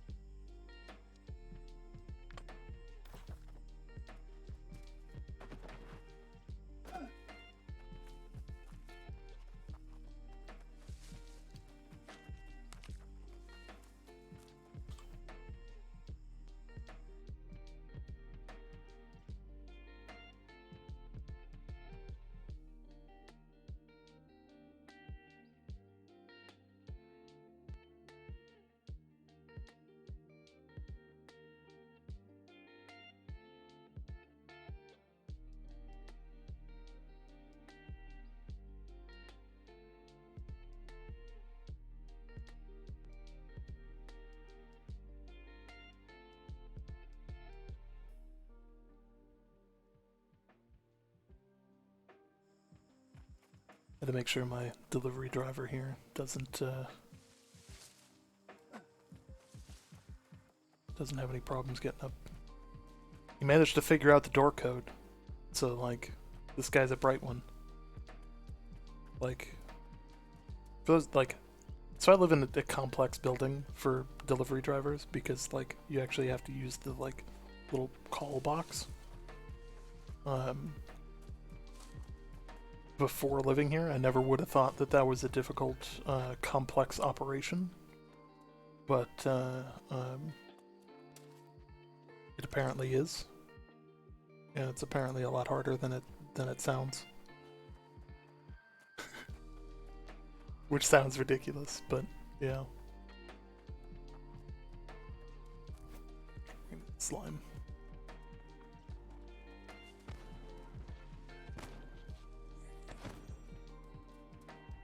Oh, I didn't get. I just got moats. Just got moats.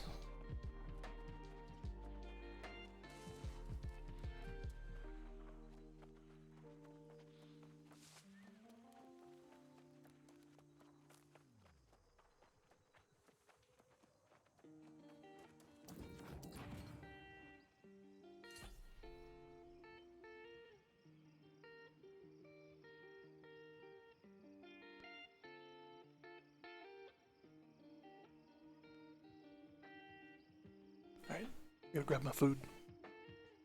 Be right back, guys.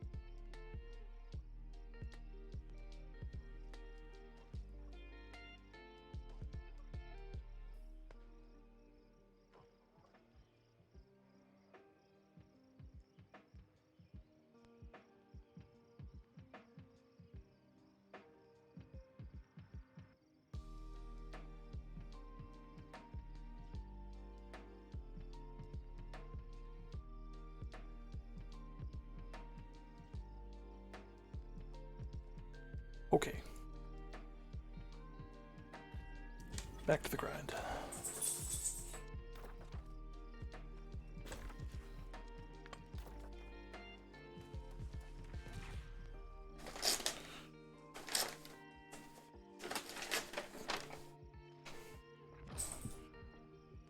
Don't judge me, I got McDonald's. I know it's definitely not the healthy choice, but I legit haven't eaten anything else today. I think it's worth re-rolling. No, just play through until you get there. Like, you know, pretty much everything eventually funnels you into Everfall. Kind of anyways. So, like, I wouldn't really worry about it. You'll end up there eventually.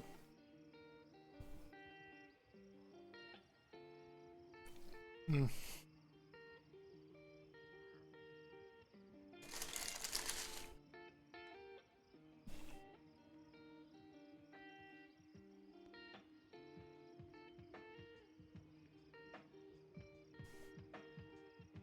So good. I don't know what McDonald's does to like make their food taste like this, but like they've got a science to it.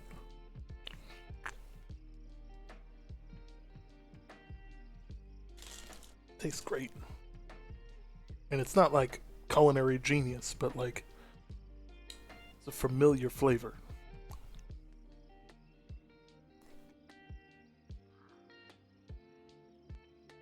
Is it really MSG?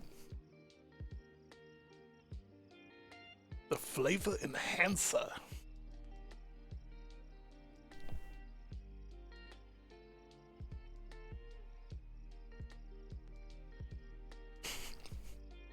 You don't want to know? Yeah, you're right. After working in some businesses, I'm sure there's enough secrets behind it that, you know,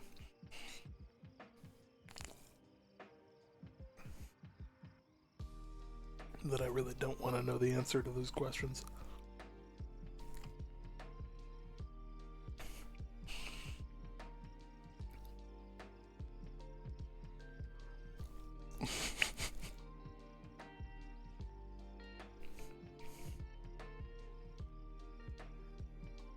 And like in the grand scheme of things, like it's obviously not quality ingredients. But like, have you ever had a bad burger from McDonald's? Like, and I'm not saying like, you know, I'm not saying have you ever had a good burger from McDonald's. Like, have you ever had a bad one? Like one that just didn't taste good? Because I can't think of a time.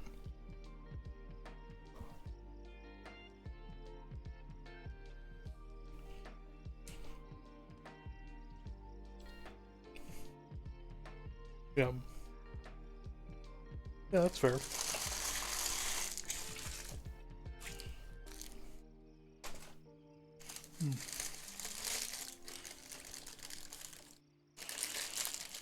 That said, like I've had places that I've gone that they will make the best burger on the planet one night, and the next you come back because you're like, oh hey, you know, I'm just craving that burger, like I'm loving it, and no, like the next night it's just bad.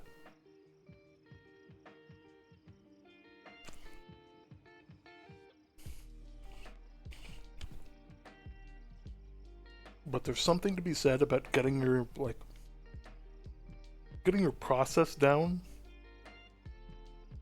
to the point where it's solid. You know, like you have consistent product. I think McDonald's has taken that a little far. And their product could improve.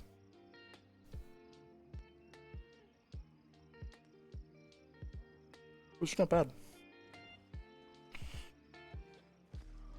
It's like the second stream where I've had like running commentary about like fast food. And the last time, I don't know if you guys remember this song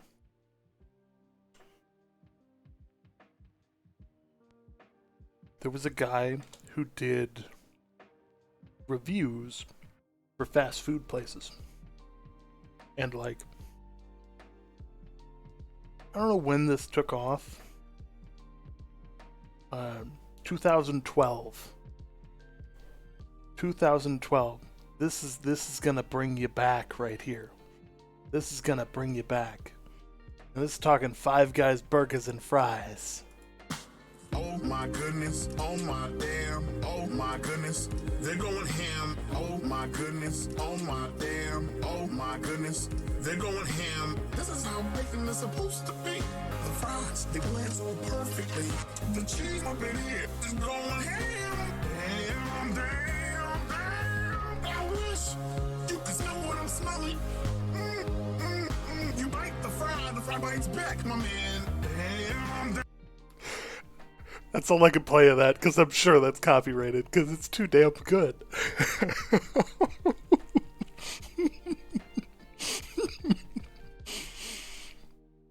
Oh, God. I love that song, like,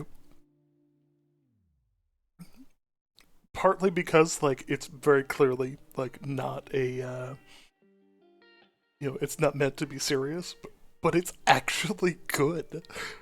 Like, that's the kicker. Like, I think, like, if Five Guys Burgers and Fries actually wanted to, like, make a commercial, go back to the nostalgia.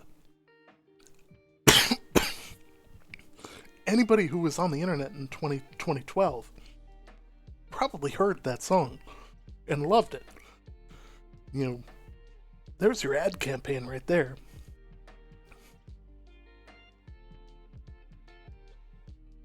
The Five Guys in Times Square, dude, they're that good everywhere. Like, they know their shit when it comes to burgers. Like, see, now I'm like, I should have gotten Five Guys. Like, I just didn't want to pay that much.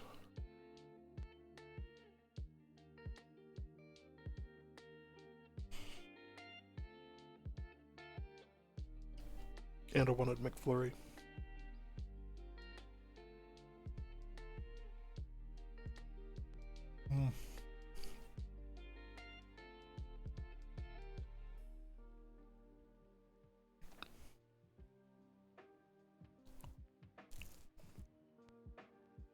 See, I feel like, so McLeod and I have had this conversation so many times.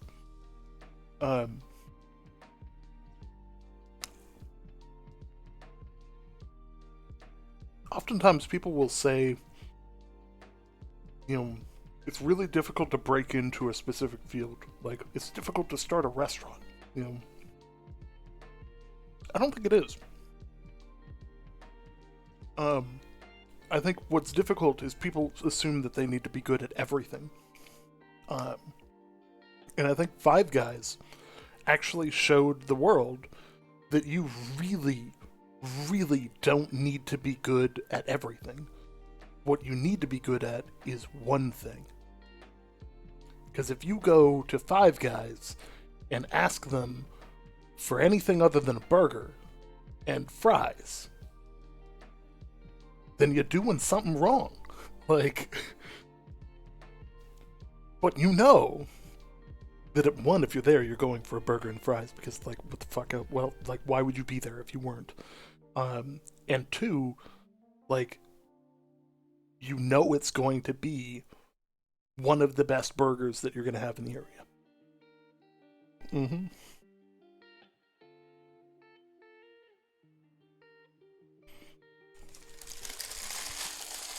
Now, that said, as McLeod said, don't be the 1,001th burger joint in the place with 1,000 burger joints. Be the burrito place.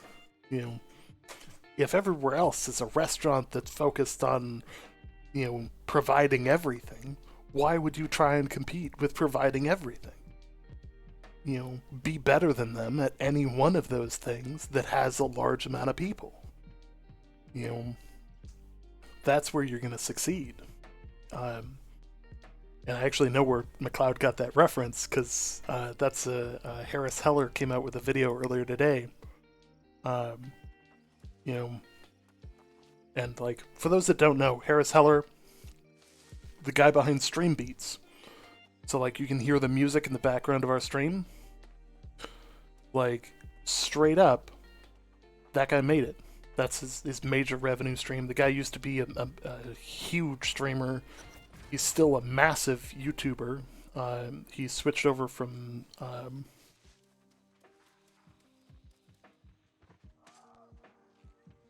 defeat Chef Navarro, so he should spawn like somewhere right around here. You know, he's still a massive YouTuber. He switched over from Twitch to stream on YouTube, and everybody thought he was crazy. Like, why would you leave a surefire thing when you're streaming to, 2,000 people for YouTube streaming? Like, what? Like, why would you do that? The guy makes an insane amount of money off of stream beats. Like, we don't pay him for playing the song on the stream. But people will pay for Spotify. And the people that are playing it over Spotify end up paying, Spotify has to pay for those plays. So, like, it's this weird situation where, like, Spotify actually ends up screwed in the process, but, like, it's such a funny experience.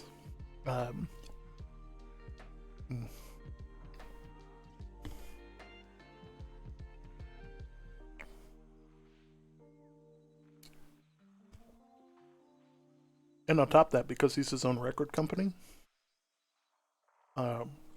self-started his own record company. Like, think about that for a moment. Like, the dude self-started his own record company to solve a problem in the community of streaming. And now he, like, he bought a house with the profits. He bought he's got a massive income stream coming in. Like, the dude straight up is doing really well. Why is there nothing spawned here? Like, am I just not, like...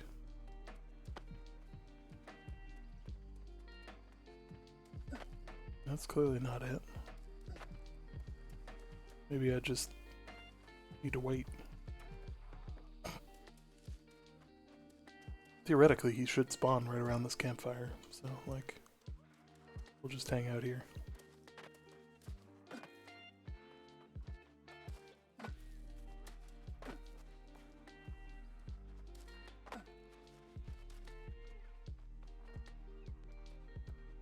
So they can get me if I'm McFlurry.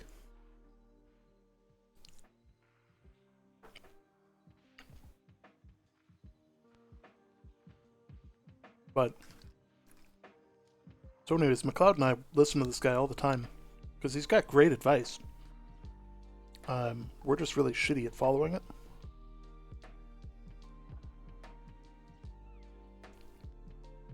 In terms of, like, should diversify, shouldn't rely on a single stream of funding.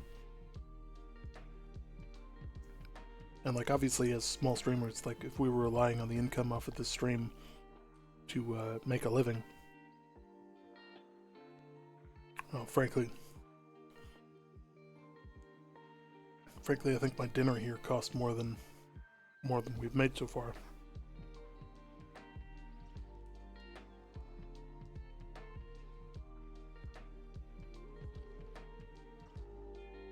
Yes. We need to solve the Amazon affiliate thing.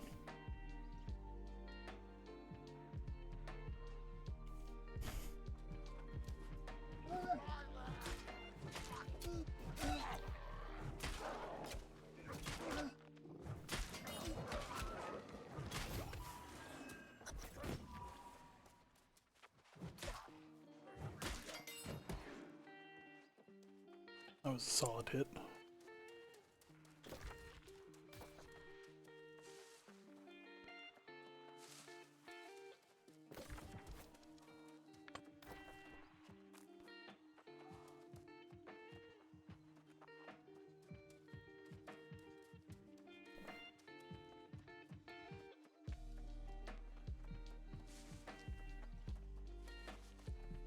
So in about a half hour, I'm in the war for Bright Watch.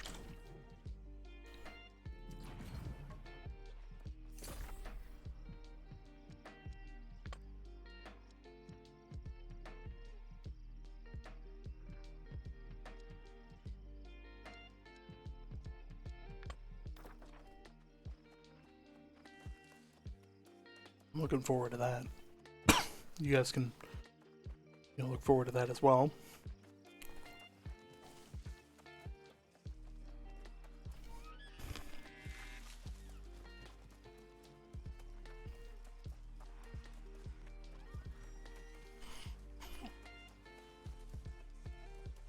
Keeping the stream about as chill as I can. Because grinding these high levels is actually kind of painful. Also, auto walk, one of the best things ever. I like the auto run feature. My God, I love that. Like,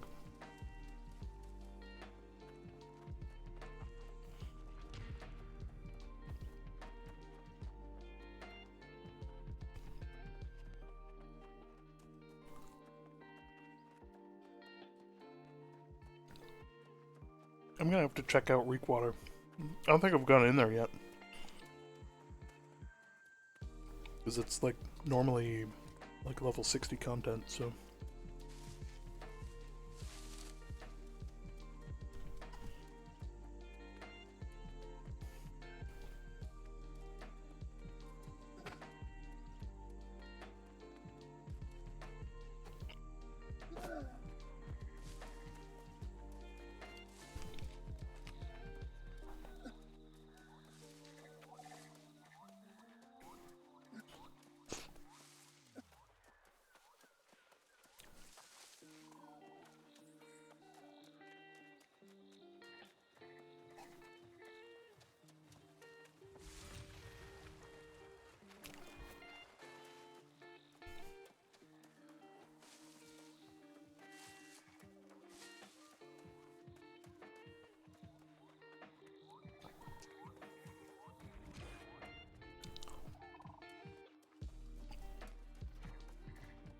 I don't really see him doing much about fall damage.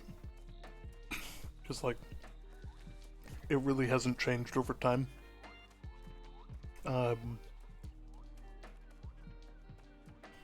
think that it should be a little bit more powerful than it is, but I don't see them changing it.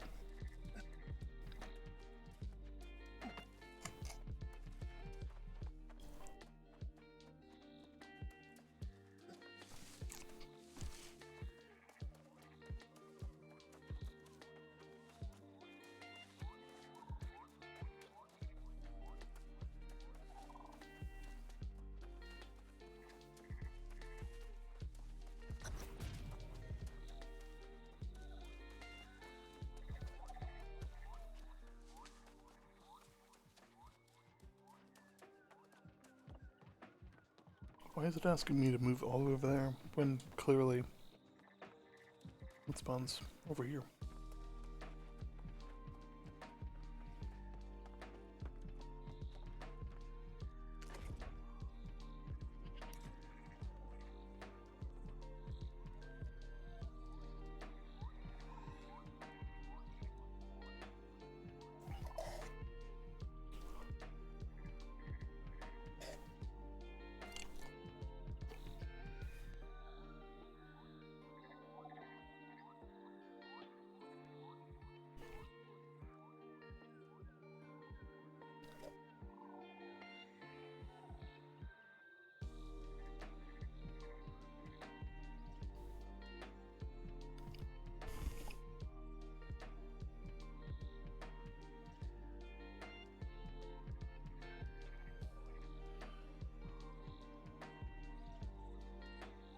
No, the marks of fortune don't transfer.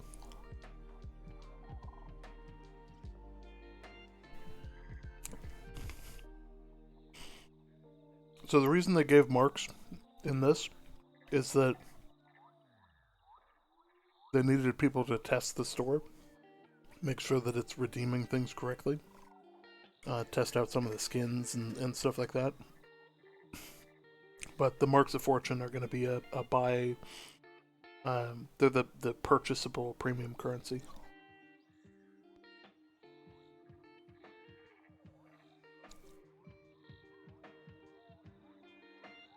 Yeah. Everything that happens in here, including like player names and all that, all gets wiped.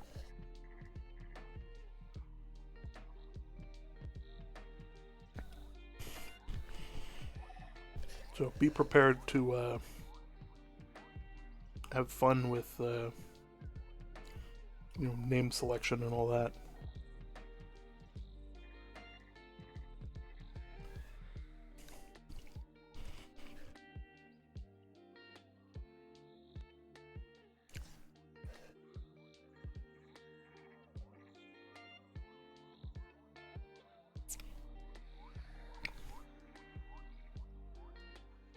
Mm-hmm. All characters, all items, all progression, everything's getting wiped.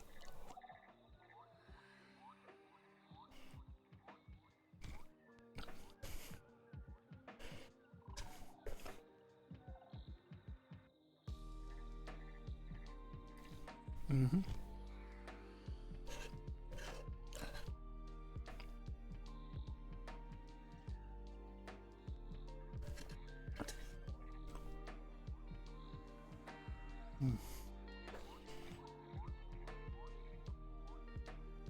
Just ain't gonna respawn. Like, I appreciate that it waited for me to eat my McFlurry, but like...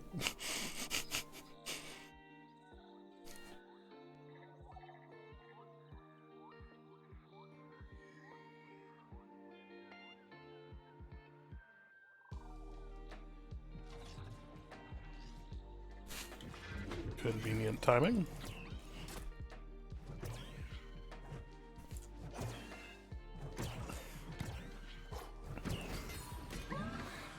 That was totally a dick move of me, but I'm okay with it. I hit him with the double powered heavy.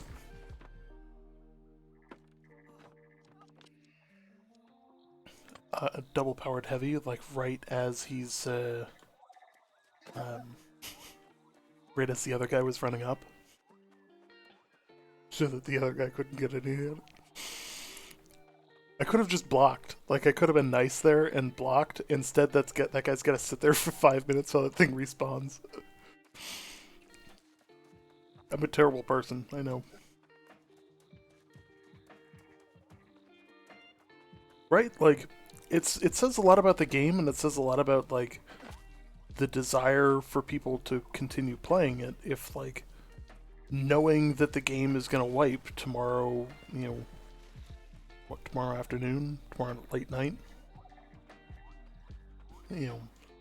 if they're already like, yeah, I'm gonna play regardless.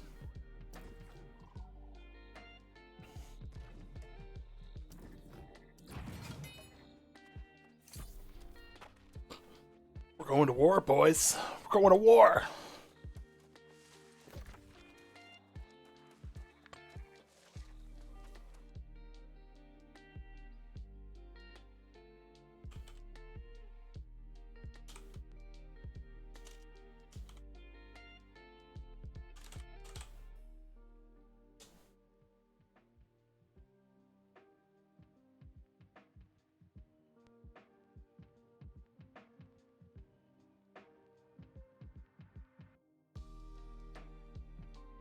Every time I get this notification, this is the scene that I think about.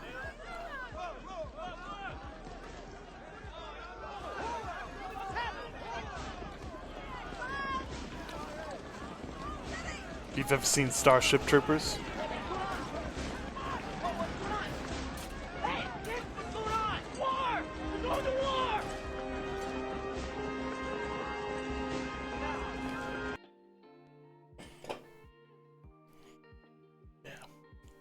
that probably didn't come through super well, but that scene's great. Also, phenomenal movie.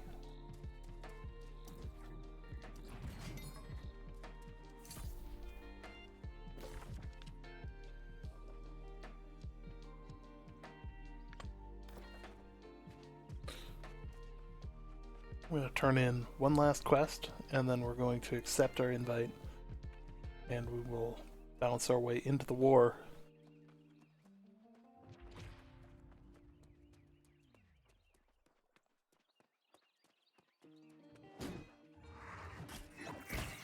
This guy can't take a hit at all. Wow. Weak.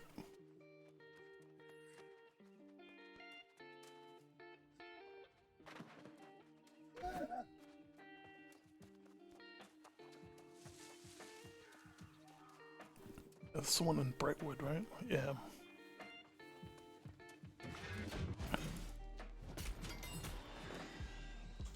Apparently I needed boar tusks for something.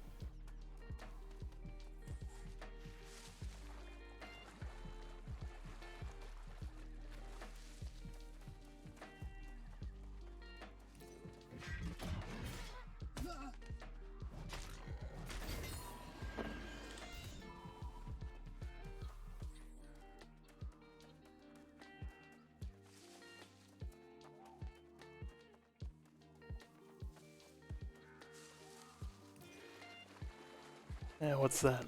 One thing you can only get while fishing.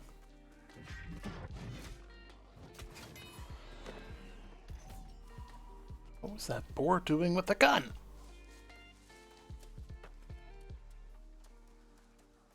Yes. That's to actually make gear with luck rolls? Yes.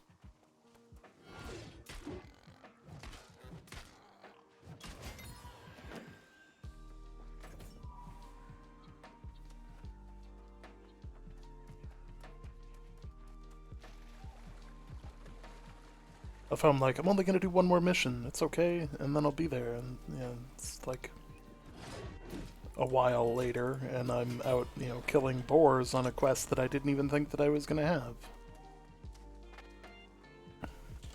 But that should mean that there's 2 to turn in. Which gets us closer to that elusive level 60.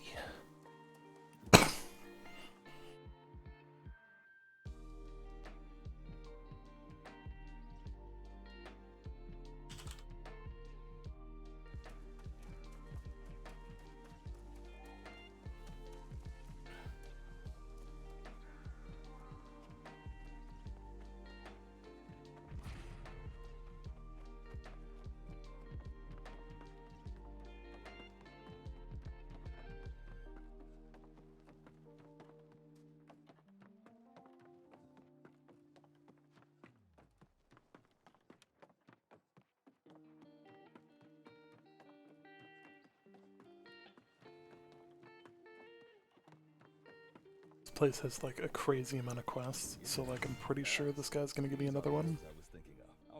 Yep, saw that coming.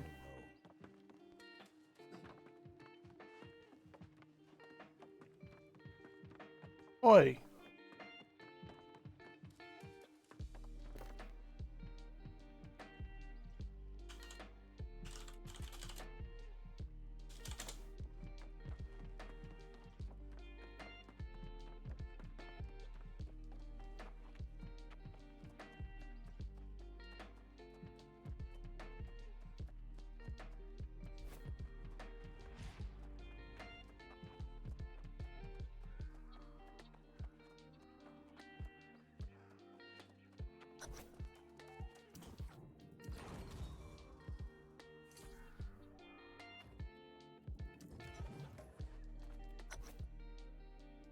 Here we go.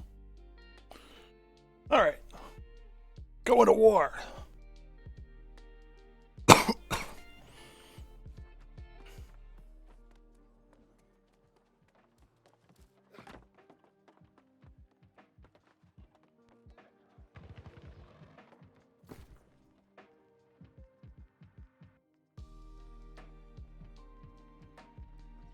If I would just have like an assortment of random crap on me.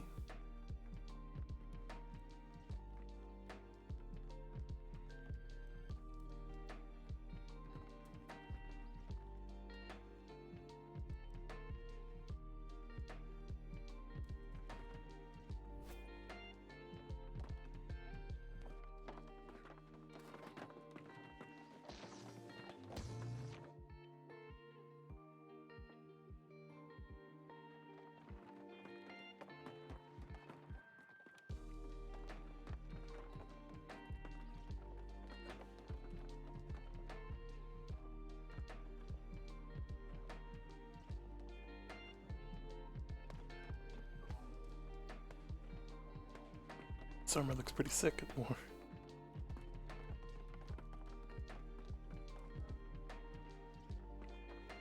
Doesn't match the helmet at all, but regardless of color.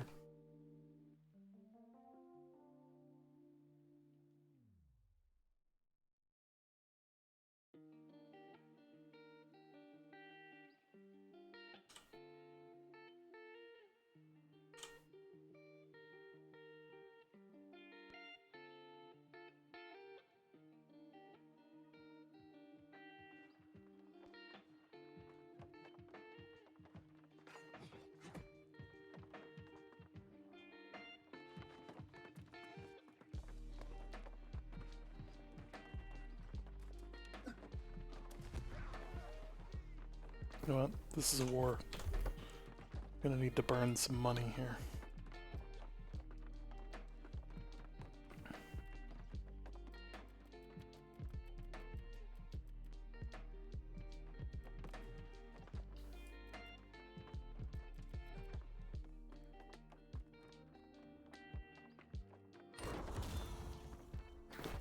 Let's see if I can sacrifice some strength for some more con here.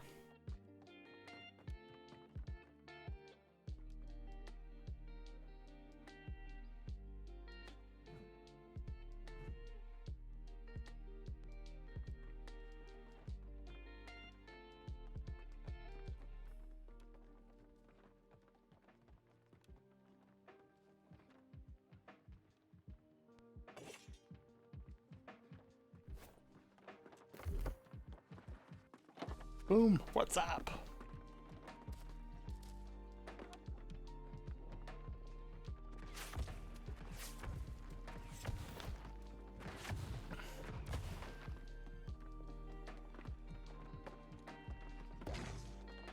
Alright.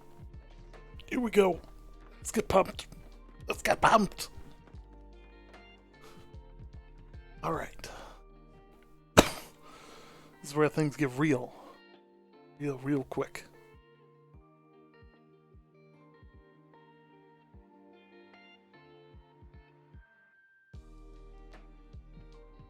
Going to war.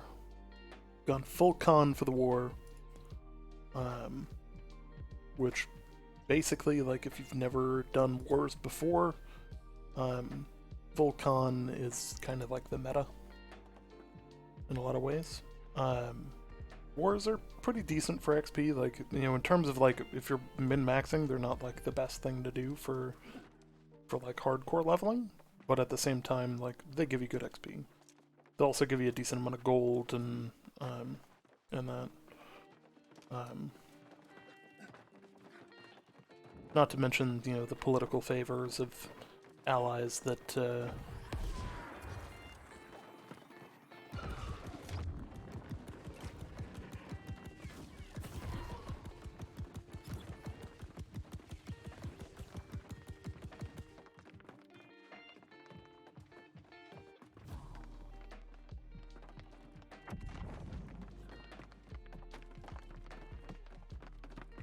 impromptu dance party.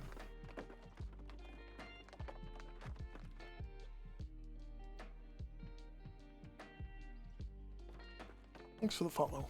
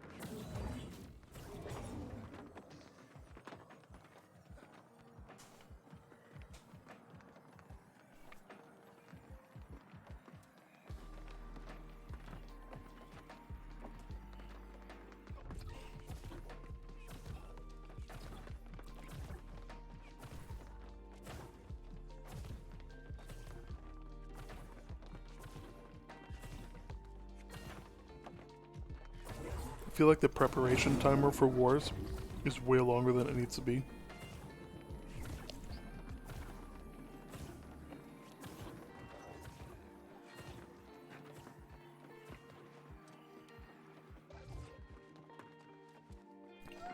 Little known fact about McDonald's, they actually make really dope chocolate chip cookies. Like, almost nobody knows that.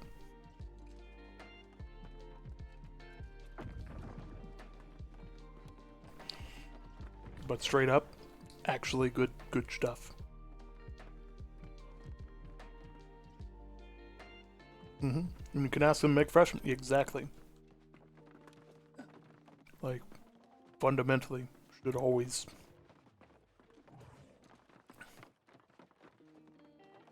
Why they have a horn and oil vats, I will never know. I'm sure one of them's like watching this and they're like, what do you mean? It's like explosives.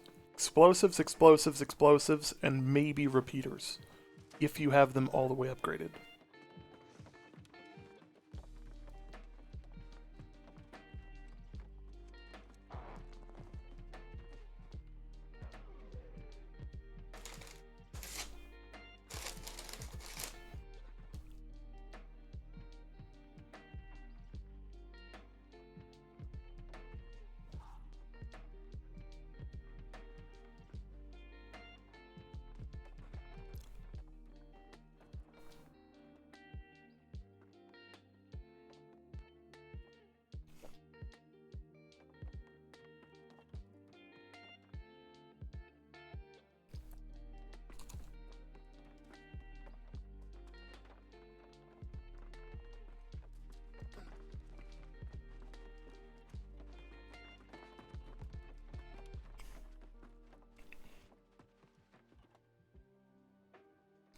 We've already successfully defended this fort before.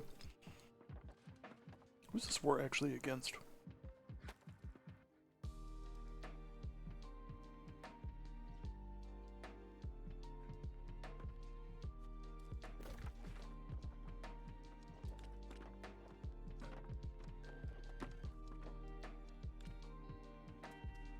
Probably Syndicate, I'm guessing.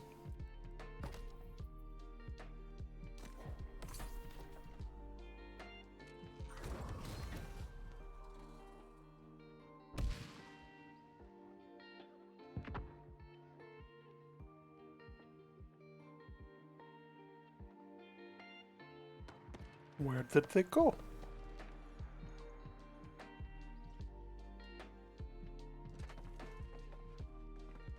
Where did they go?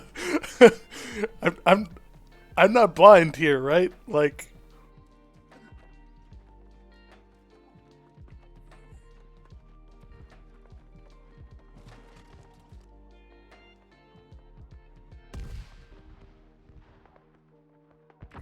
oh, look at those damage markers. There's so many. There's so much damage.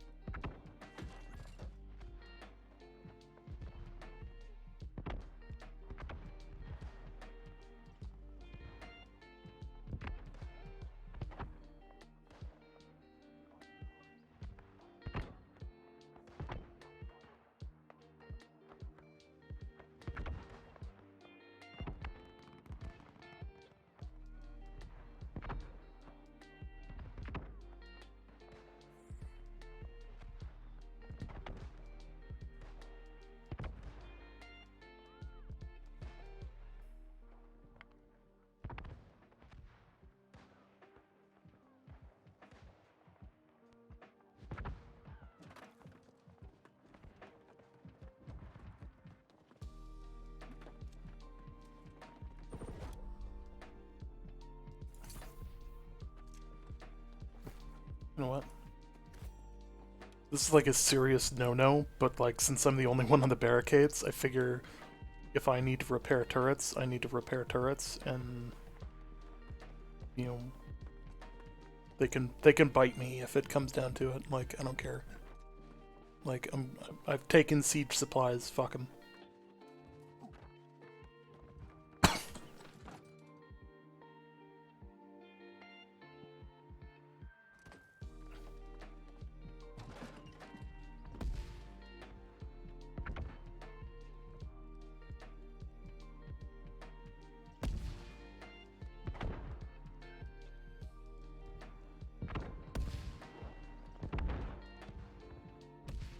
I could help. It would help if I could aim.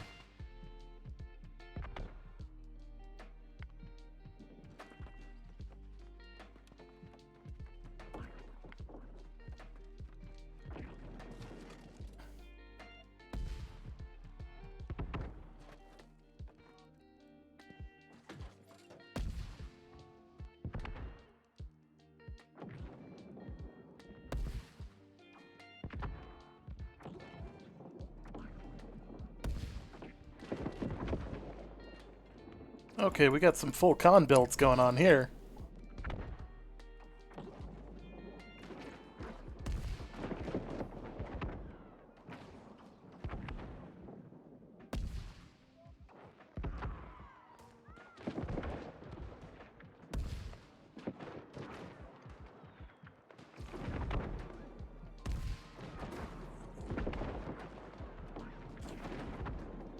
I need more ammo.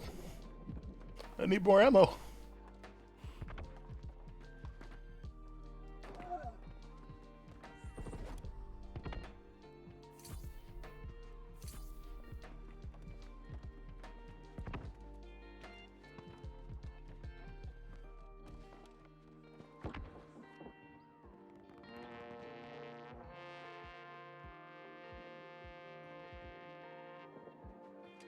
Buff the people on C.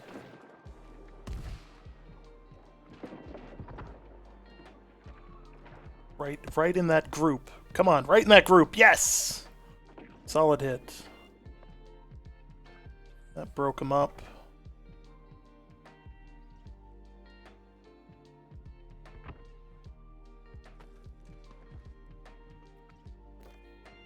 Not actually gonna need this turret for anything.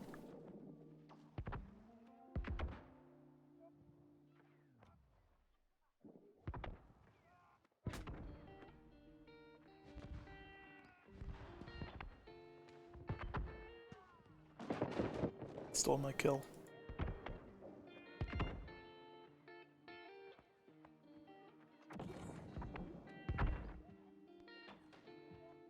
You guys are welcome. I suppose I should probably go help over here now.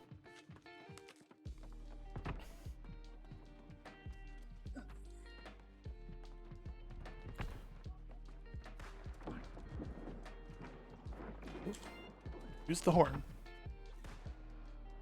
What is going... No, don't do me like that.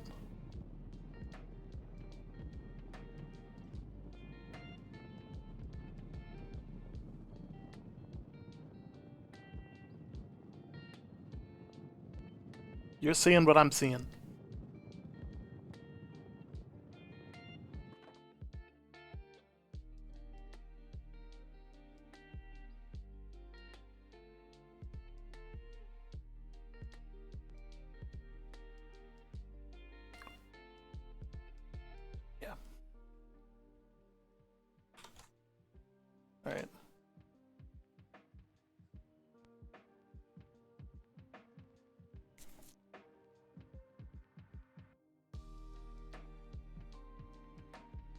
Alright, we're going to try and rapidly get it back open.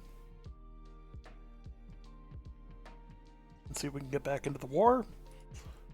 Which, yeah.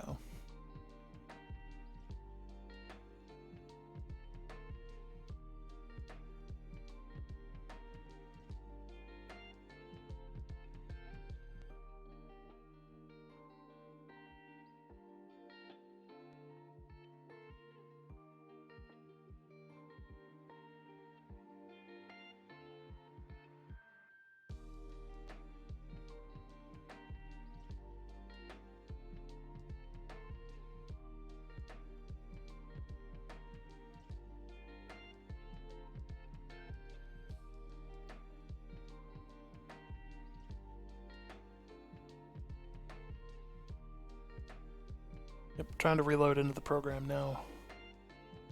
I'm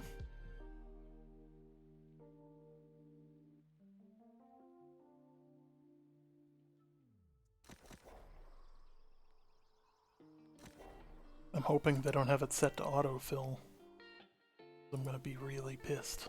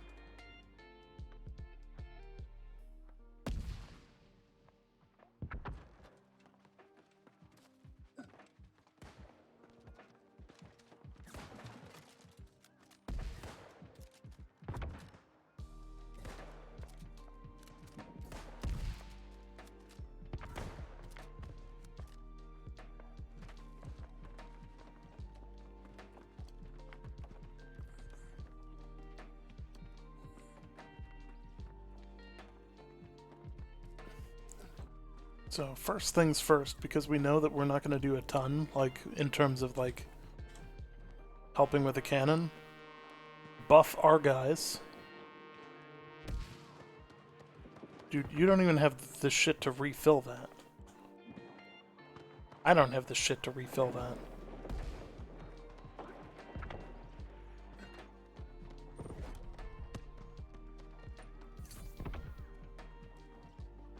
Like, people forget that they can actually, like, continually do this. Who's an A?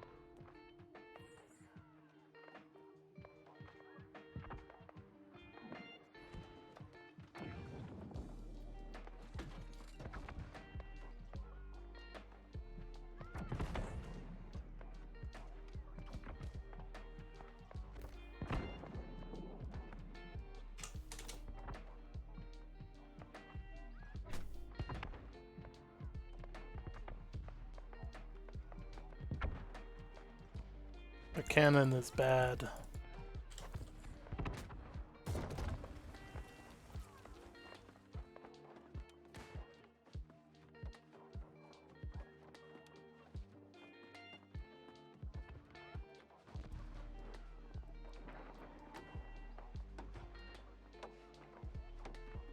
I'm just gonna have him waste his ammo.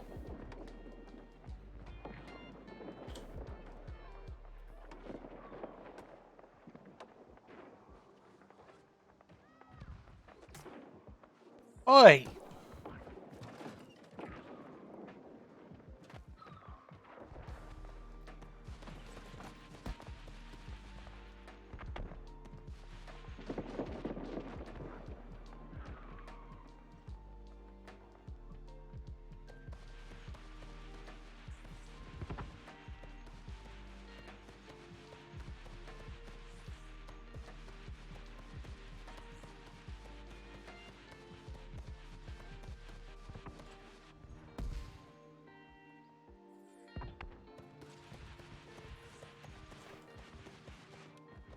See?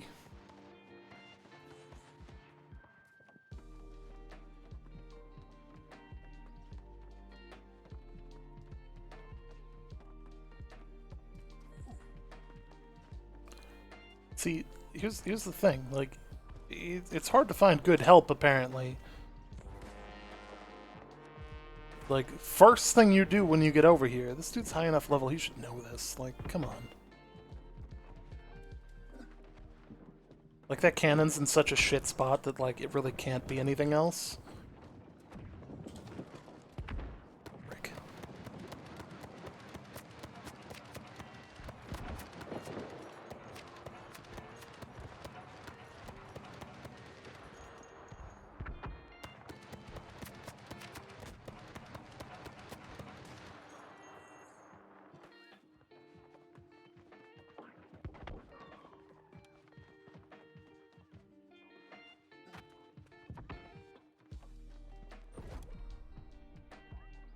So again, since I'm the only one up here, and it's basically my job to, like, keep this shit running, I'm taking the siege supplies.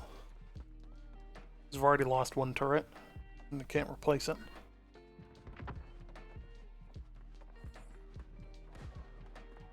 See, again, this guy comes over, use the damn horn.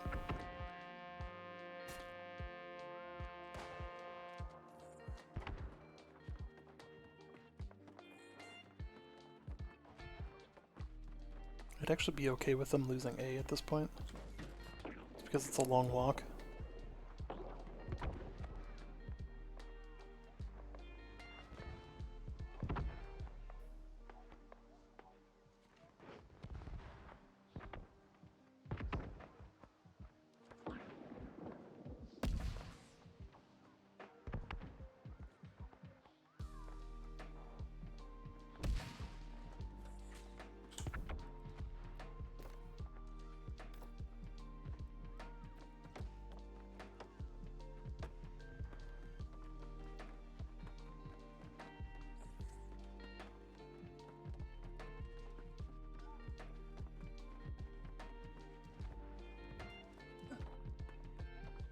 They're just, like, all over the board. Like, now they're over on C.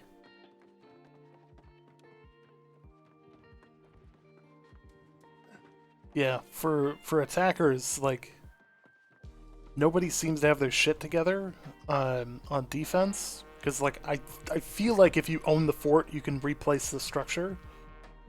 But, like, I don't own this fort, so I don't have that ability.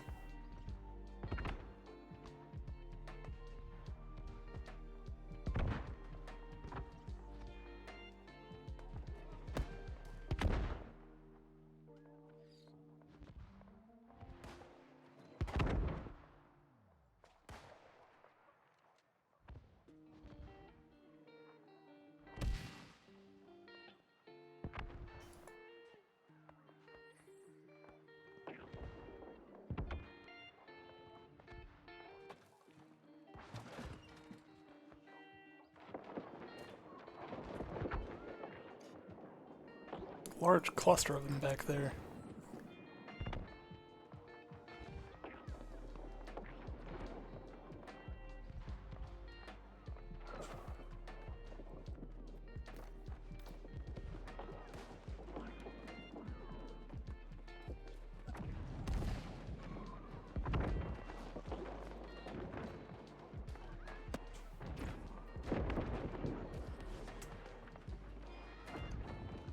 Get out of the fucking turret, dude!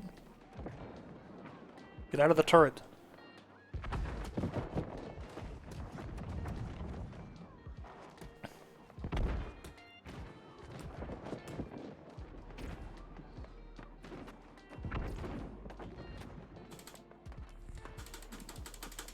If you ever see somebody doing this behind you, there's a fucking reason. If he costs us this turret, I swear to fuck.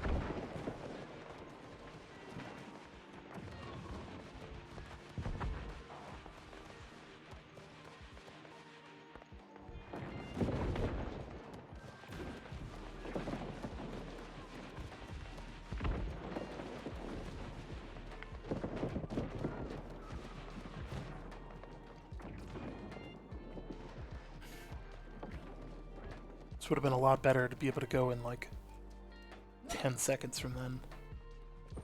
Oh, nope. Still got enough. Somebody got the assist, so.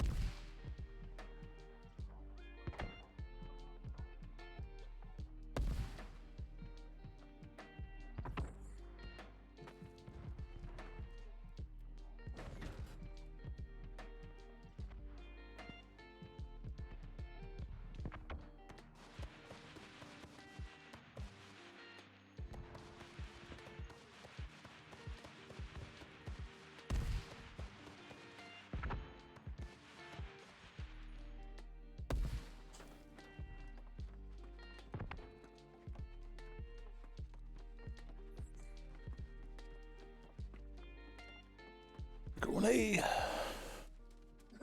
Oh no, we lost our horn. Whatever will we do?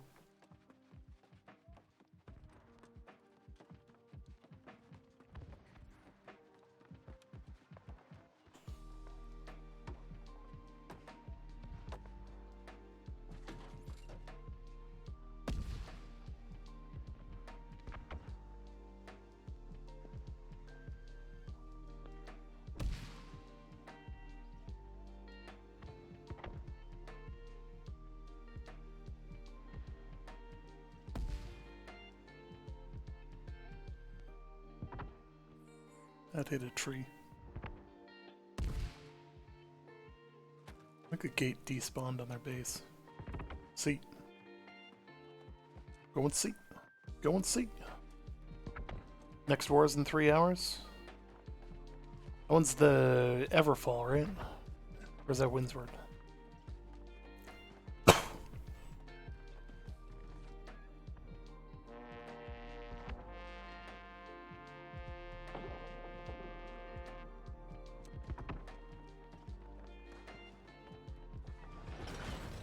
I feel like it. I'm not going to get to use it any other time in this war, so...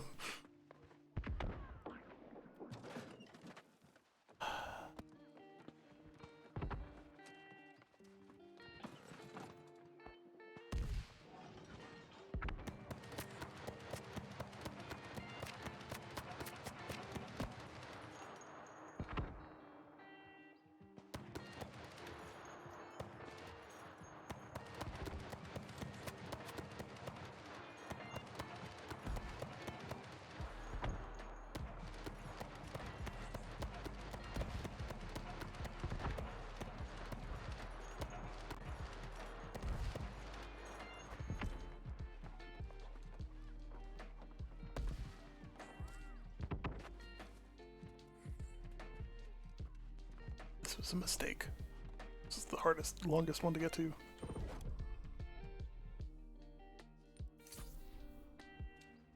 I didn't get near the kills on this one, so like, really all I was doing was just AoE. Yeah, the animation's not particularly, like...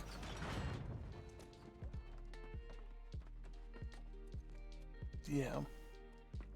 It needs a little bit more pizzazz.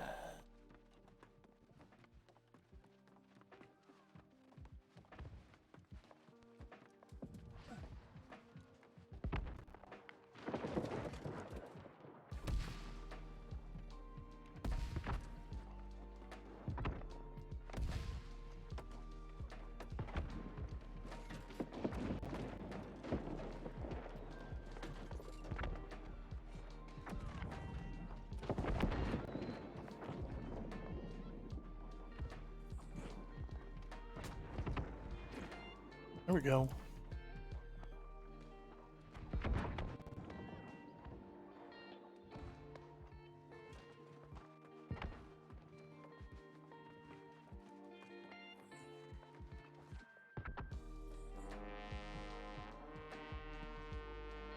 Okay, get the fuck off the horn.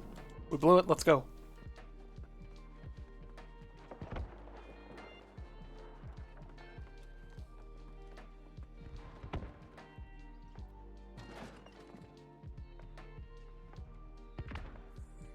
See, this is the definition of stay on the point. These guys would have taken this point and capped it long before everybody else showed up, but instead, they weren't able to because... One, they're being pushed off the point by me, which is funny. And two, a bunch of their guys were off to the sides.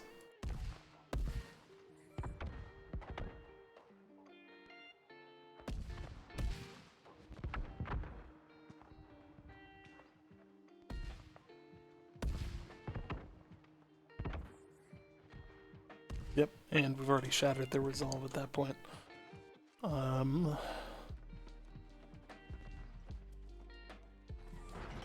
Had to be done.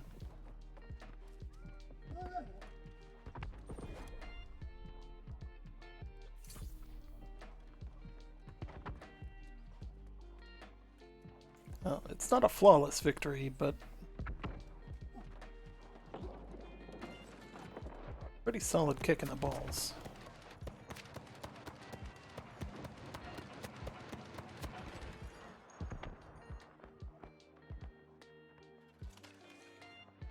Yeah, a musket spotter would be friggin' great.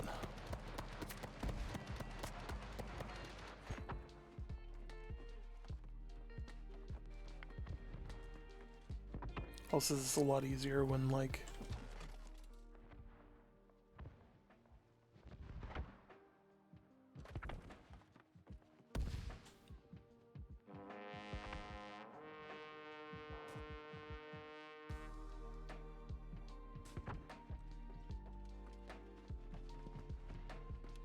Oh, no, no, no, no, no, no. No, no, no, no, no, no, you were not doing that. I see exactly what you were up to.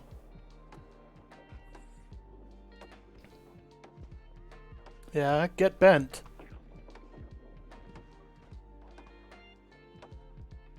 Yeah, that's right. Use all that ammo.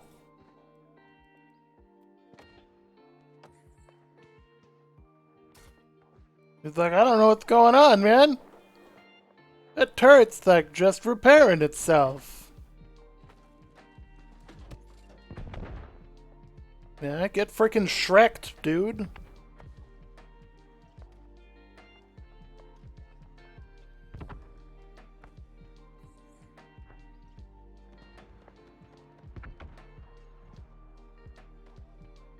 Get Shrek'd.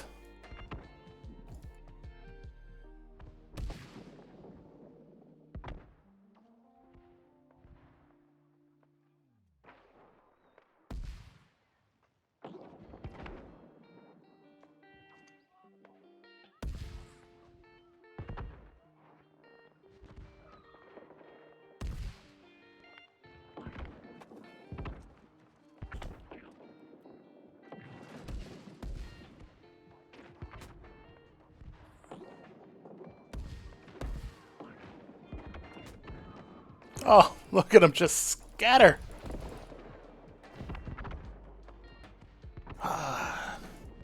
Love the smell of napalm in the morning.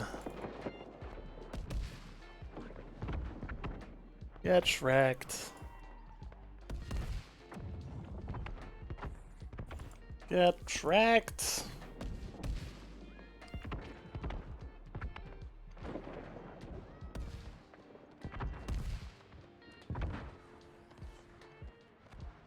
Oh, well, I'll get the assist for that one. Oh, hey. Ah, blowy horn. Toot toot.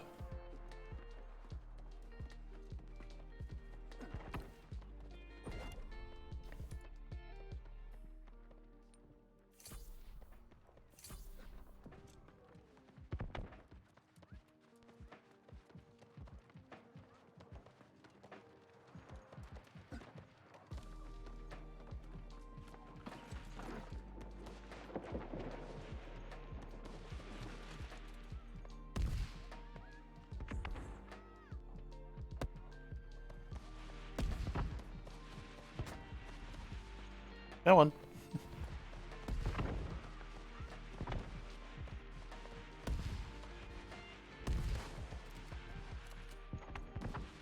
How did that only hit one? There's like a pile over there. 20,000 XP! Yes! That's how it's done!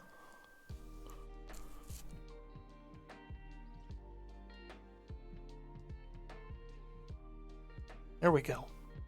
Time to see the war board. Now, here's the thing. I'm not going to get a ton of points, but I'm going to get a shitload of assists. Because think about all those times where it hit like 8 guys and just scattered, hits all over the place. 83 assists. So, like, they're finishing them off, but I'm hitting them. Also, 70th in the war. Ouch. But, like, here's the thing. My job was not to get kills there. My job is to use the explosions to AoE move them. And, like, you could see that, hey, I was doing a decent job when there were not enough people on a point to push enemies out of the point with the cannons. Not just like, oh, I can't be in here, clearly I'm getting shot at. Like, boom, you're getting thrown. Like, try and come back in. And it's those kind of things that buy you time to defend the points. What did we get from that crate? Go figure. Bad, bad, bad, bad, bad, bad. Meh, bad, bad. Meh, bad, bad. Meh. Oh, and it's literally not even the right level. Boom, boom, boom, boom. Don't care, don't care, don't care, don't care, don't care. Don't care, don't care. Nope, nope, nope, nope, nope, nope, nope, nope, nope. Nope, nope. Okay.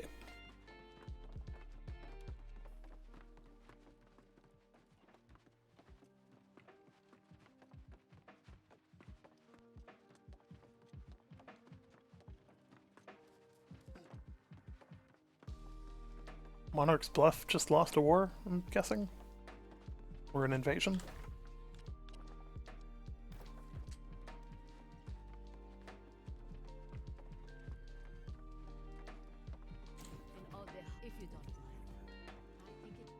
Yeah.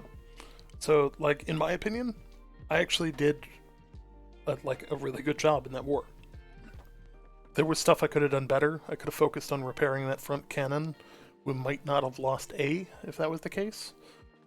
But in that specific instance, losing A wasn't a bad thing because covering 2 with the number of gunners we had is actually,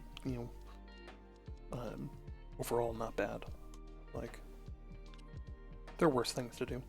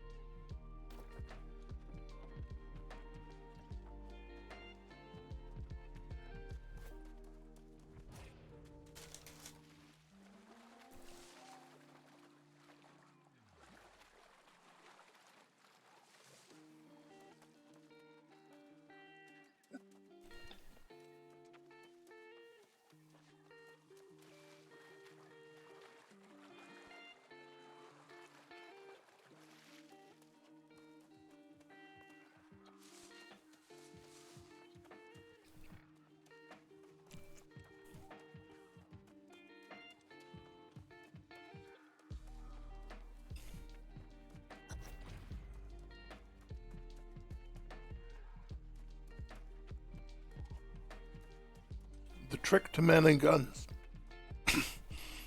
Kill the enemy.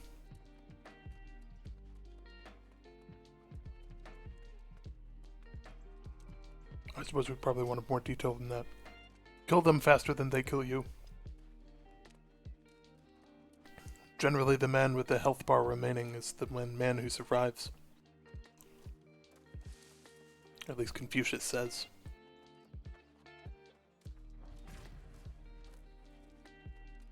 I specialize in being a smartass, so...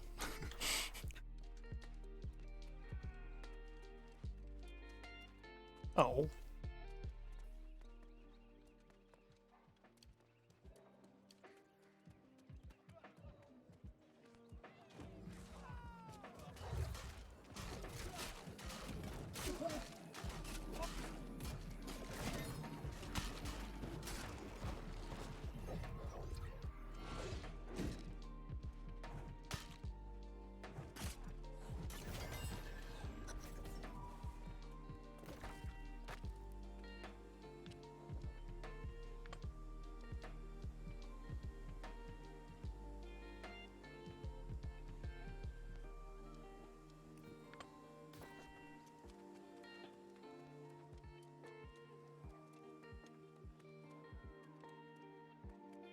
Yeah, true. Like the reality is like it's a game of capture the flag, and having more people on the flags enables you to capture the flag. So the two reasons you go with explosive turrets, to have like a lot of them at least, is so that you can, one, if they're full con, you're at least throwing them off a point. If they're not, they're about to lose like half of their health in a single shot. So, like, the trade is not good for them for staying on the point. So they'll try and leave. Or they'll get thrown off and they'll be forced to leave. Repeaters hold value because sustained DPS on a single target, especially if you're focusing their backline, is of value. Like, killing healers is important. Making sure that their turrets don't have people shooting. You know, knowing that your gunnery squad actually has an important role in the field, and that somebody there should know how to repair turrets. You know, that could have been a very different fight if I'd have let them kill that other turret on C. Like, that would have been rough.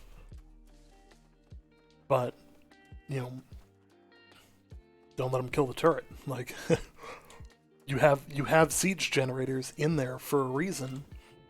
You know, it's not just to repair the doors, it's to repair the turrets.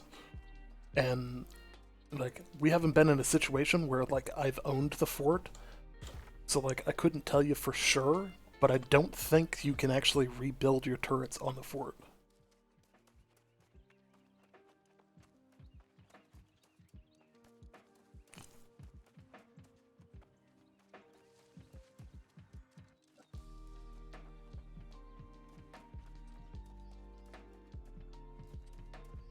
Yeah, having a sniper that can actually determine who's who, because sometimes like the battlefield is a little foggy, especially Brightwatch or Brightwood. I keep calling it Brightwatch because like at one point in time that's what it was called.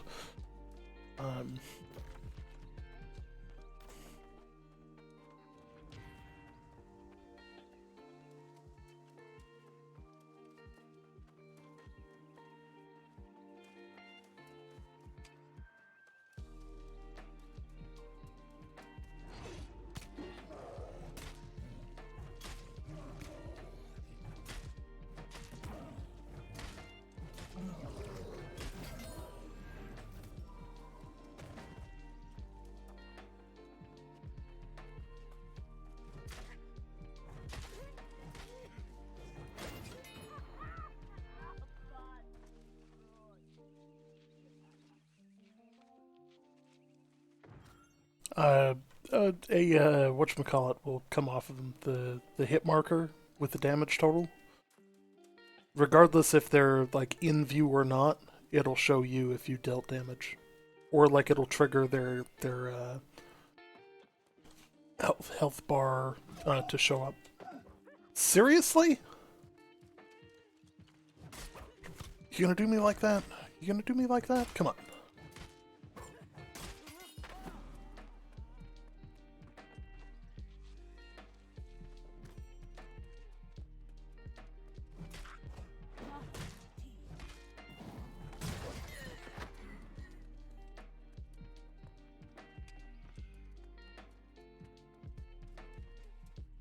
It's... I have no idea what you're talking about.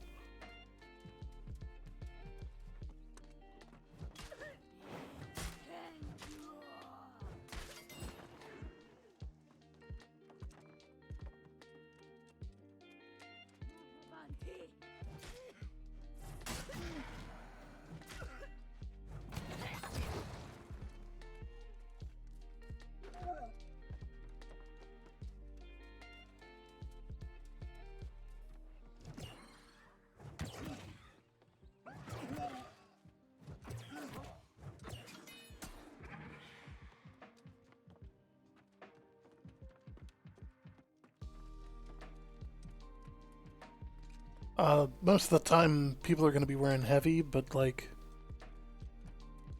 you know, it's a combination of like, if you deal a shitload of damage to them, you're going to want to finish them off, just because like they're easy to kill, and the respawn timers get longer, so like getting kills is important, but like you're also playing the mini game of, you know, I need to not just kill them, I need to keep them off the point. So, you know, that to me is as important as killing them, is keeping them off the point.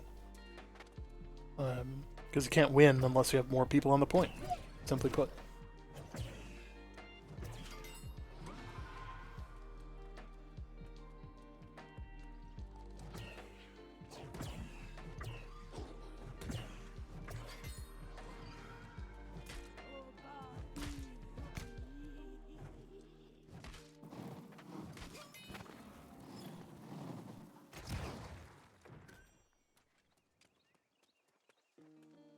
How do you spot the healers? They're the guys with the staffs. Pretty much every life staff in the game is silver.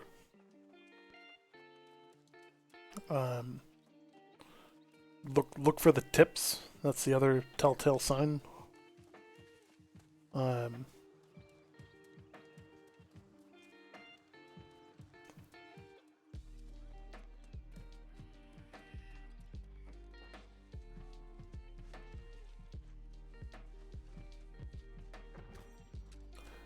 Yeah, if you have somebody that can like ping things out, like between like moving around, that can actually like show you.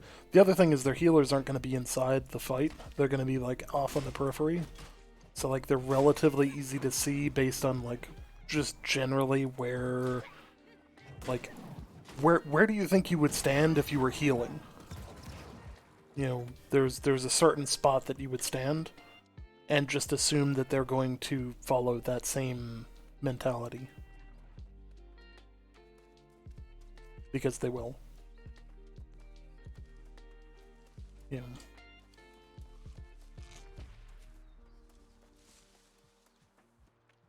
I'm literally about to go hunting for deer because I need stag anus glands. I didn't pronounce that wrong either.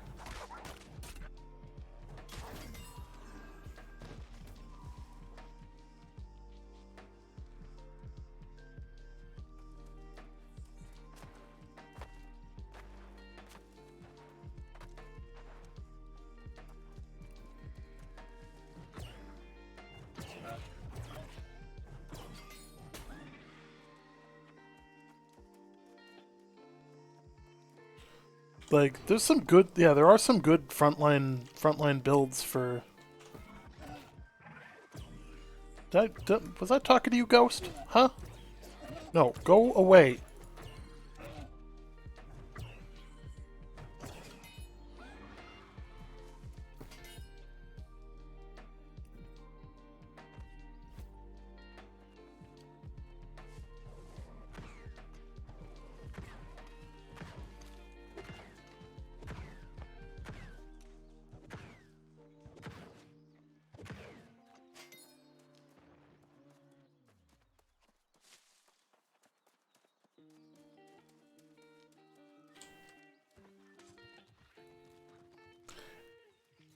Yeah, it's the auto mod. I apologize. It's a little overprotective.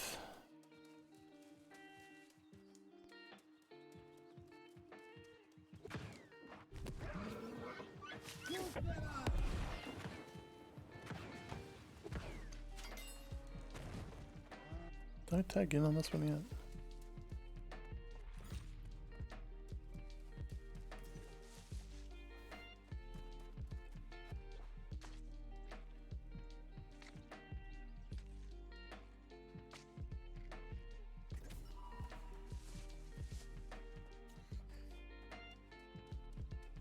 I did not respect back to strength.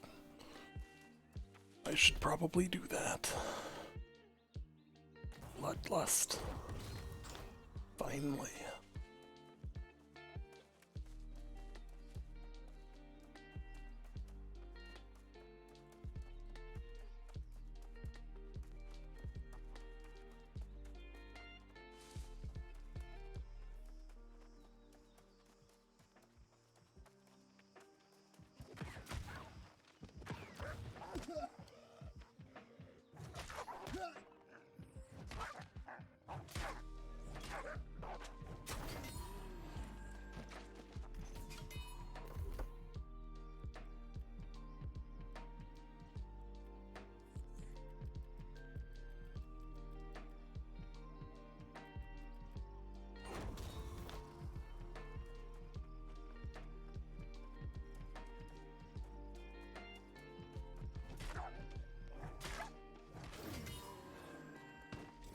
That's a nice difference right there.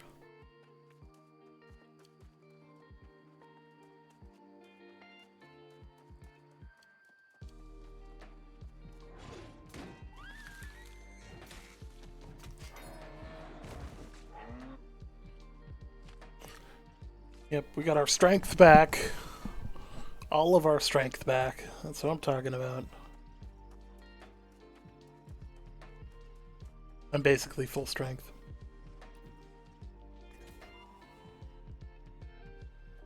How can I pass up that lodestone? I mean, too many reasons.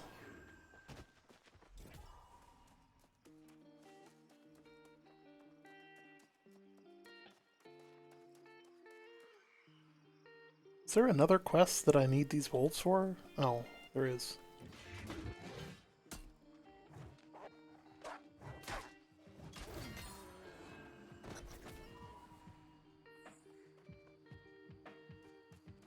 Need to find fungus in the woods.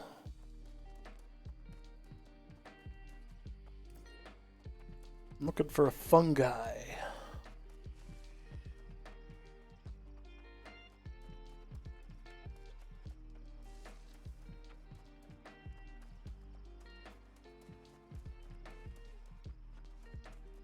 Fungus. It's the fungus among us.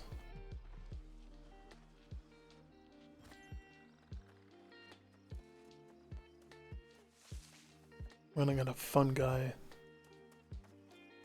Puns.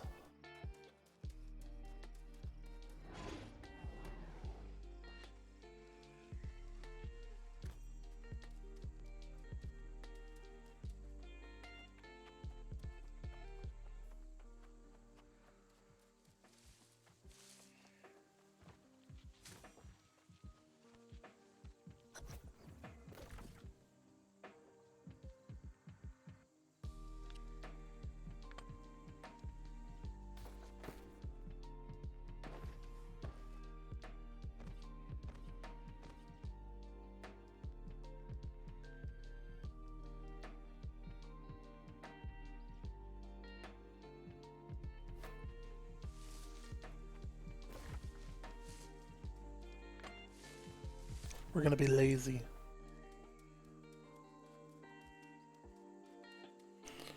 I'm gonna use the fast travel.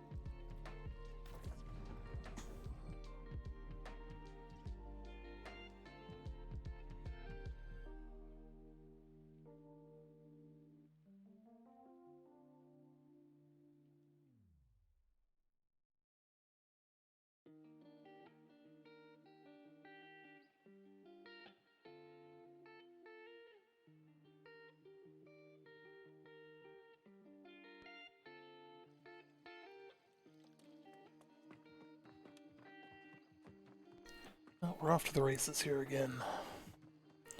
We're so close. We're so close, guys.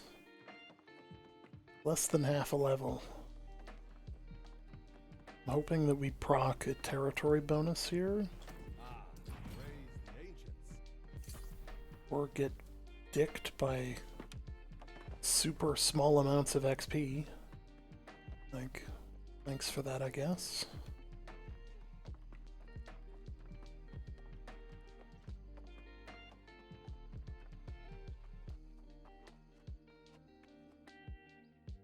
That was an XP. What is this?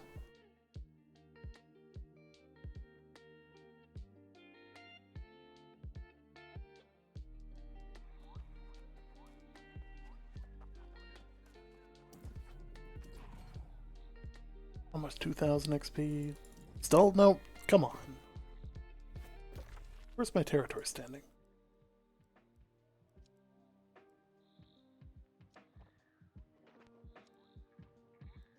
What's going on here? Oh.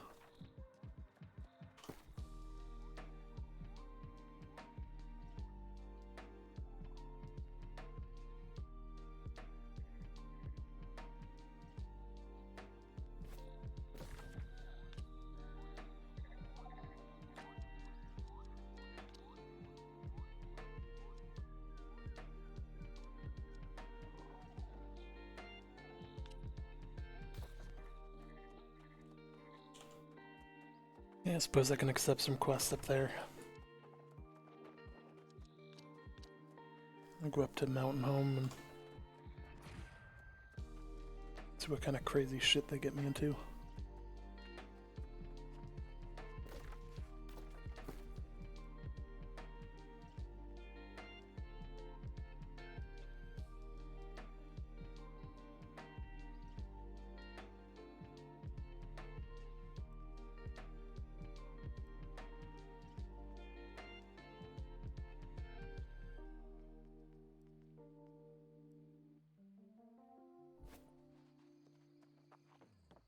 Need to store some shit here.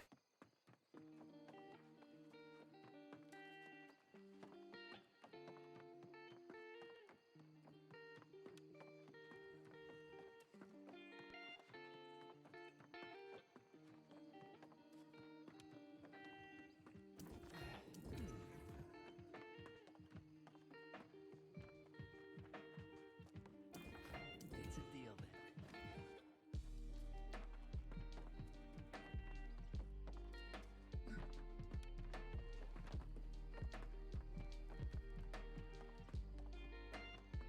Blind? No, I'm not blind. They're just well hidden.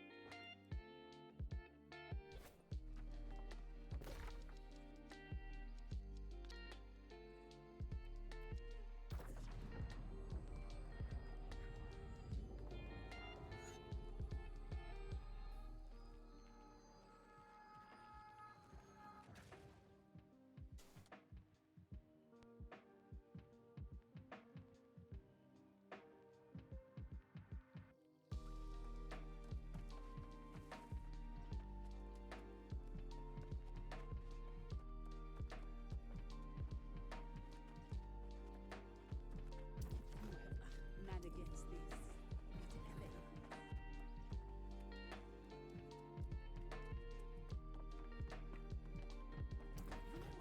Well, we don't need to retake the forts. Just weaken the corrupted enough so supplies can get through.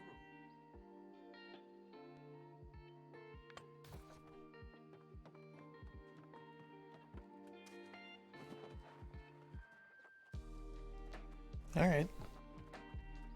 Well, let's see how these do.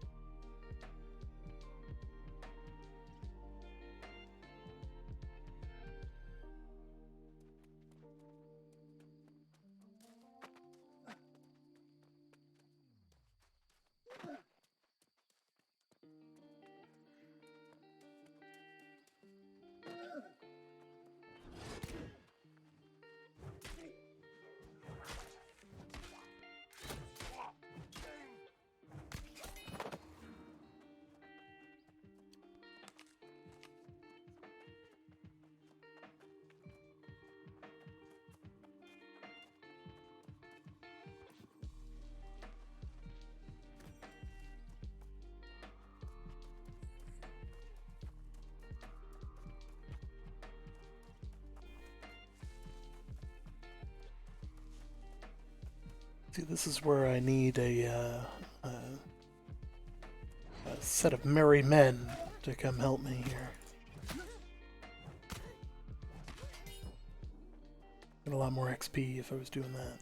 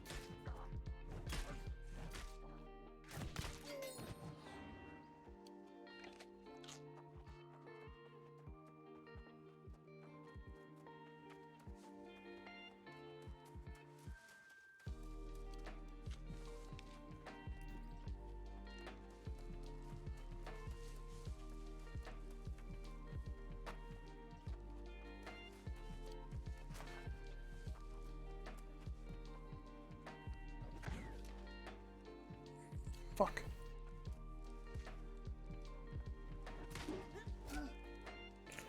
Ah, chain void. Just what I like.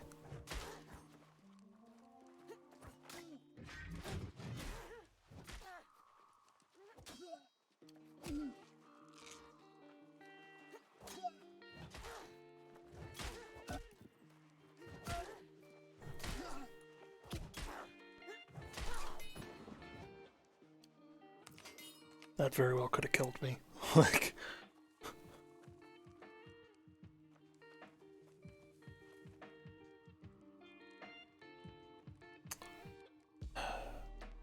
it's gonna be tough. It's gonna be real tough.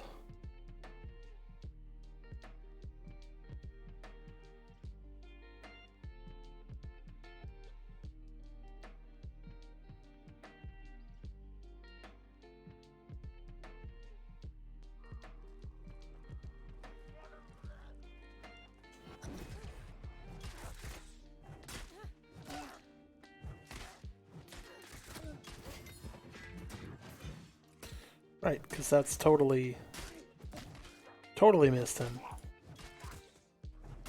Because that was, like, not even close to the direction I was facing. Because, like, I was clearly pointed over here, and it shot off that way.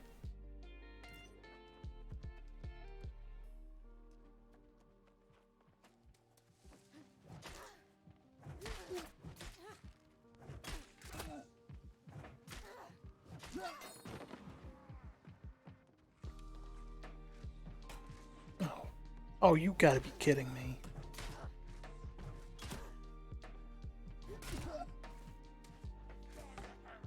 Right, yeah. This is... Stop shooting me. Who the fuck triggered you guys?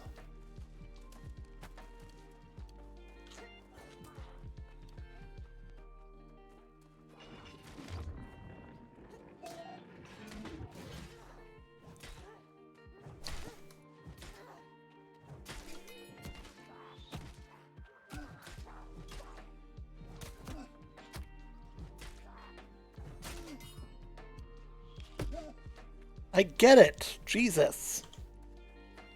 Hold on.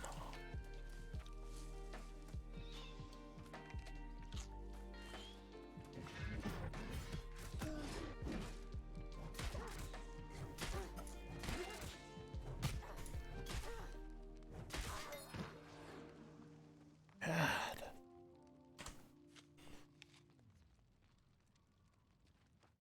These guys hurt a lot.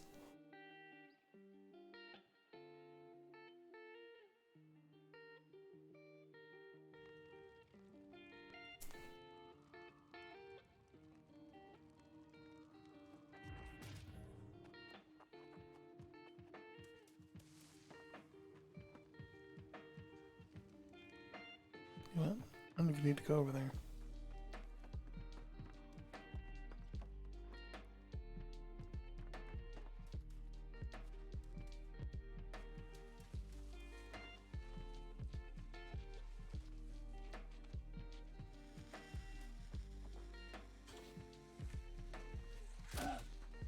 Yeah, that's fair.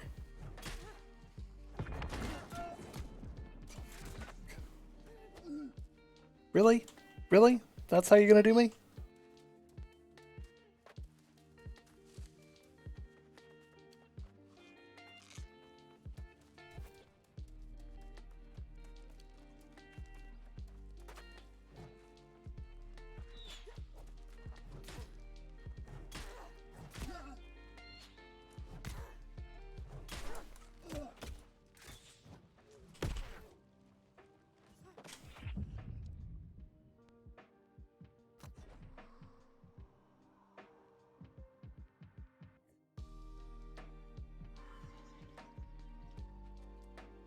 Is there a way to cast an ability without looking at your feet? At max distance?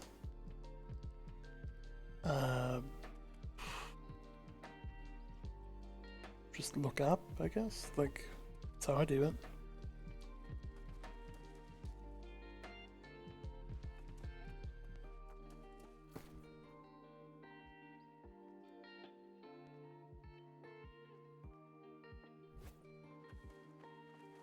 I would just say look up. If it's one of the abilities that scrolls, like it should be just looking like straight up or looking close to straight up.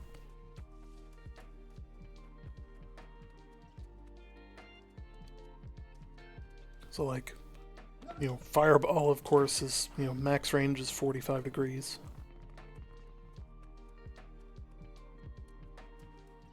I almost hit mark guard with that one. But like, you know, in terms of like casted abilities that like have a preset location, you know, in terms of max range, just whatever's furthest out, like it'll you know, you just look up and it should let you cast whatever your max range is. Because like looking down doesn't really do anything. Look up and that'll be the max range. It's tied to your cursor.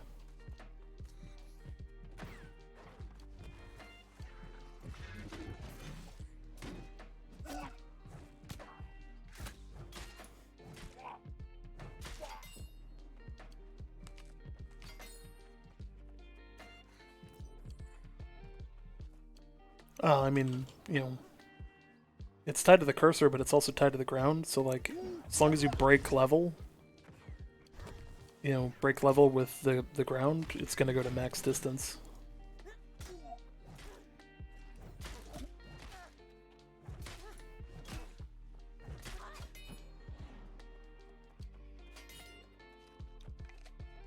It's like, so from here, so like as long as it's gonna follow my cursor wherever I go, you know, but if I break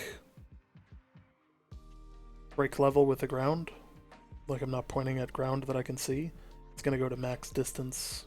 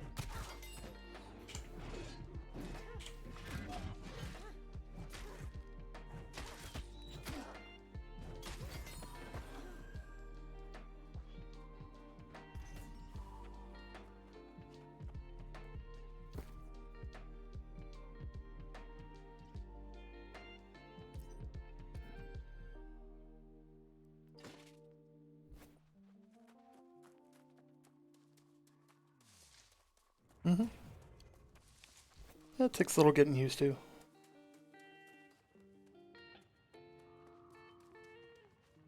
Damn it, they respawned.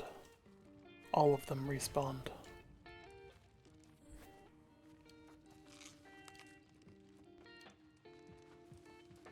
Oh, yeah, because, like, nobody triggered you. Like, what are you doing out here?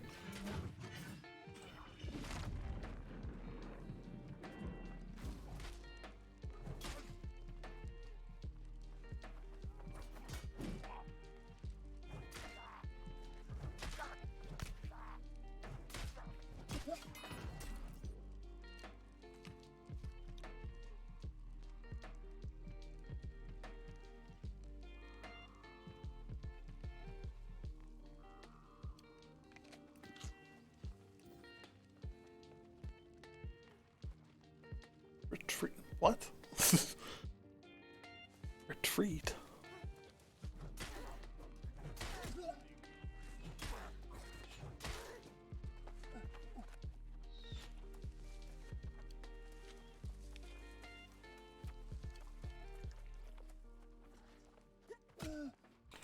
Wow.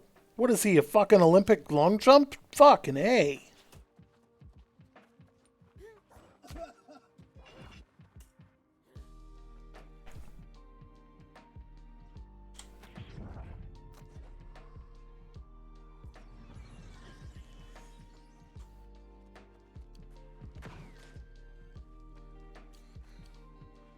Yeah, I'm back.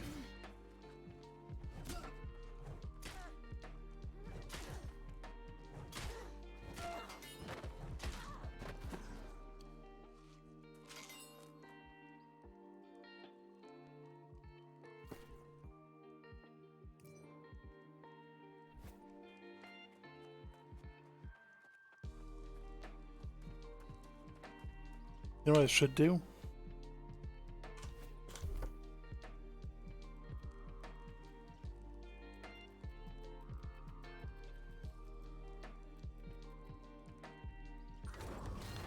I'm gonna hit like a fucking kitten, but...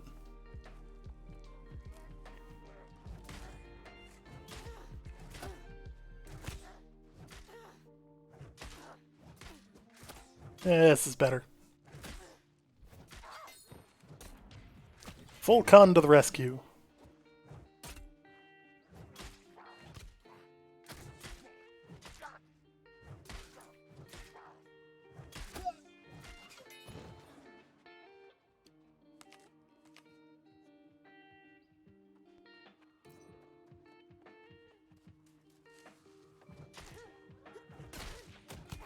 You know what's cool? Triggering the entire fort from like the far fucking side. When I'm definitely not in your fucking eye line. But okay.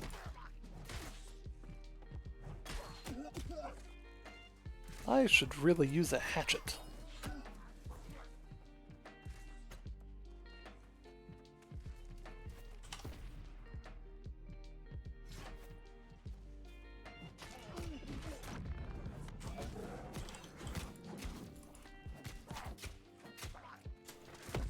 Yeah, let me out of here. Yeah.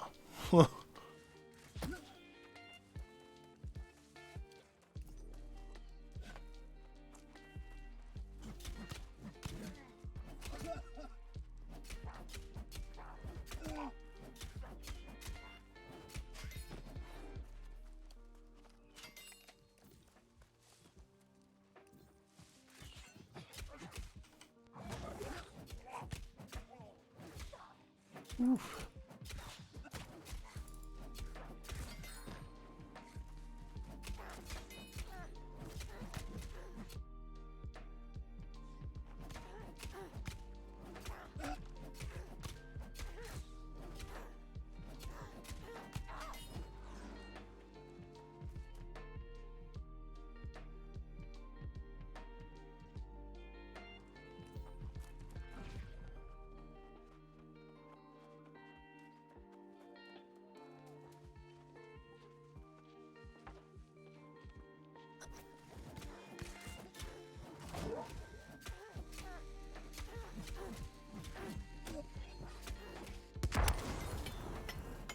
Did I seriously just about fucking blow myself up? Holy shit. I didn't even think that was possible. That was a lot of damage. Like, I know it was a bomb, but like, you know, wow. Also, hello.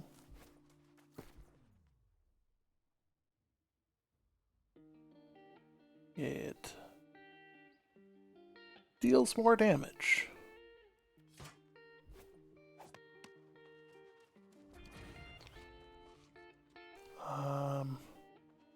Search containers.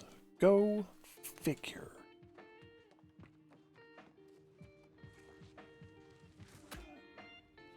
You know what's really cool? These guys triggering on, like, everything that I do from the other side of the fort. Like, out of eye lines and the whole works.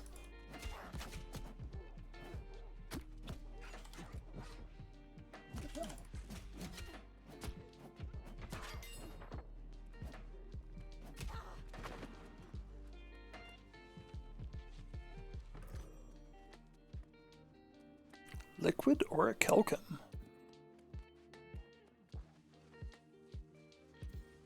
Oh yeah, yeah, because that's fair. Like, he's below, like, he's not even, like, close to in the eye line here. This is bad.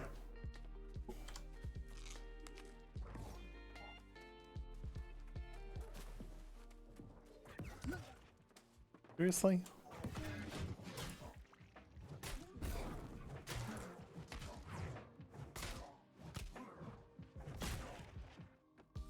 This is real bad.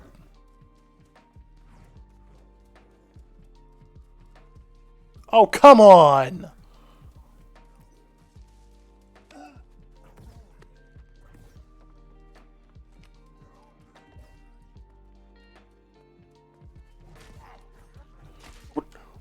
Where are all of these guys coming from?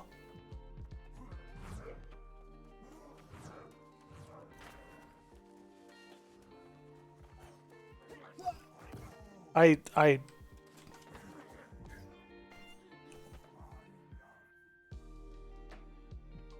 yeah. You know, I'm all for this, but like, I don't want to like pay for gear here. So we're gonna go back down to the south and not die 1,000 times trying to complete a mission.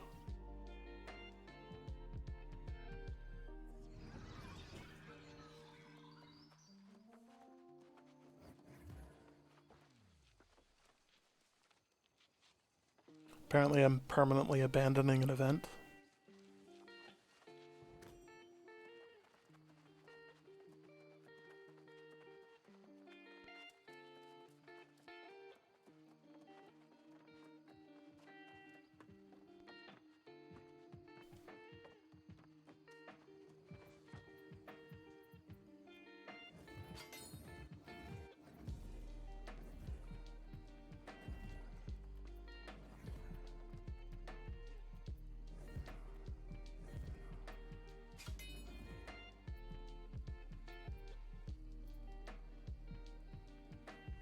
Gonna do some town board quests.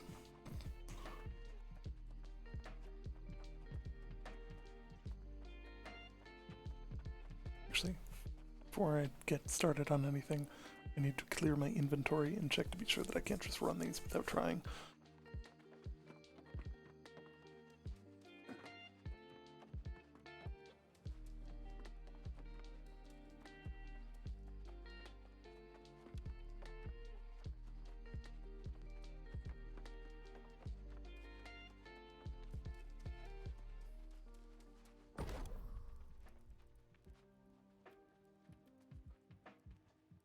Iron, iron, iron, wood, and rawhide.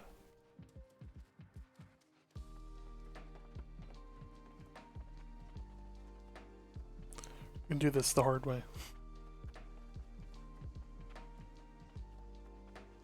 So I really don't think that these are going to be in the game. Like, I think these are just placeholders. Because, like, They just don't fit.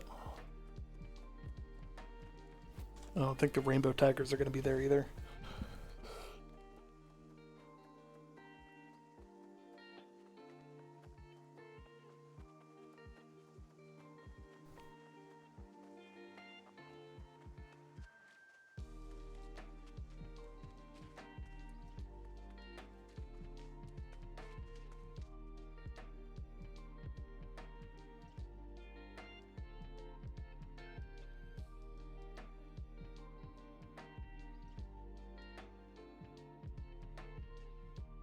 What up, Slime? Okay, stop that. Of course, of course. We'll What be are on you Twitch doing? soon. That's not at all what I told them.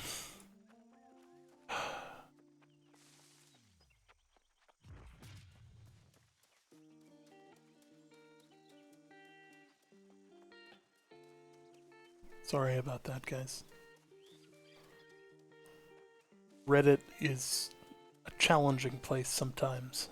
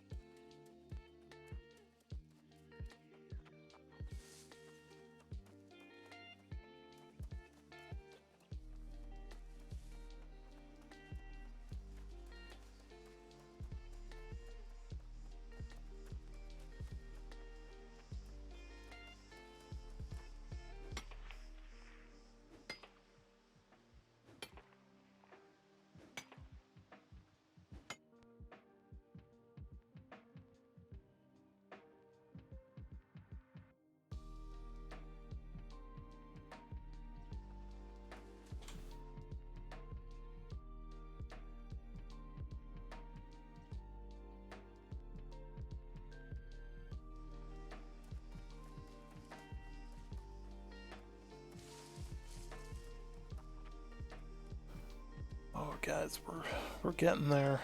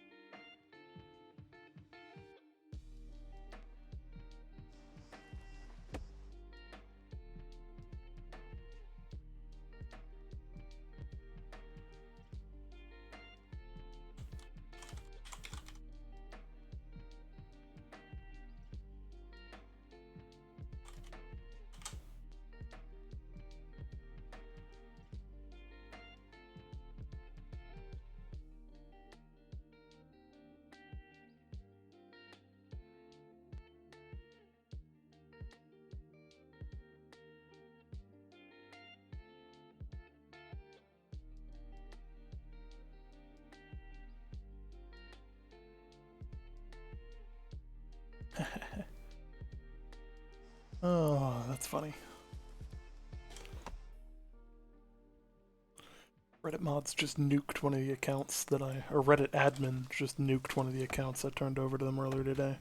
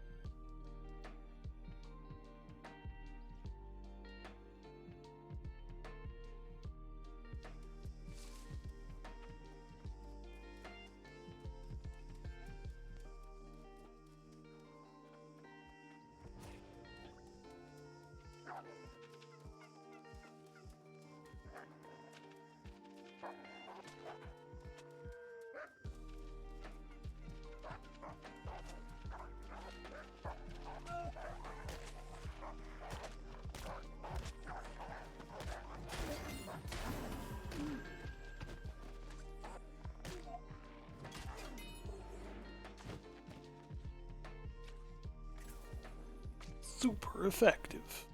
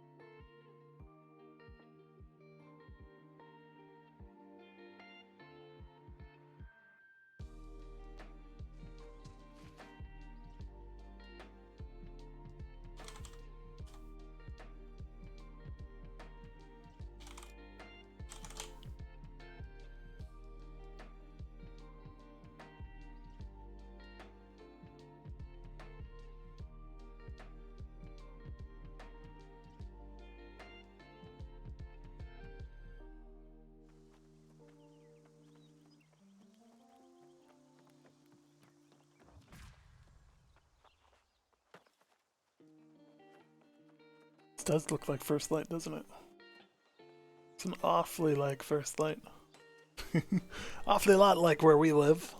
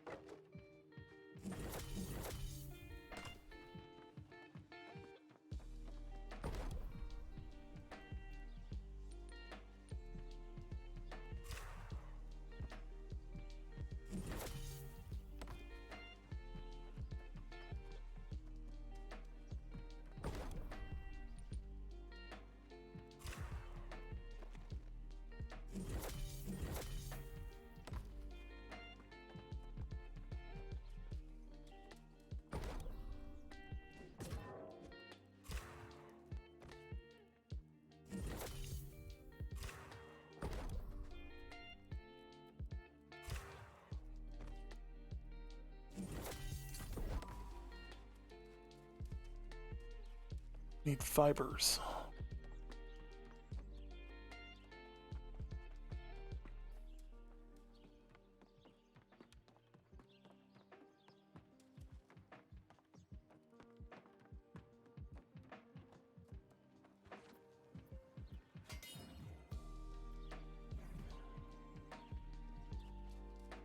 Grab some fibers.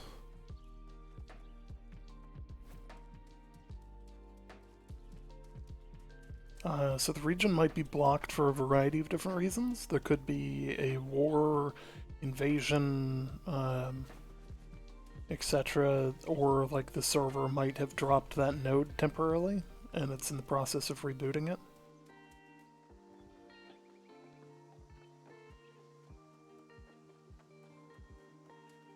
But that happens every once in a while, yeah.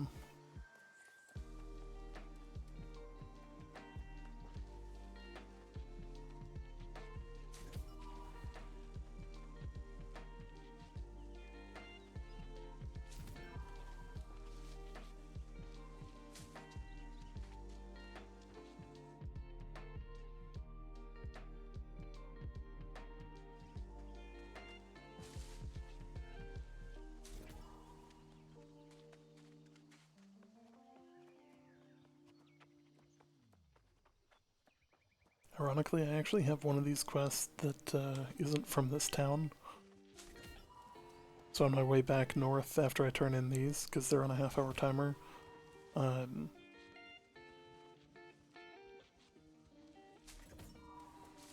yeah.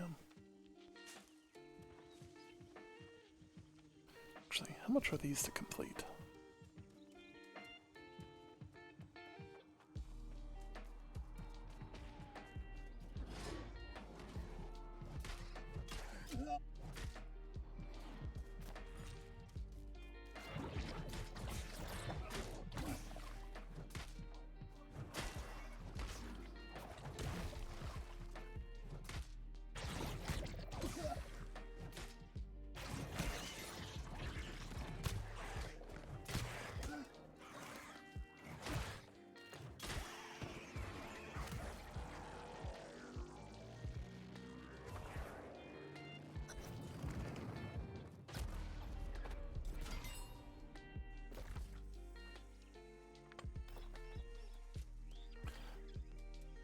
I think we have a route, boys. We're gonna do portals.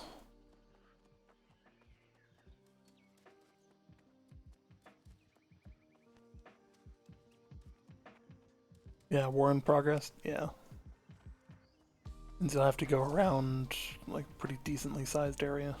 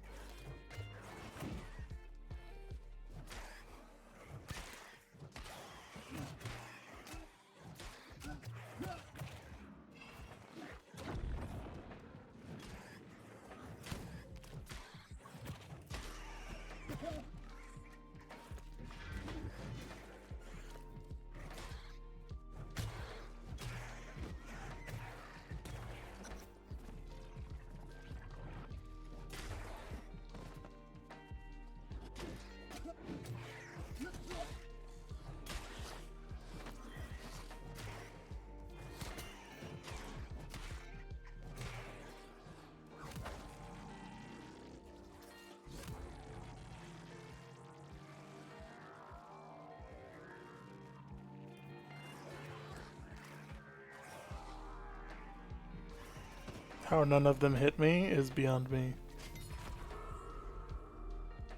War group. I don't have access to a war group.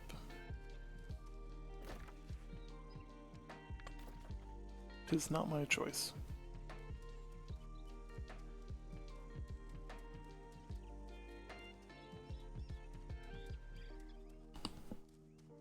Oh.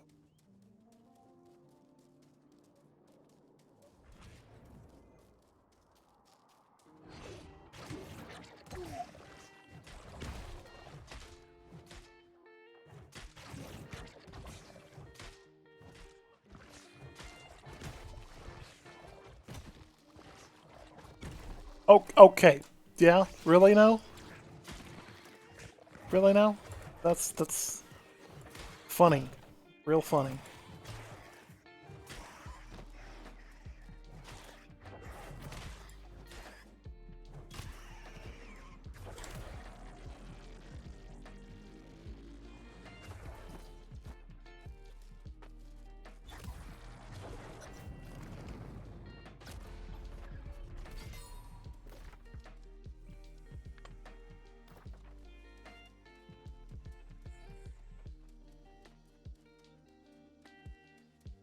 Can you run one of those portals up there and tell me how much XP it gives? Like, one of the tendril ones, just to see if we get a baseline.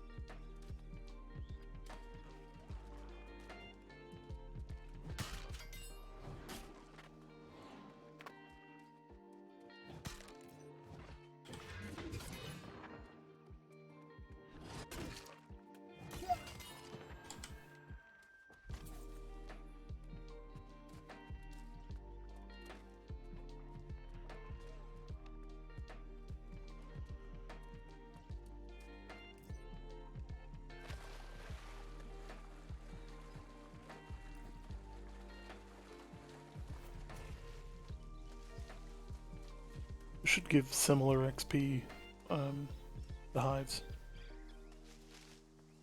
I don't know if I've got another. I don't know if I've got a hive down here that I can run, but if I do, that'll. Yeah, I'm just about to run a hive apparently.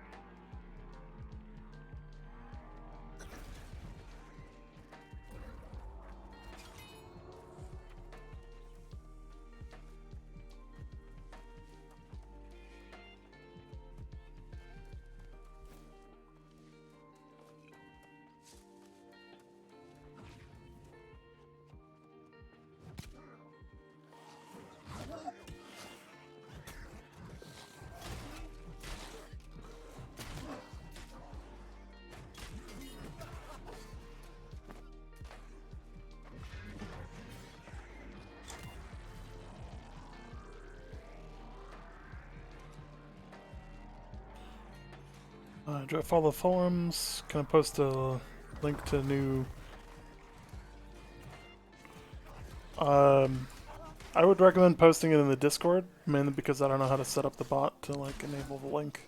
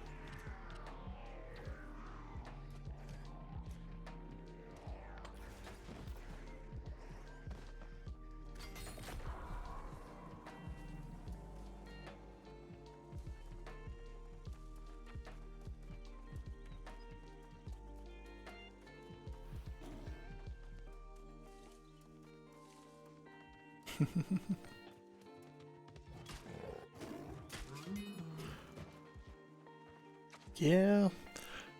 Drops are pretty good. I'm digging the fact that they've got drops going for this game. And I've got high hopes that they're going to have more in the future. And like an Amazon company with an Amazon game with Twitch integration just totally makes sense.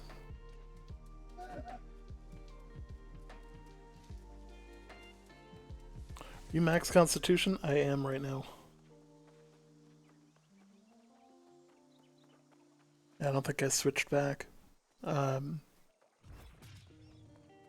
Reason for that is I ran into some trouble in the north and tried to use it.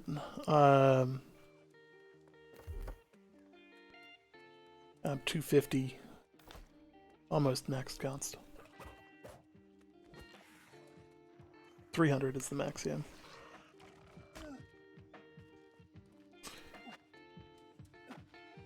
Like, you just don't really have to worry about health very much. Like, level 60 content's different, like, because it really is the, like, you need help. You need more than one person, you know.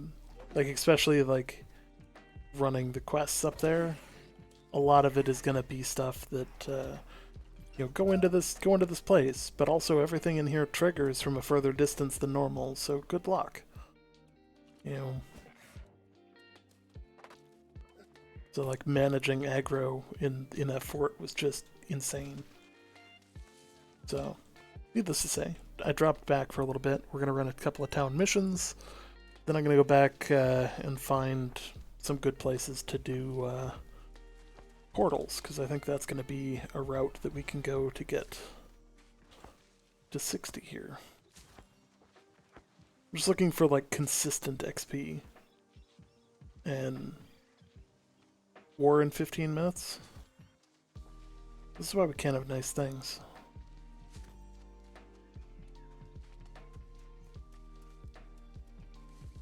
Which one is this one? Is it Windsward? Or Everfall?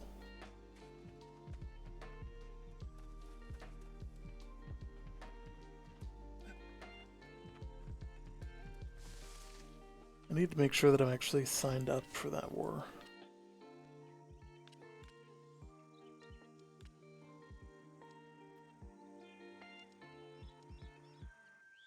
I don't think I'm actually signed up for that one.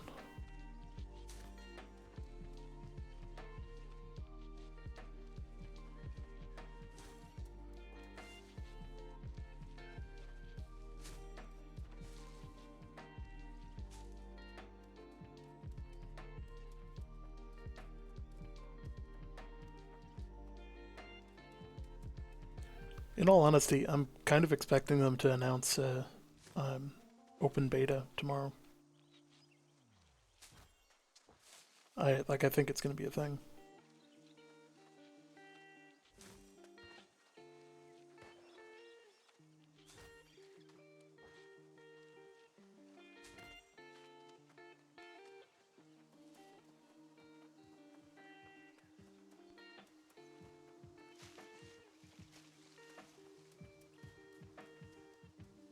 Like, if I was them, I would say, you know, due to the, you know, massive success of the closed beta, you know, we're looking to ensure that we have the best data possible, and the only way to do that is to stress test the game and ensure that patches that we're putting in are solving, you know, whatever problems, blah blah blah, PR talk.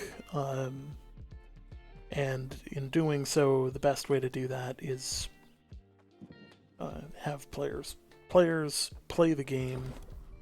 As a side benefit, those players also happen to get, you know, X. You know, happen to be able to try the game out before it comes out.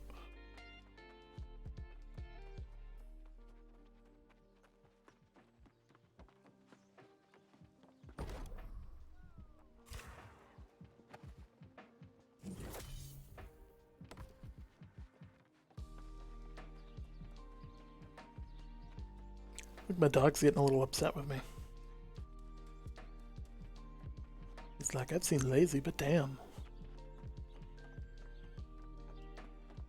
Oh. See, I'm going the wrong way. Like, I'm clearly getting tired here. These levels just take like so much longer than the lowers. Like, it's painful. You know, this stream started with me at low 58, and I'm now almost 60. Like, I'm close.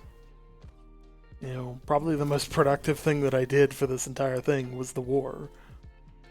But it's just a lot.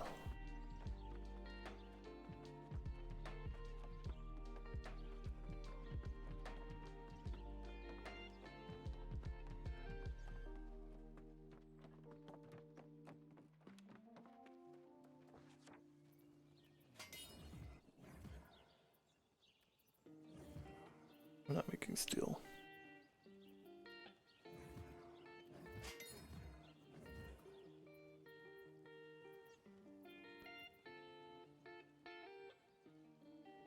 I mean, I think that's the big thing, is like everybody's just excited for something new, something different. And I think New World has a lot that's different. It's got something that, like, we just haven't seen before. It doesn't play the same. It doesn't feel the same. The systems within it are just, you know, perfume. What the fuck did I just make? I need water. I'm sure that's for a quest somewhere, but like, I got nothing.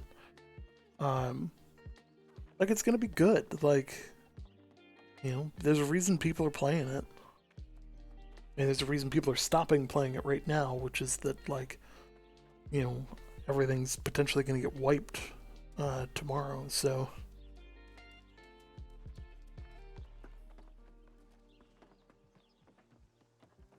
Or they could do us all a solid and not make us wait a month to play. 31st is going to take forever to get here. Oh yeah, dude, like right now, like selling gear, people are going to be like all over it because, like, what is money? You know,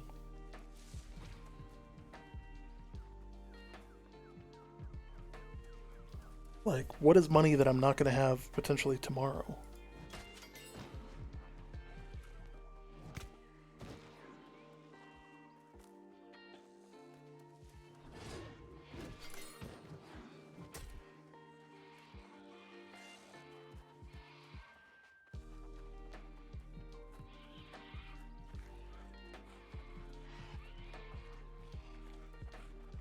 Turn around.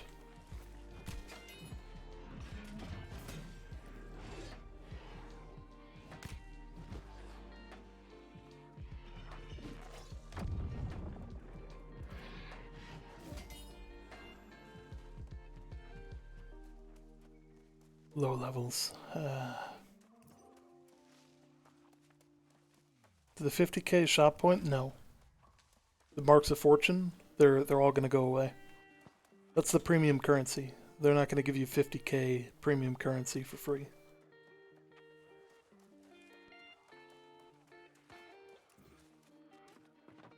Like, the whole reason they gave it to people, and like they did the same in the alpha, because that leaked, is literally, you know, so they could test the shop, make sure that people, you know, could try the skins and try buying certain items and make sure that those items and the mechanics behind them worked. You know, fundamentally, it's so they could test it. Yeah.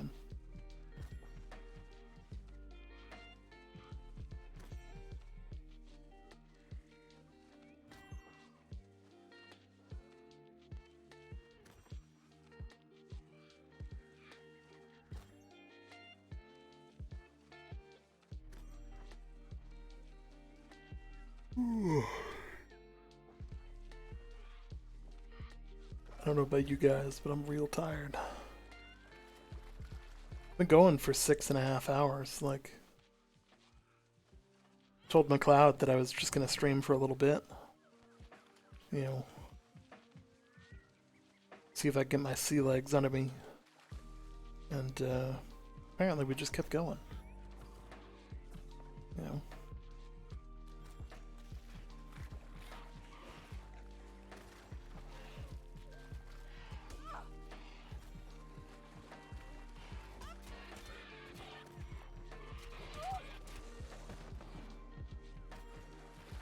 Yeah, that only works if you're good.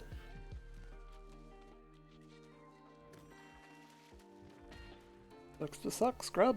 You could tell he was trying to get me involved in that fight, and it's like, that's not how that's gonna happen.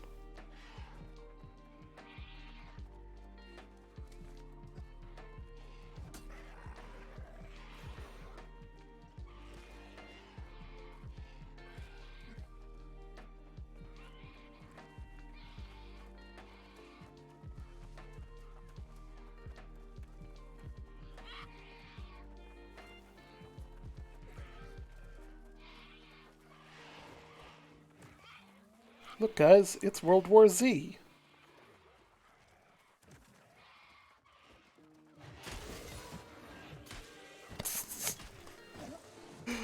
Oh, God.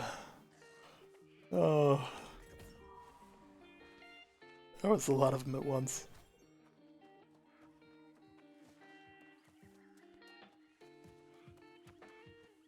It's like a newbie's, like, worst enemy right there.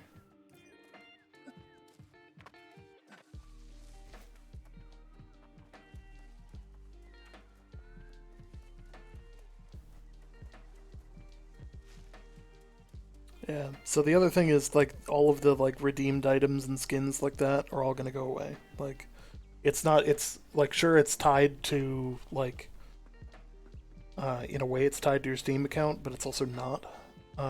Because the version of the game that you're playing is not actually the release version. Like, and when I say that, I mean that in terms of, like, of course it's going to be updated and stuff like that. In terms of Steam, they do not count as the same game.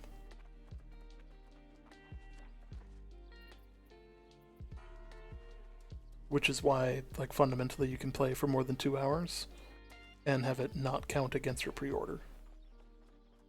Or not count against your actual, like, order for the game. Which allows you to return it.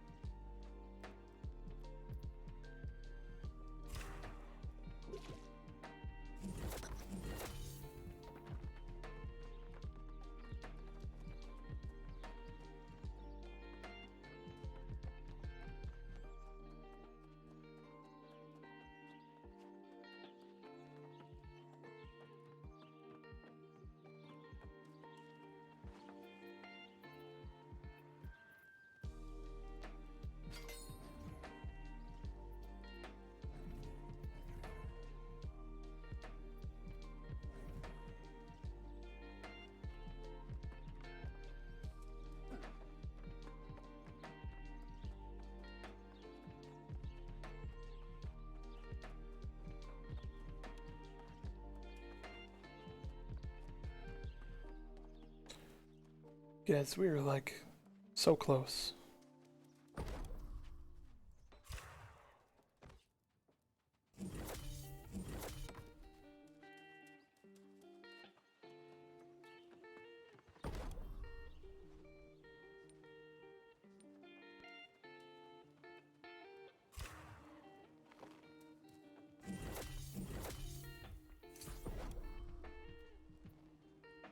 Melange, do you have any tannin?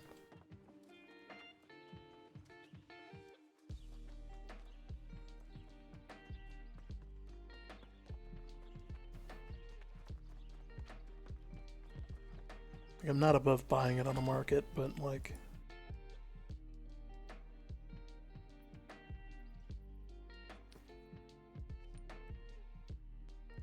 No problem. Spotted on the market here, so there's actually a surprising amount on the market here for once. Like that took a solid took the entire thing, but finally there's like a decent supply of like stuff here.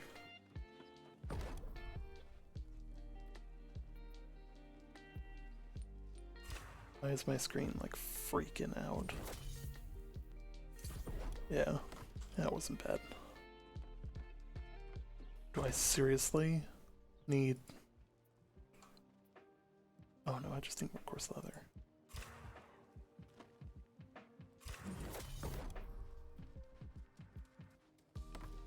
You kidding me?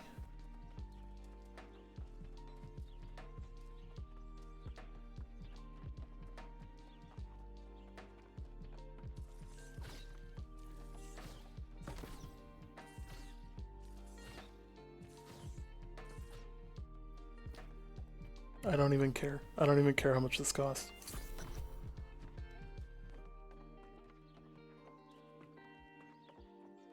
Like, just, yeah.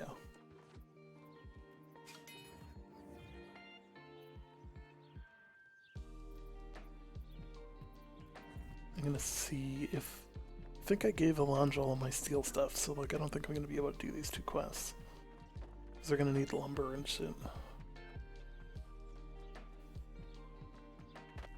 Yeah, I know I gave him all that. I should just cancel them because I don't know what the timer's at.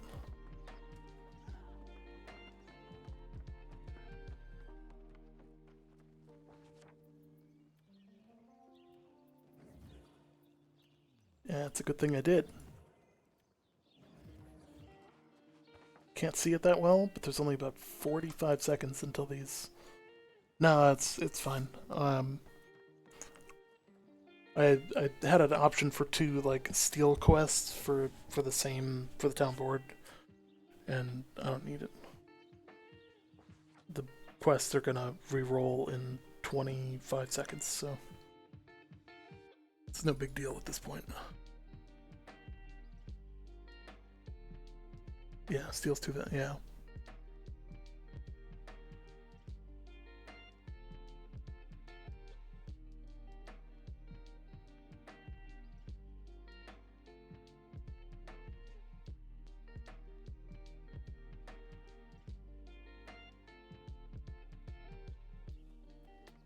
Wood, iron, rawhide, weak potions. Wood, iron, rawhide. Alright.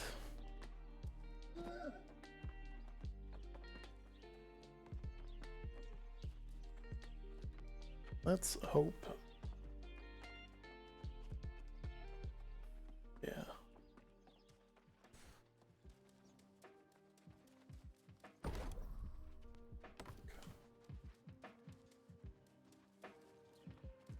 We burned all of our stuff here, trying to get the last one.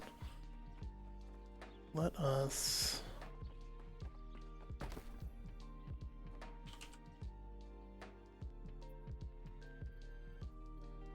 Really?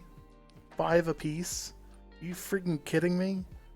Like I don't even care. Like I don't care what this costs. My whole goal at this point is I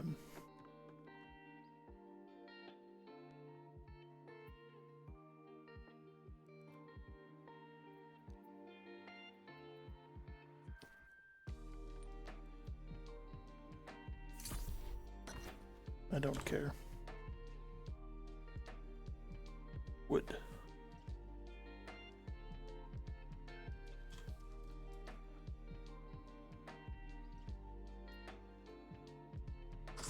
$0.74. You gotta be fucking kidding me.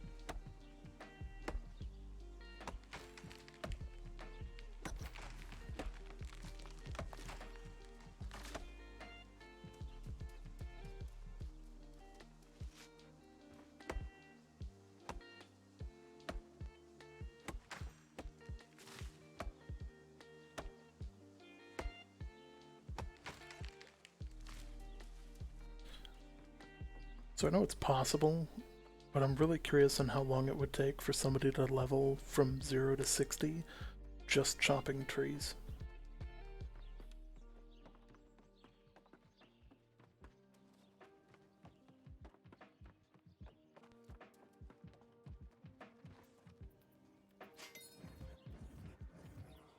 Oh, we're so close. We're so close. We're gonna close out of that. Here's what we're gonna do. We are going to fast travel to Windsward. 1, I want to make sure that we're signed up for the war there. 2, I'm gonna make sure that there's no board quests there. If there's anything that we can do there, we'll quick finish those. Then we'll bounce up to Everfall, finish those. Then we'll bounce up to Brightwood, which has at least one quest that I've already finished and literally have on me. And yeah. I know that there is the New World Pacifist Project. Mala Zedek is running that. So like, there is actually people out there trying to determine if you can do like a full-on build of a character that like straight up doesn't engage in combat.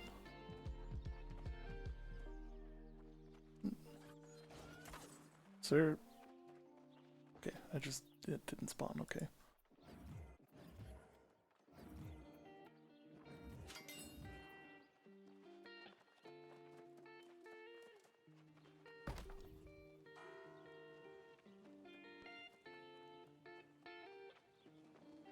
Okay, that's tomorrow.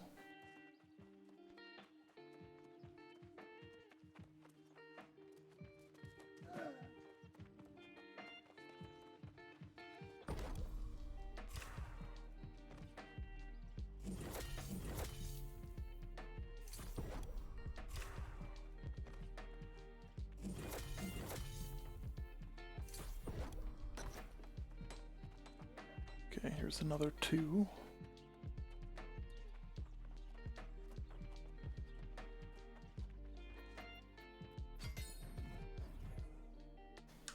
We are so close, guys. We're so close. We're so close.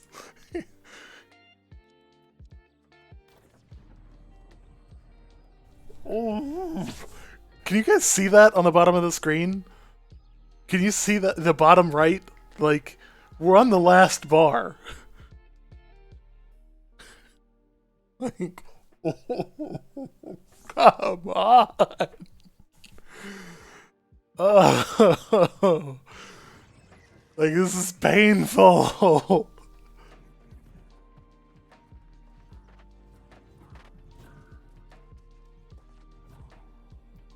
Linen, finish, aged wood. Do I have steel here? I don't have steel here. Aged wood. All right, I can do aged wood.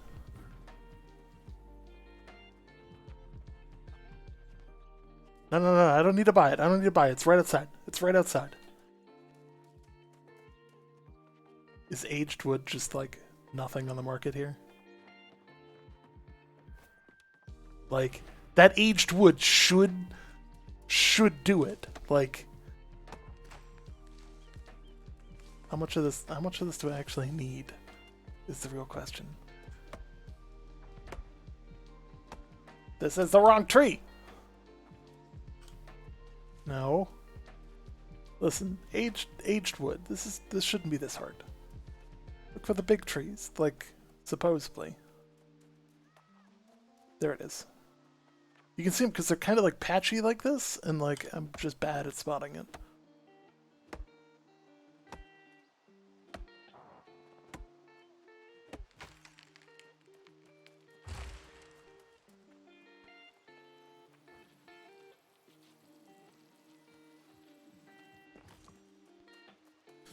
Guys, we're like on top of it at this point.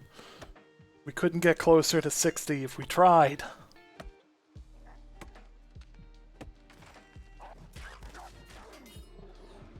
Yeah, that one definitely shouldn't count as aged wood because it's definitely dead.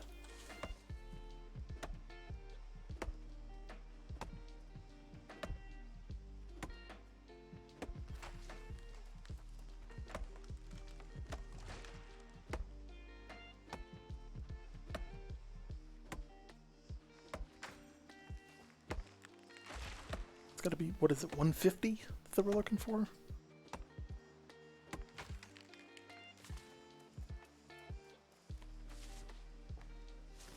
Right, because I totally meant to pick up a bush.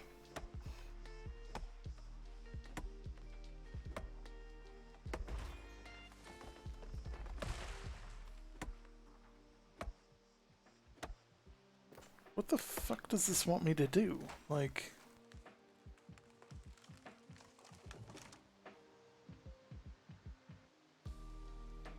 Oh, 200, okay. It's like...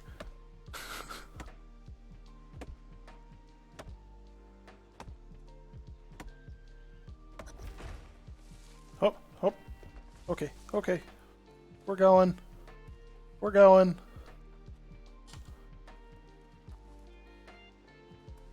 I'm gonna be real. You guys have no clue how pissed I'm gonna be if this isn't the last one.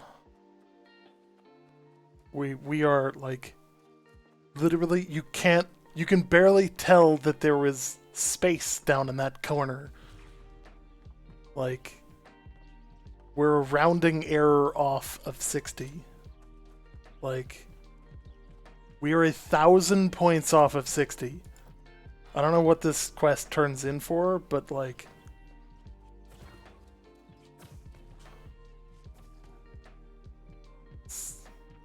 690 XP.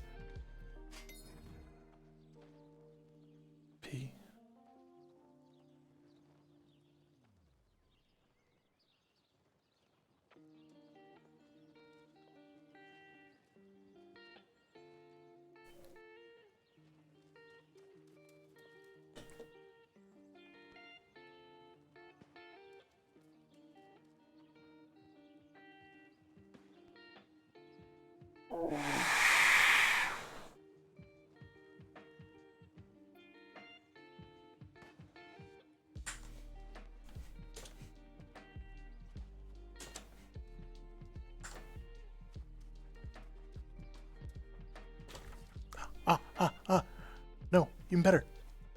I don't have to do anything. I don't have to do anything. Wait for this. So I accepted this quest long ago. Long ago. Apologies, the auto mod. I accepted this a while ago, and I built it when I was down in First Light, despite the fact that it wasn't a quest that I did. Here we go. Where is it? Where is it? Give me that fucking town board. Come on. Come on. Come on. All right. All right.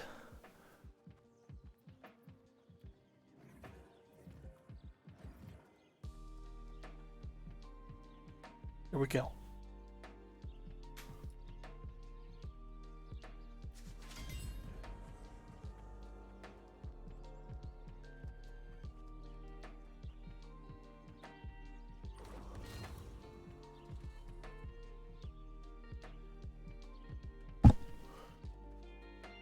Oh, God.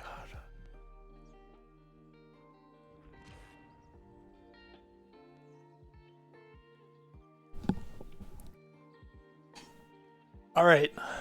It took us... Nope. I don't need these anymore. None of that. It took us a 7-hour stream. A 7-hour stream with a war and 20,000 freaking XP from the war to get where we are now.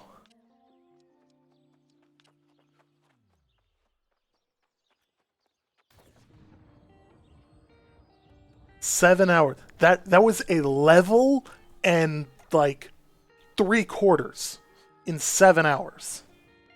Like, I know I wasn't min-maxing it, but damn. Like,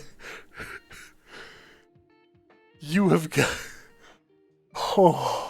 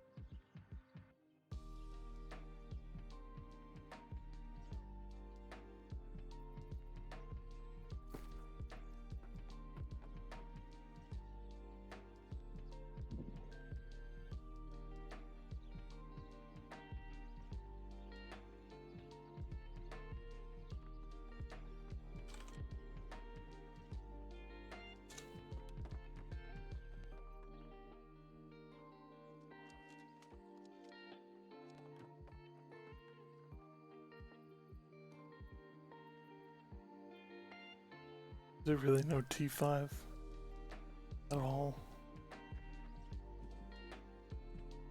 For chest armor?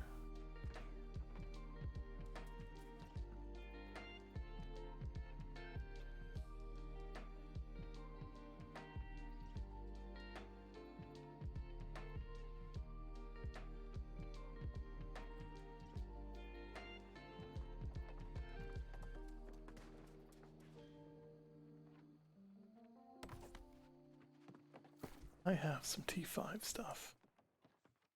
That's gonna get swapped out.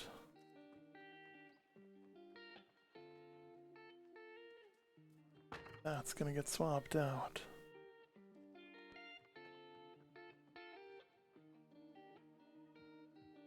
Just searching all towns? No, I didn't. I just looked local.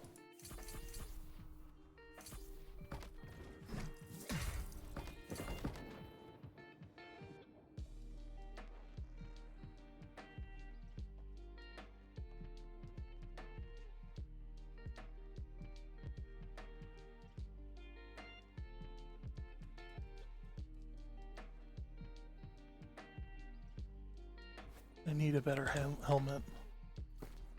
Don't bug me. How much money do I have?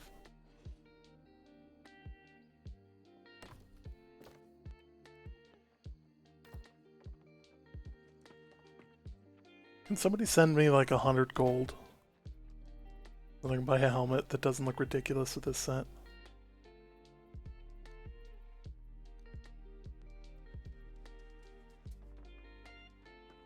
Awesome, thank you.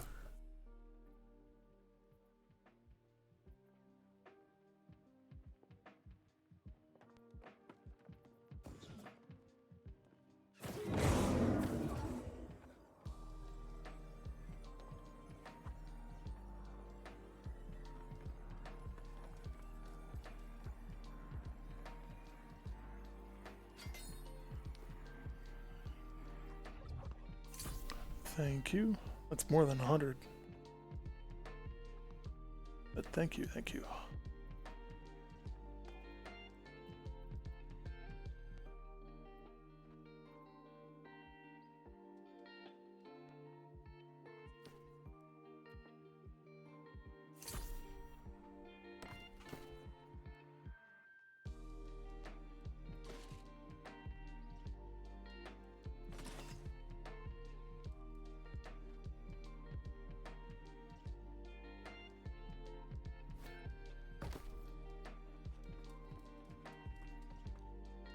Consumables, dyes, all of those are gross.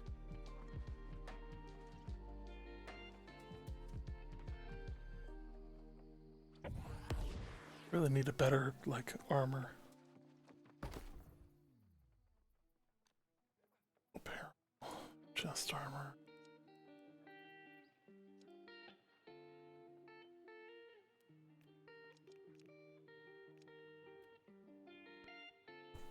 Oh. Is there just no T5 chest armor, like... Oh.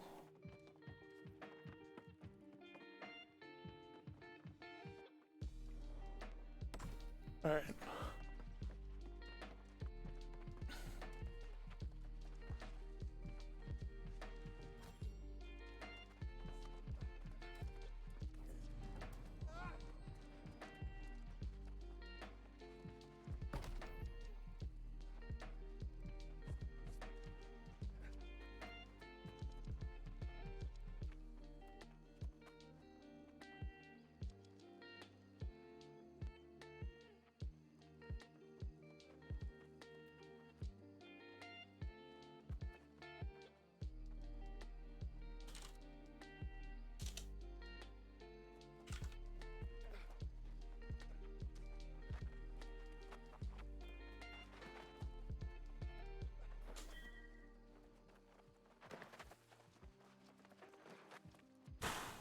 Got a little bit of time till that. We got 2 open spots, and it's 11:30, so I got 45 minutes till then.